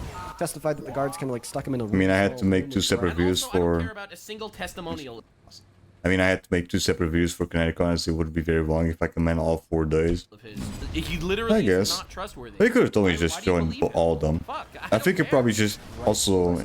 it probably would have taken longer to make that shit on DaVinci or whatever, right? Which is irrelevant. Because I don't know what your specs are with your PC. Hitler says I didn't kill the Jews, actually. It probably will take longer to render out. Don't care. Your testimony is worthless. Literally, fuck you. He has testimony and the reputation of the prison. Now, at face value, what took a few days. I would say is that... But you're probably saying like actually editing and shit. I'm talking like just full render. Just letting DaVinci just render the video. What's already been with all the work done. Millions of people, then logistically you're going to have some hiccups. However, you know, when I first heard Dean tell this story before I fact-checked it, I thought that... yeah. I think that's before he messaged me about it. And then I was like, oh, no. No, this guy's bad. This guy was a legal citizen and they just wrongfully threw him out of the country. Wrong. That's not the case. Wrong. It turns out that Abrego Garcia is not an immigrant like Dean said he was. Wrong. He is an illegal alien gang member. He was an illegal alien. What actually happened was that Garcia crossed the border illegally and resided here for like 8 years before he took like less than an hour even combined. Went to an immigration court and got a hold. My thoughts tend to take... I think around an hour. Depends on how long it is. Most of the time it tends to take like an hour and 10 minutes. Even when rendering at 4K. His life was in danger. I can't exactly figure out why he was at the court. It'd probably take way less if it was just centered like 1080. Or even less than that. Really? He was also caught human trafficking. Fighting those stereotypes. But just on those grounds, I think he should be deported because instead of applying for something like asylum right away... in my opinion, he should be deported because I have a much simpler clause. I have a very simple clause. If you're illegal in the country, you shouldn't be in the country. It is literally that easy. It is literally that easy. Avoided the government for a bunch of years, and I believe only applied after he got caught. I think every single illegal immigrant... Bro! Little retard jump scare once again. He's back. He's fucking back. How does he keep... I don't know Chew on head. Chew on head. The government for a bunch of years, and I believe only applied after he got caught. Every single illegal immigrant in the country should be removed. That's why we have laws. That's why we have borders. Kick them out of the country. That's right. Kick every illegal immigrant out of the country. There is zero troll when I say that every single person in America illegally should be removed. If you are illegal in the country, leave. Not far enough. Blue guy was spinning! He was right! Come on, dude. I was right. I'm just saying, yes, I have been so Went too much. Damn it. Went too much again. Come on. Same damn road. So hard to catch me on this. I have been so consistent. It is that easy, yes. H-1B visas are the slave labor of the middle class because you can just fire them and essentially get them deported if they try to organize.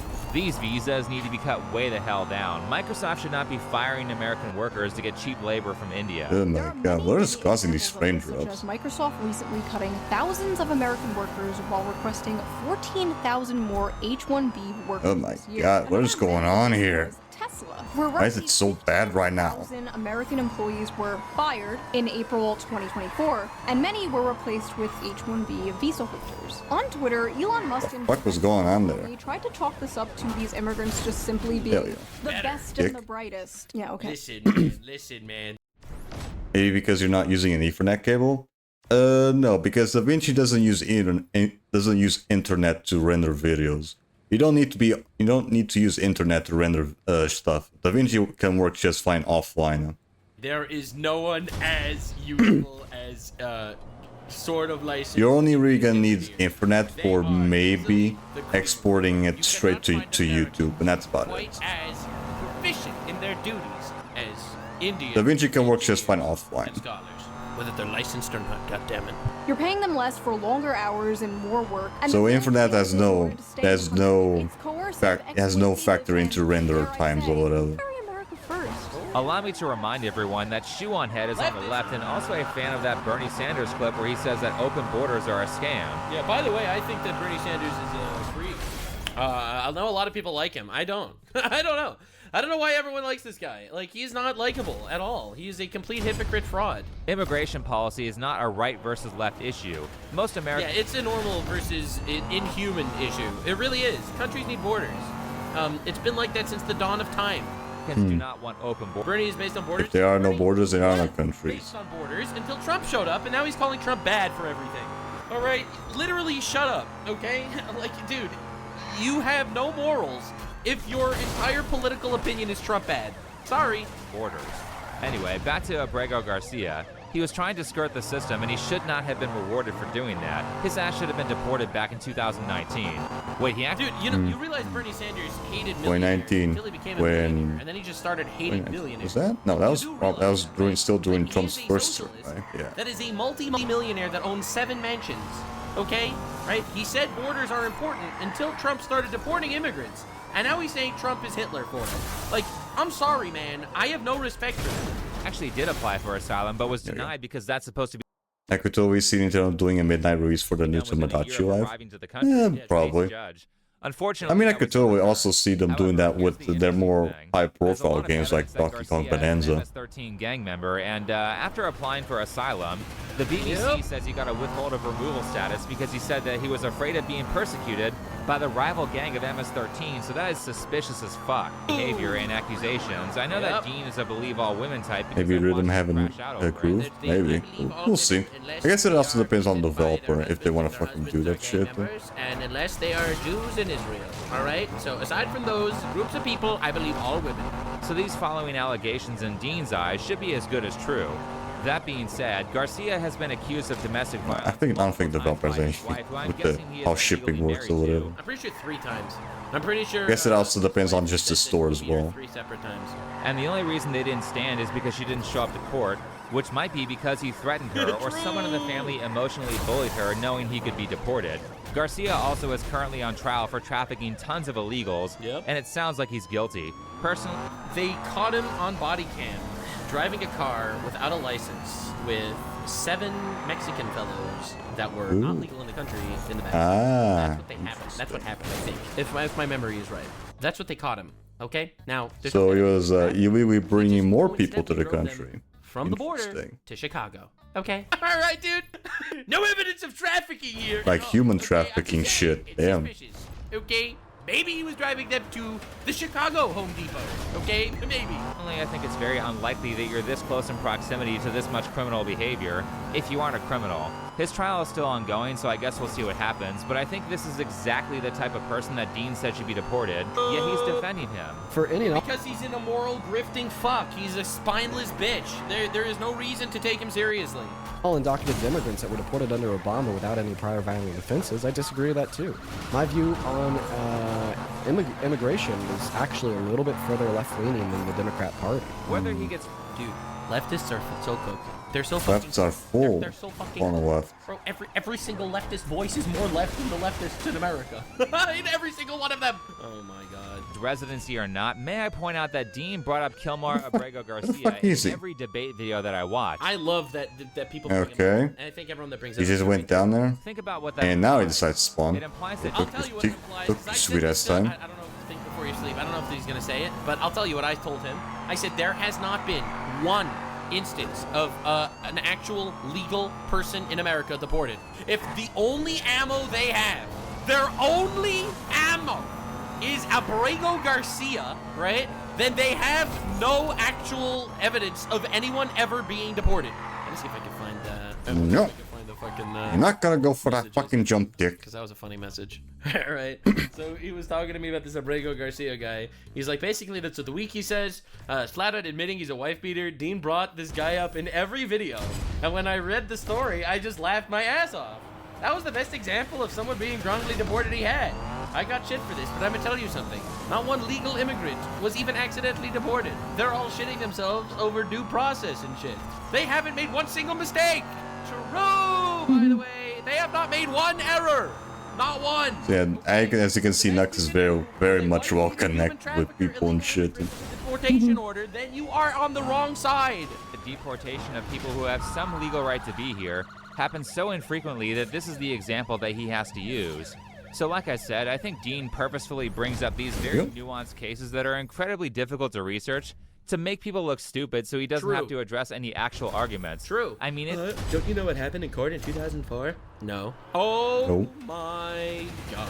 Why should I know what everything everything happens in? Case. And worse, he'll actually make fun of and bully people for trying to fact check him live. I'm trying to find something here. Trying to look it up as we're going. Say the question so I can type it in. Say the question so you could type it in? Type it in where? ChatGPT? No, not ChatGPT. And Safari, so I can see what you're talking about. Wait, you see what I'm talking about? Again, no one... You don't know the super vague example that I gave? I mean, I know literally for a living I talk about politics, and you are just some random guy on TikTok, but you don't even know this hyper nuanced case about one of the thousands of illegal immigrants that was deported? Oh my god! Oh my god! One person can know everything there is to know about politics, so the point is to purposefully bring up a random fact or a story to make your opponent look stupid, and its relevance to the conversation doesn't matter that much. It gets worse with Dean, though, because when a different caller actually does get him on something, he just changes the rules of the debate. In this call, they're talking about the border again, and Dean is busy saying that Trump violated the Constitution, so... Trump violated the Constitution. Anyway, we should try to depose him from presidency and steal the country with illegal votes. Wow. As a gotcha point, Dean asked the caller to name a Democrat who's committed a crime to create some sort of metaphor. Dude, Holy shit, dude! Why there's so many cars in here? Of anything. Oh, this dude's probably doing an event. What the fuck is going on? Obama made up that Russia was controlling Trump in order to steal the country. God, what the fuck was that? And still push that. Bill Clinton. This other dude's probably going through an event as well. What the fuck was that? And was probably on Epstein's island 28 times.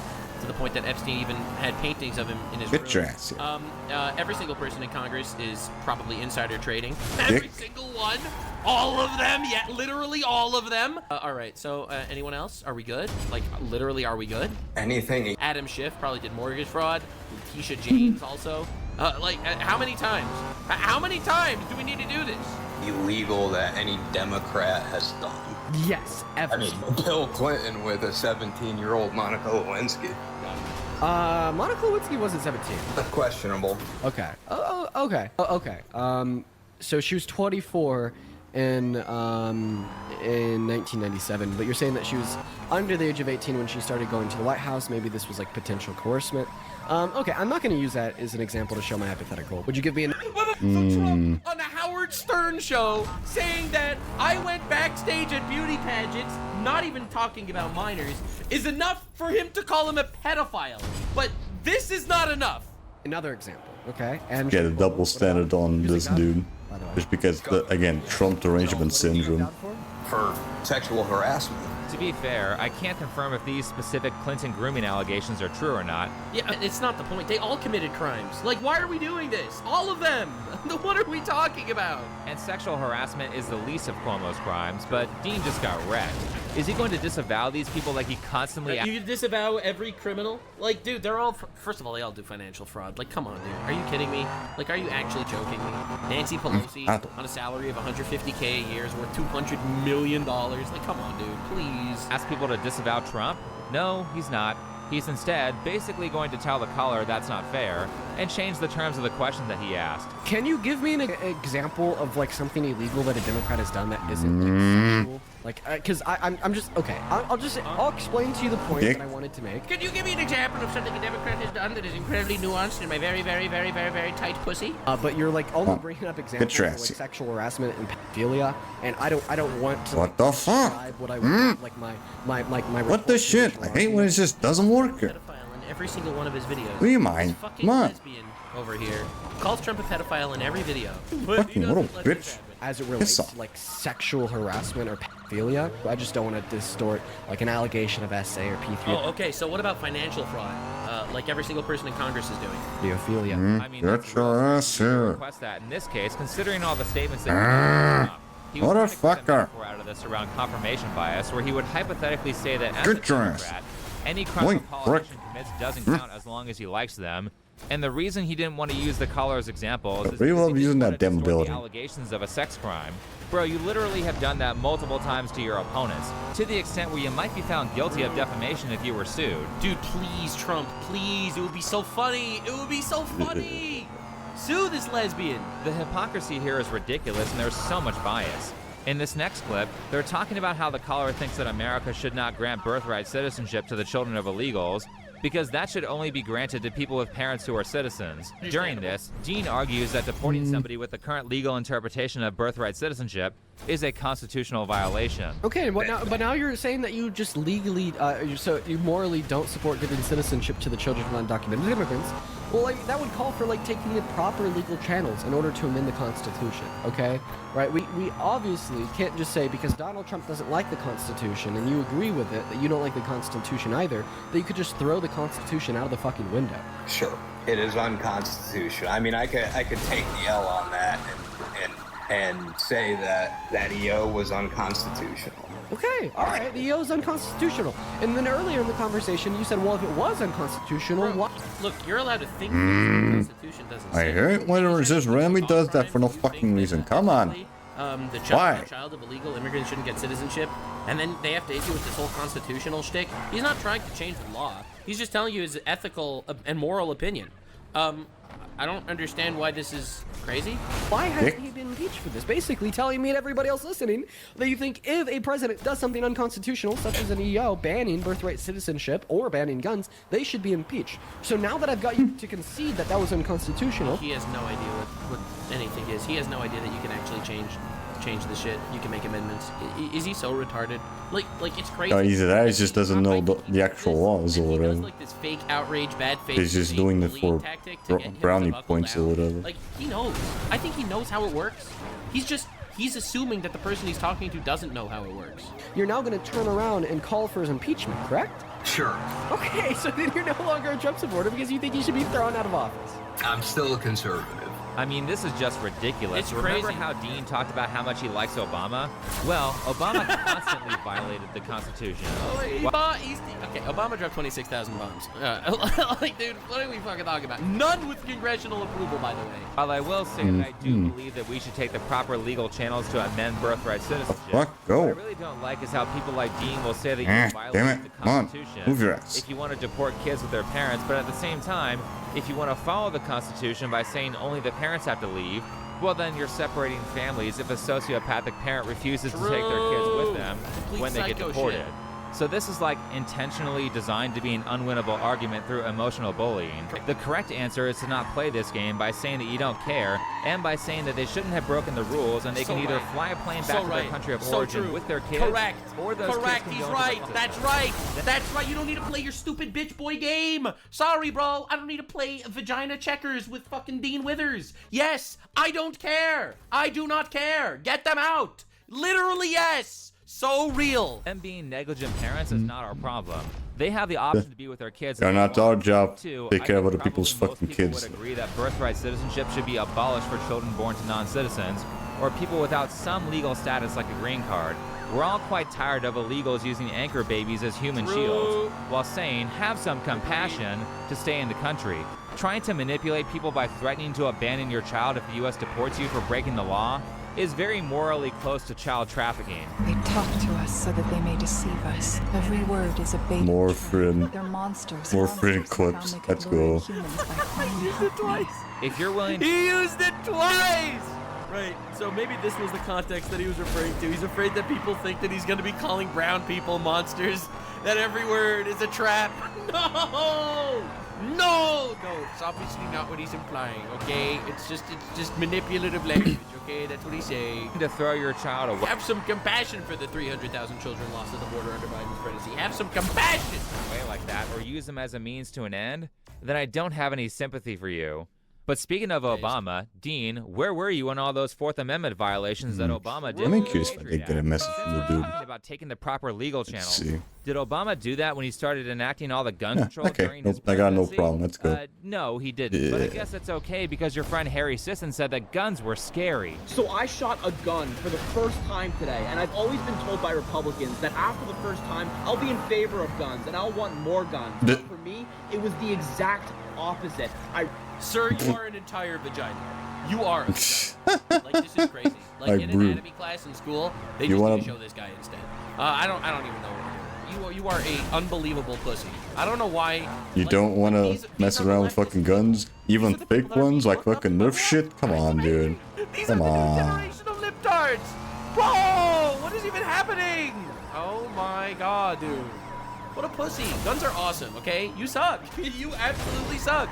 Bro, you know, dude, I'm just... Don't even want to play with Nerf guns, dude. For those of you that are about... Some of you are going to get this joke. Some of you won't. But for those of you that do, all right? For those of you that get this joke, it's perfect, all right? Hear me out, all right? What?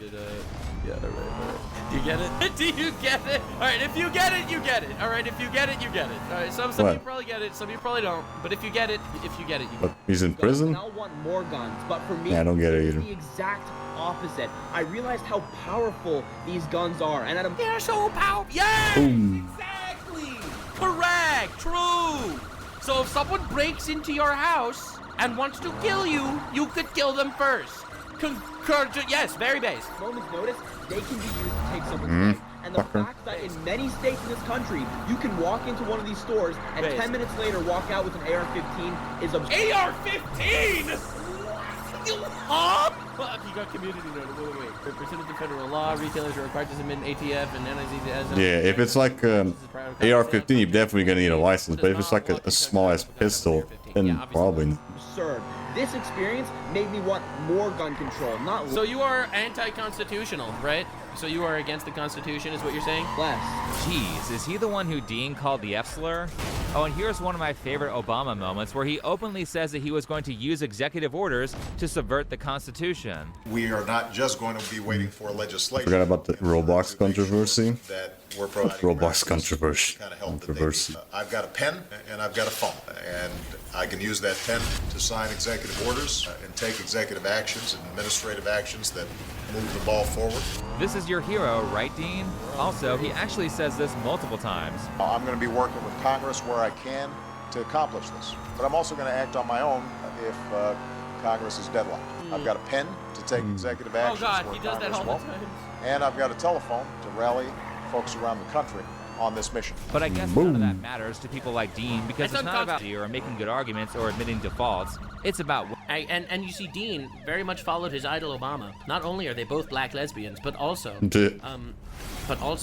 Dean has a pen. He uses it for anxiety. Winning and making money. Well, it's a lot more about the money part. This is every single time I see him actually. He had me 3 times in the video. Dude, I love this guy. This guy's so Yeah, good. let's Holy go. shit. All right. What do you got for us, Blue Retard? What do you got for us today? Winning and making money. Well, it's a lot more about the money part. This is every single time I see. Basically, people like cheating or catching predators on Roblox, but Roblox isn't like in that they're protecting them.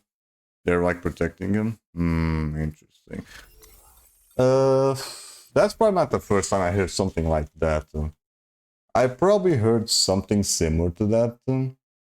Yeah, probably with YouTube. Like YouTube, you can't. YouTube was like, I think it was like content IDs or whatever, or giving people strikes for like busting fucking pedophiles or whatever on YouTube, something like that. I don't know. It was a long time ago, but yeah, this it's almost the same thing.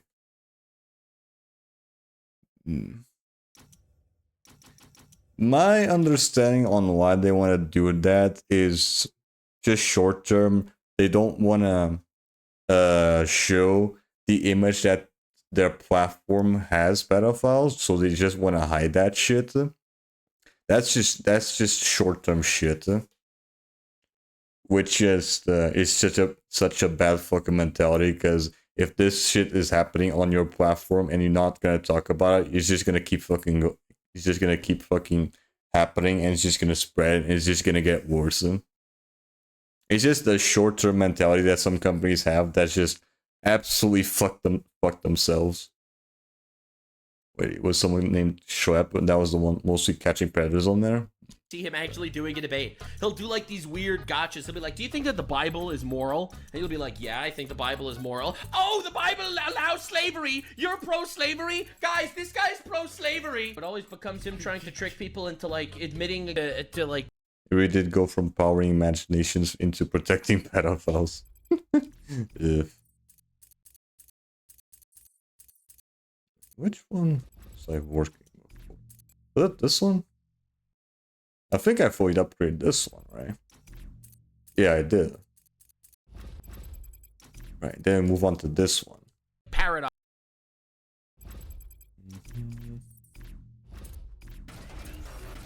Yeah, I remember now. I only had enough money to buy some stuff.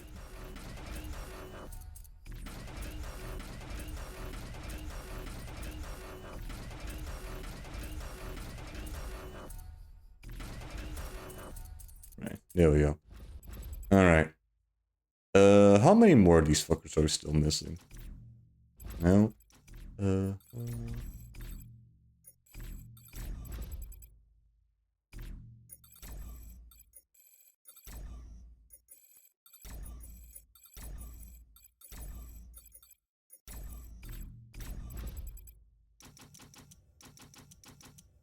Let's see. I already have this one. We're currently working on this one. And then it's just these 3 more. And then that should be all the level 4 cars, right? Okay. There we go, yeah. So these 4 more, then we're finally done with the level 4 cars, and then the level 3 cars aren't gonna take nowhere near as long as to fully upgrade. There we go. Now we're getting there. Probably next session we do this with cops. We're probably gonna finish off with the level 4 cars. Most likely, yeah. Let me first check if I already have anything bought from them.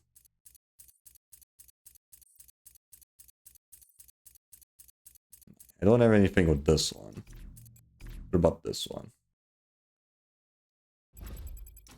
Nope. Start the fight from within. Nope, nothing on this one either. Okay. What about this?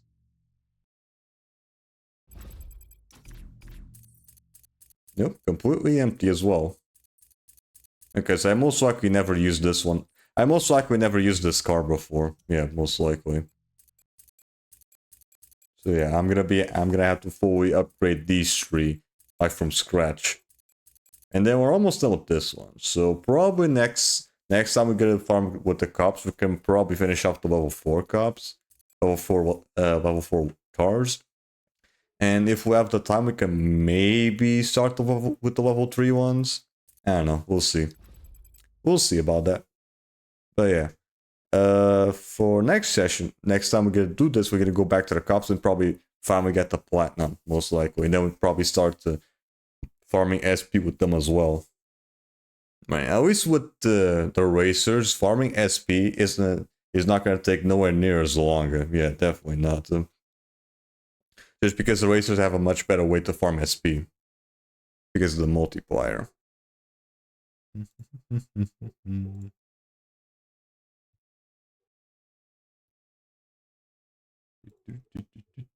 Alright. So that should be it for today. I'd say we did pretty good. Yeah, I'd say so. It's definitely still gonna take a bit to get everything done though, but at least we are doing progress with this shit.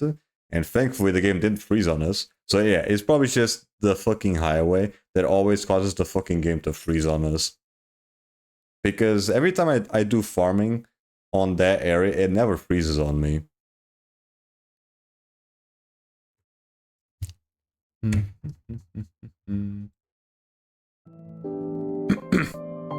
Yeah. That'll be it for the day. Alright. That was pretty good. But I have no idea though if the sudden fucking the frame drops that were happening in the game was just the Ethernet connection that I was using, or was just the game just not being very well optimized. It might be just my low upload speed, I don't know. Because I have like, right now, last time I checked with the Ethernet cable, I had like, I think it was like 5. Max that I seen was like 5 megabits of download and 3, maybe 500 kilobits. Yeah, 300, maybe 500 kilobits a second of upload. So the low upload might be giving me the slowdown, maybe. But it's not affecting the game too much, I guess. I'm still gonna be using the cable though, because at least with the cable, the game doesn't constantly fucking disconnect. And the frame drops don't happen too often, I guess. Even with the most intense stuff going on. So at least there's that. Yeah, I'm probably gonna be using the Ethernet cable for a good while. Maybe have it plugged onto the PS3 for now on, and maybe only use it when I really need to, most likely. Because I could just easily go back to using Wi-Fi on the PS3 if it's a game that doesn't require any internet connection to play, like Skylanders or Ratchet & Clank or whatever. Or when I need to like download anything, because just my Wi-Fi connection is just way better.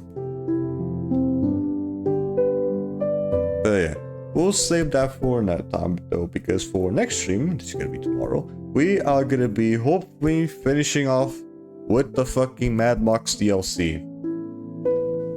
Yeah, we finished off with Angelic Ruins and the Gully.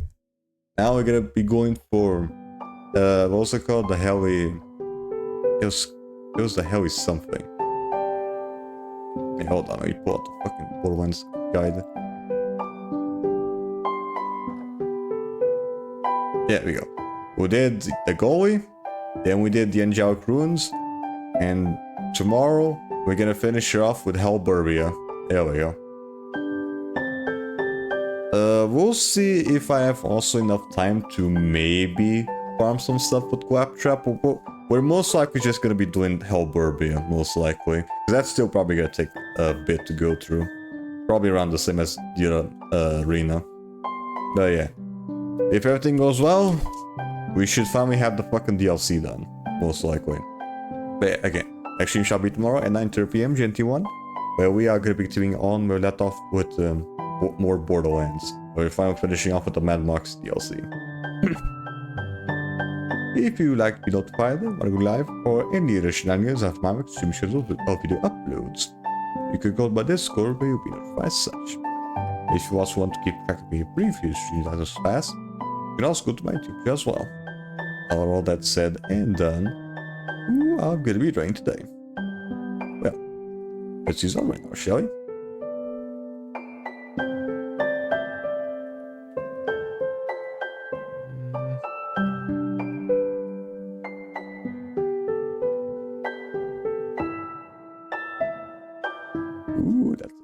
I have seen this game a couple of times though. It looks interesting. I do want to play it at some point. Here we go. So yeah, for this stream, yeah, I could be rating Clover live. Right now they're going through Limbo. Yeah, I've seen this game countless times before. I don't even know if I'd have it on PS Plus or something. No, I don't think I have it. I might have some other similar games like this, but probably not Limbo in particular. I don't know. But yeah, you guys have fun with Clover. Have yourselves a merry day. And as always, have a good one. Bye. Bye-bye. See ya. Have a good one. Bye. Bye-bye. See ya.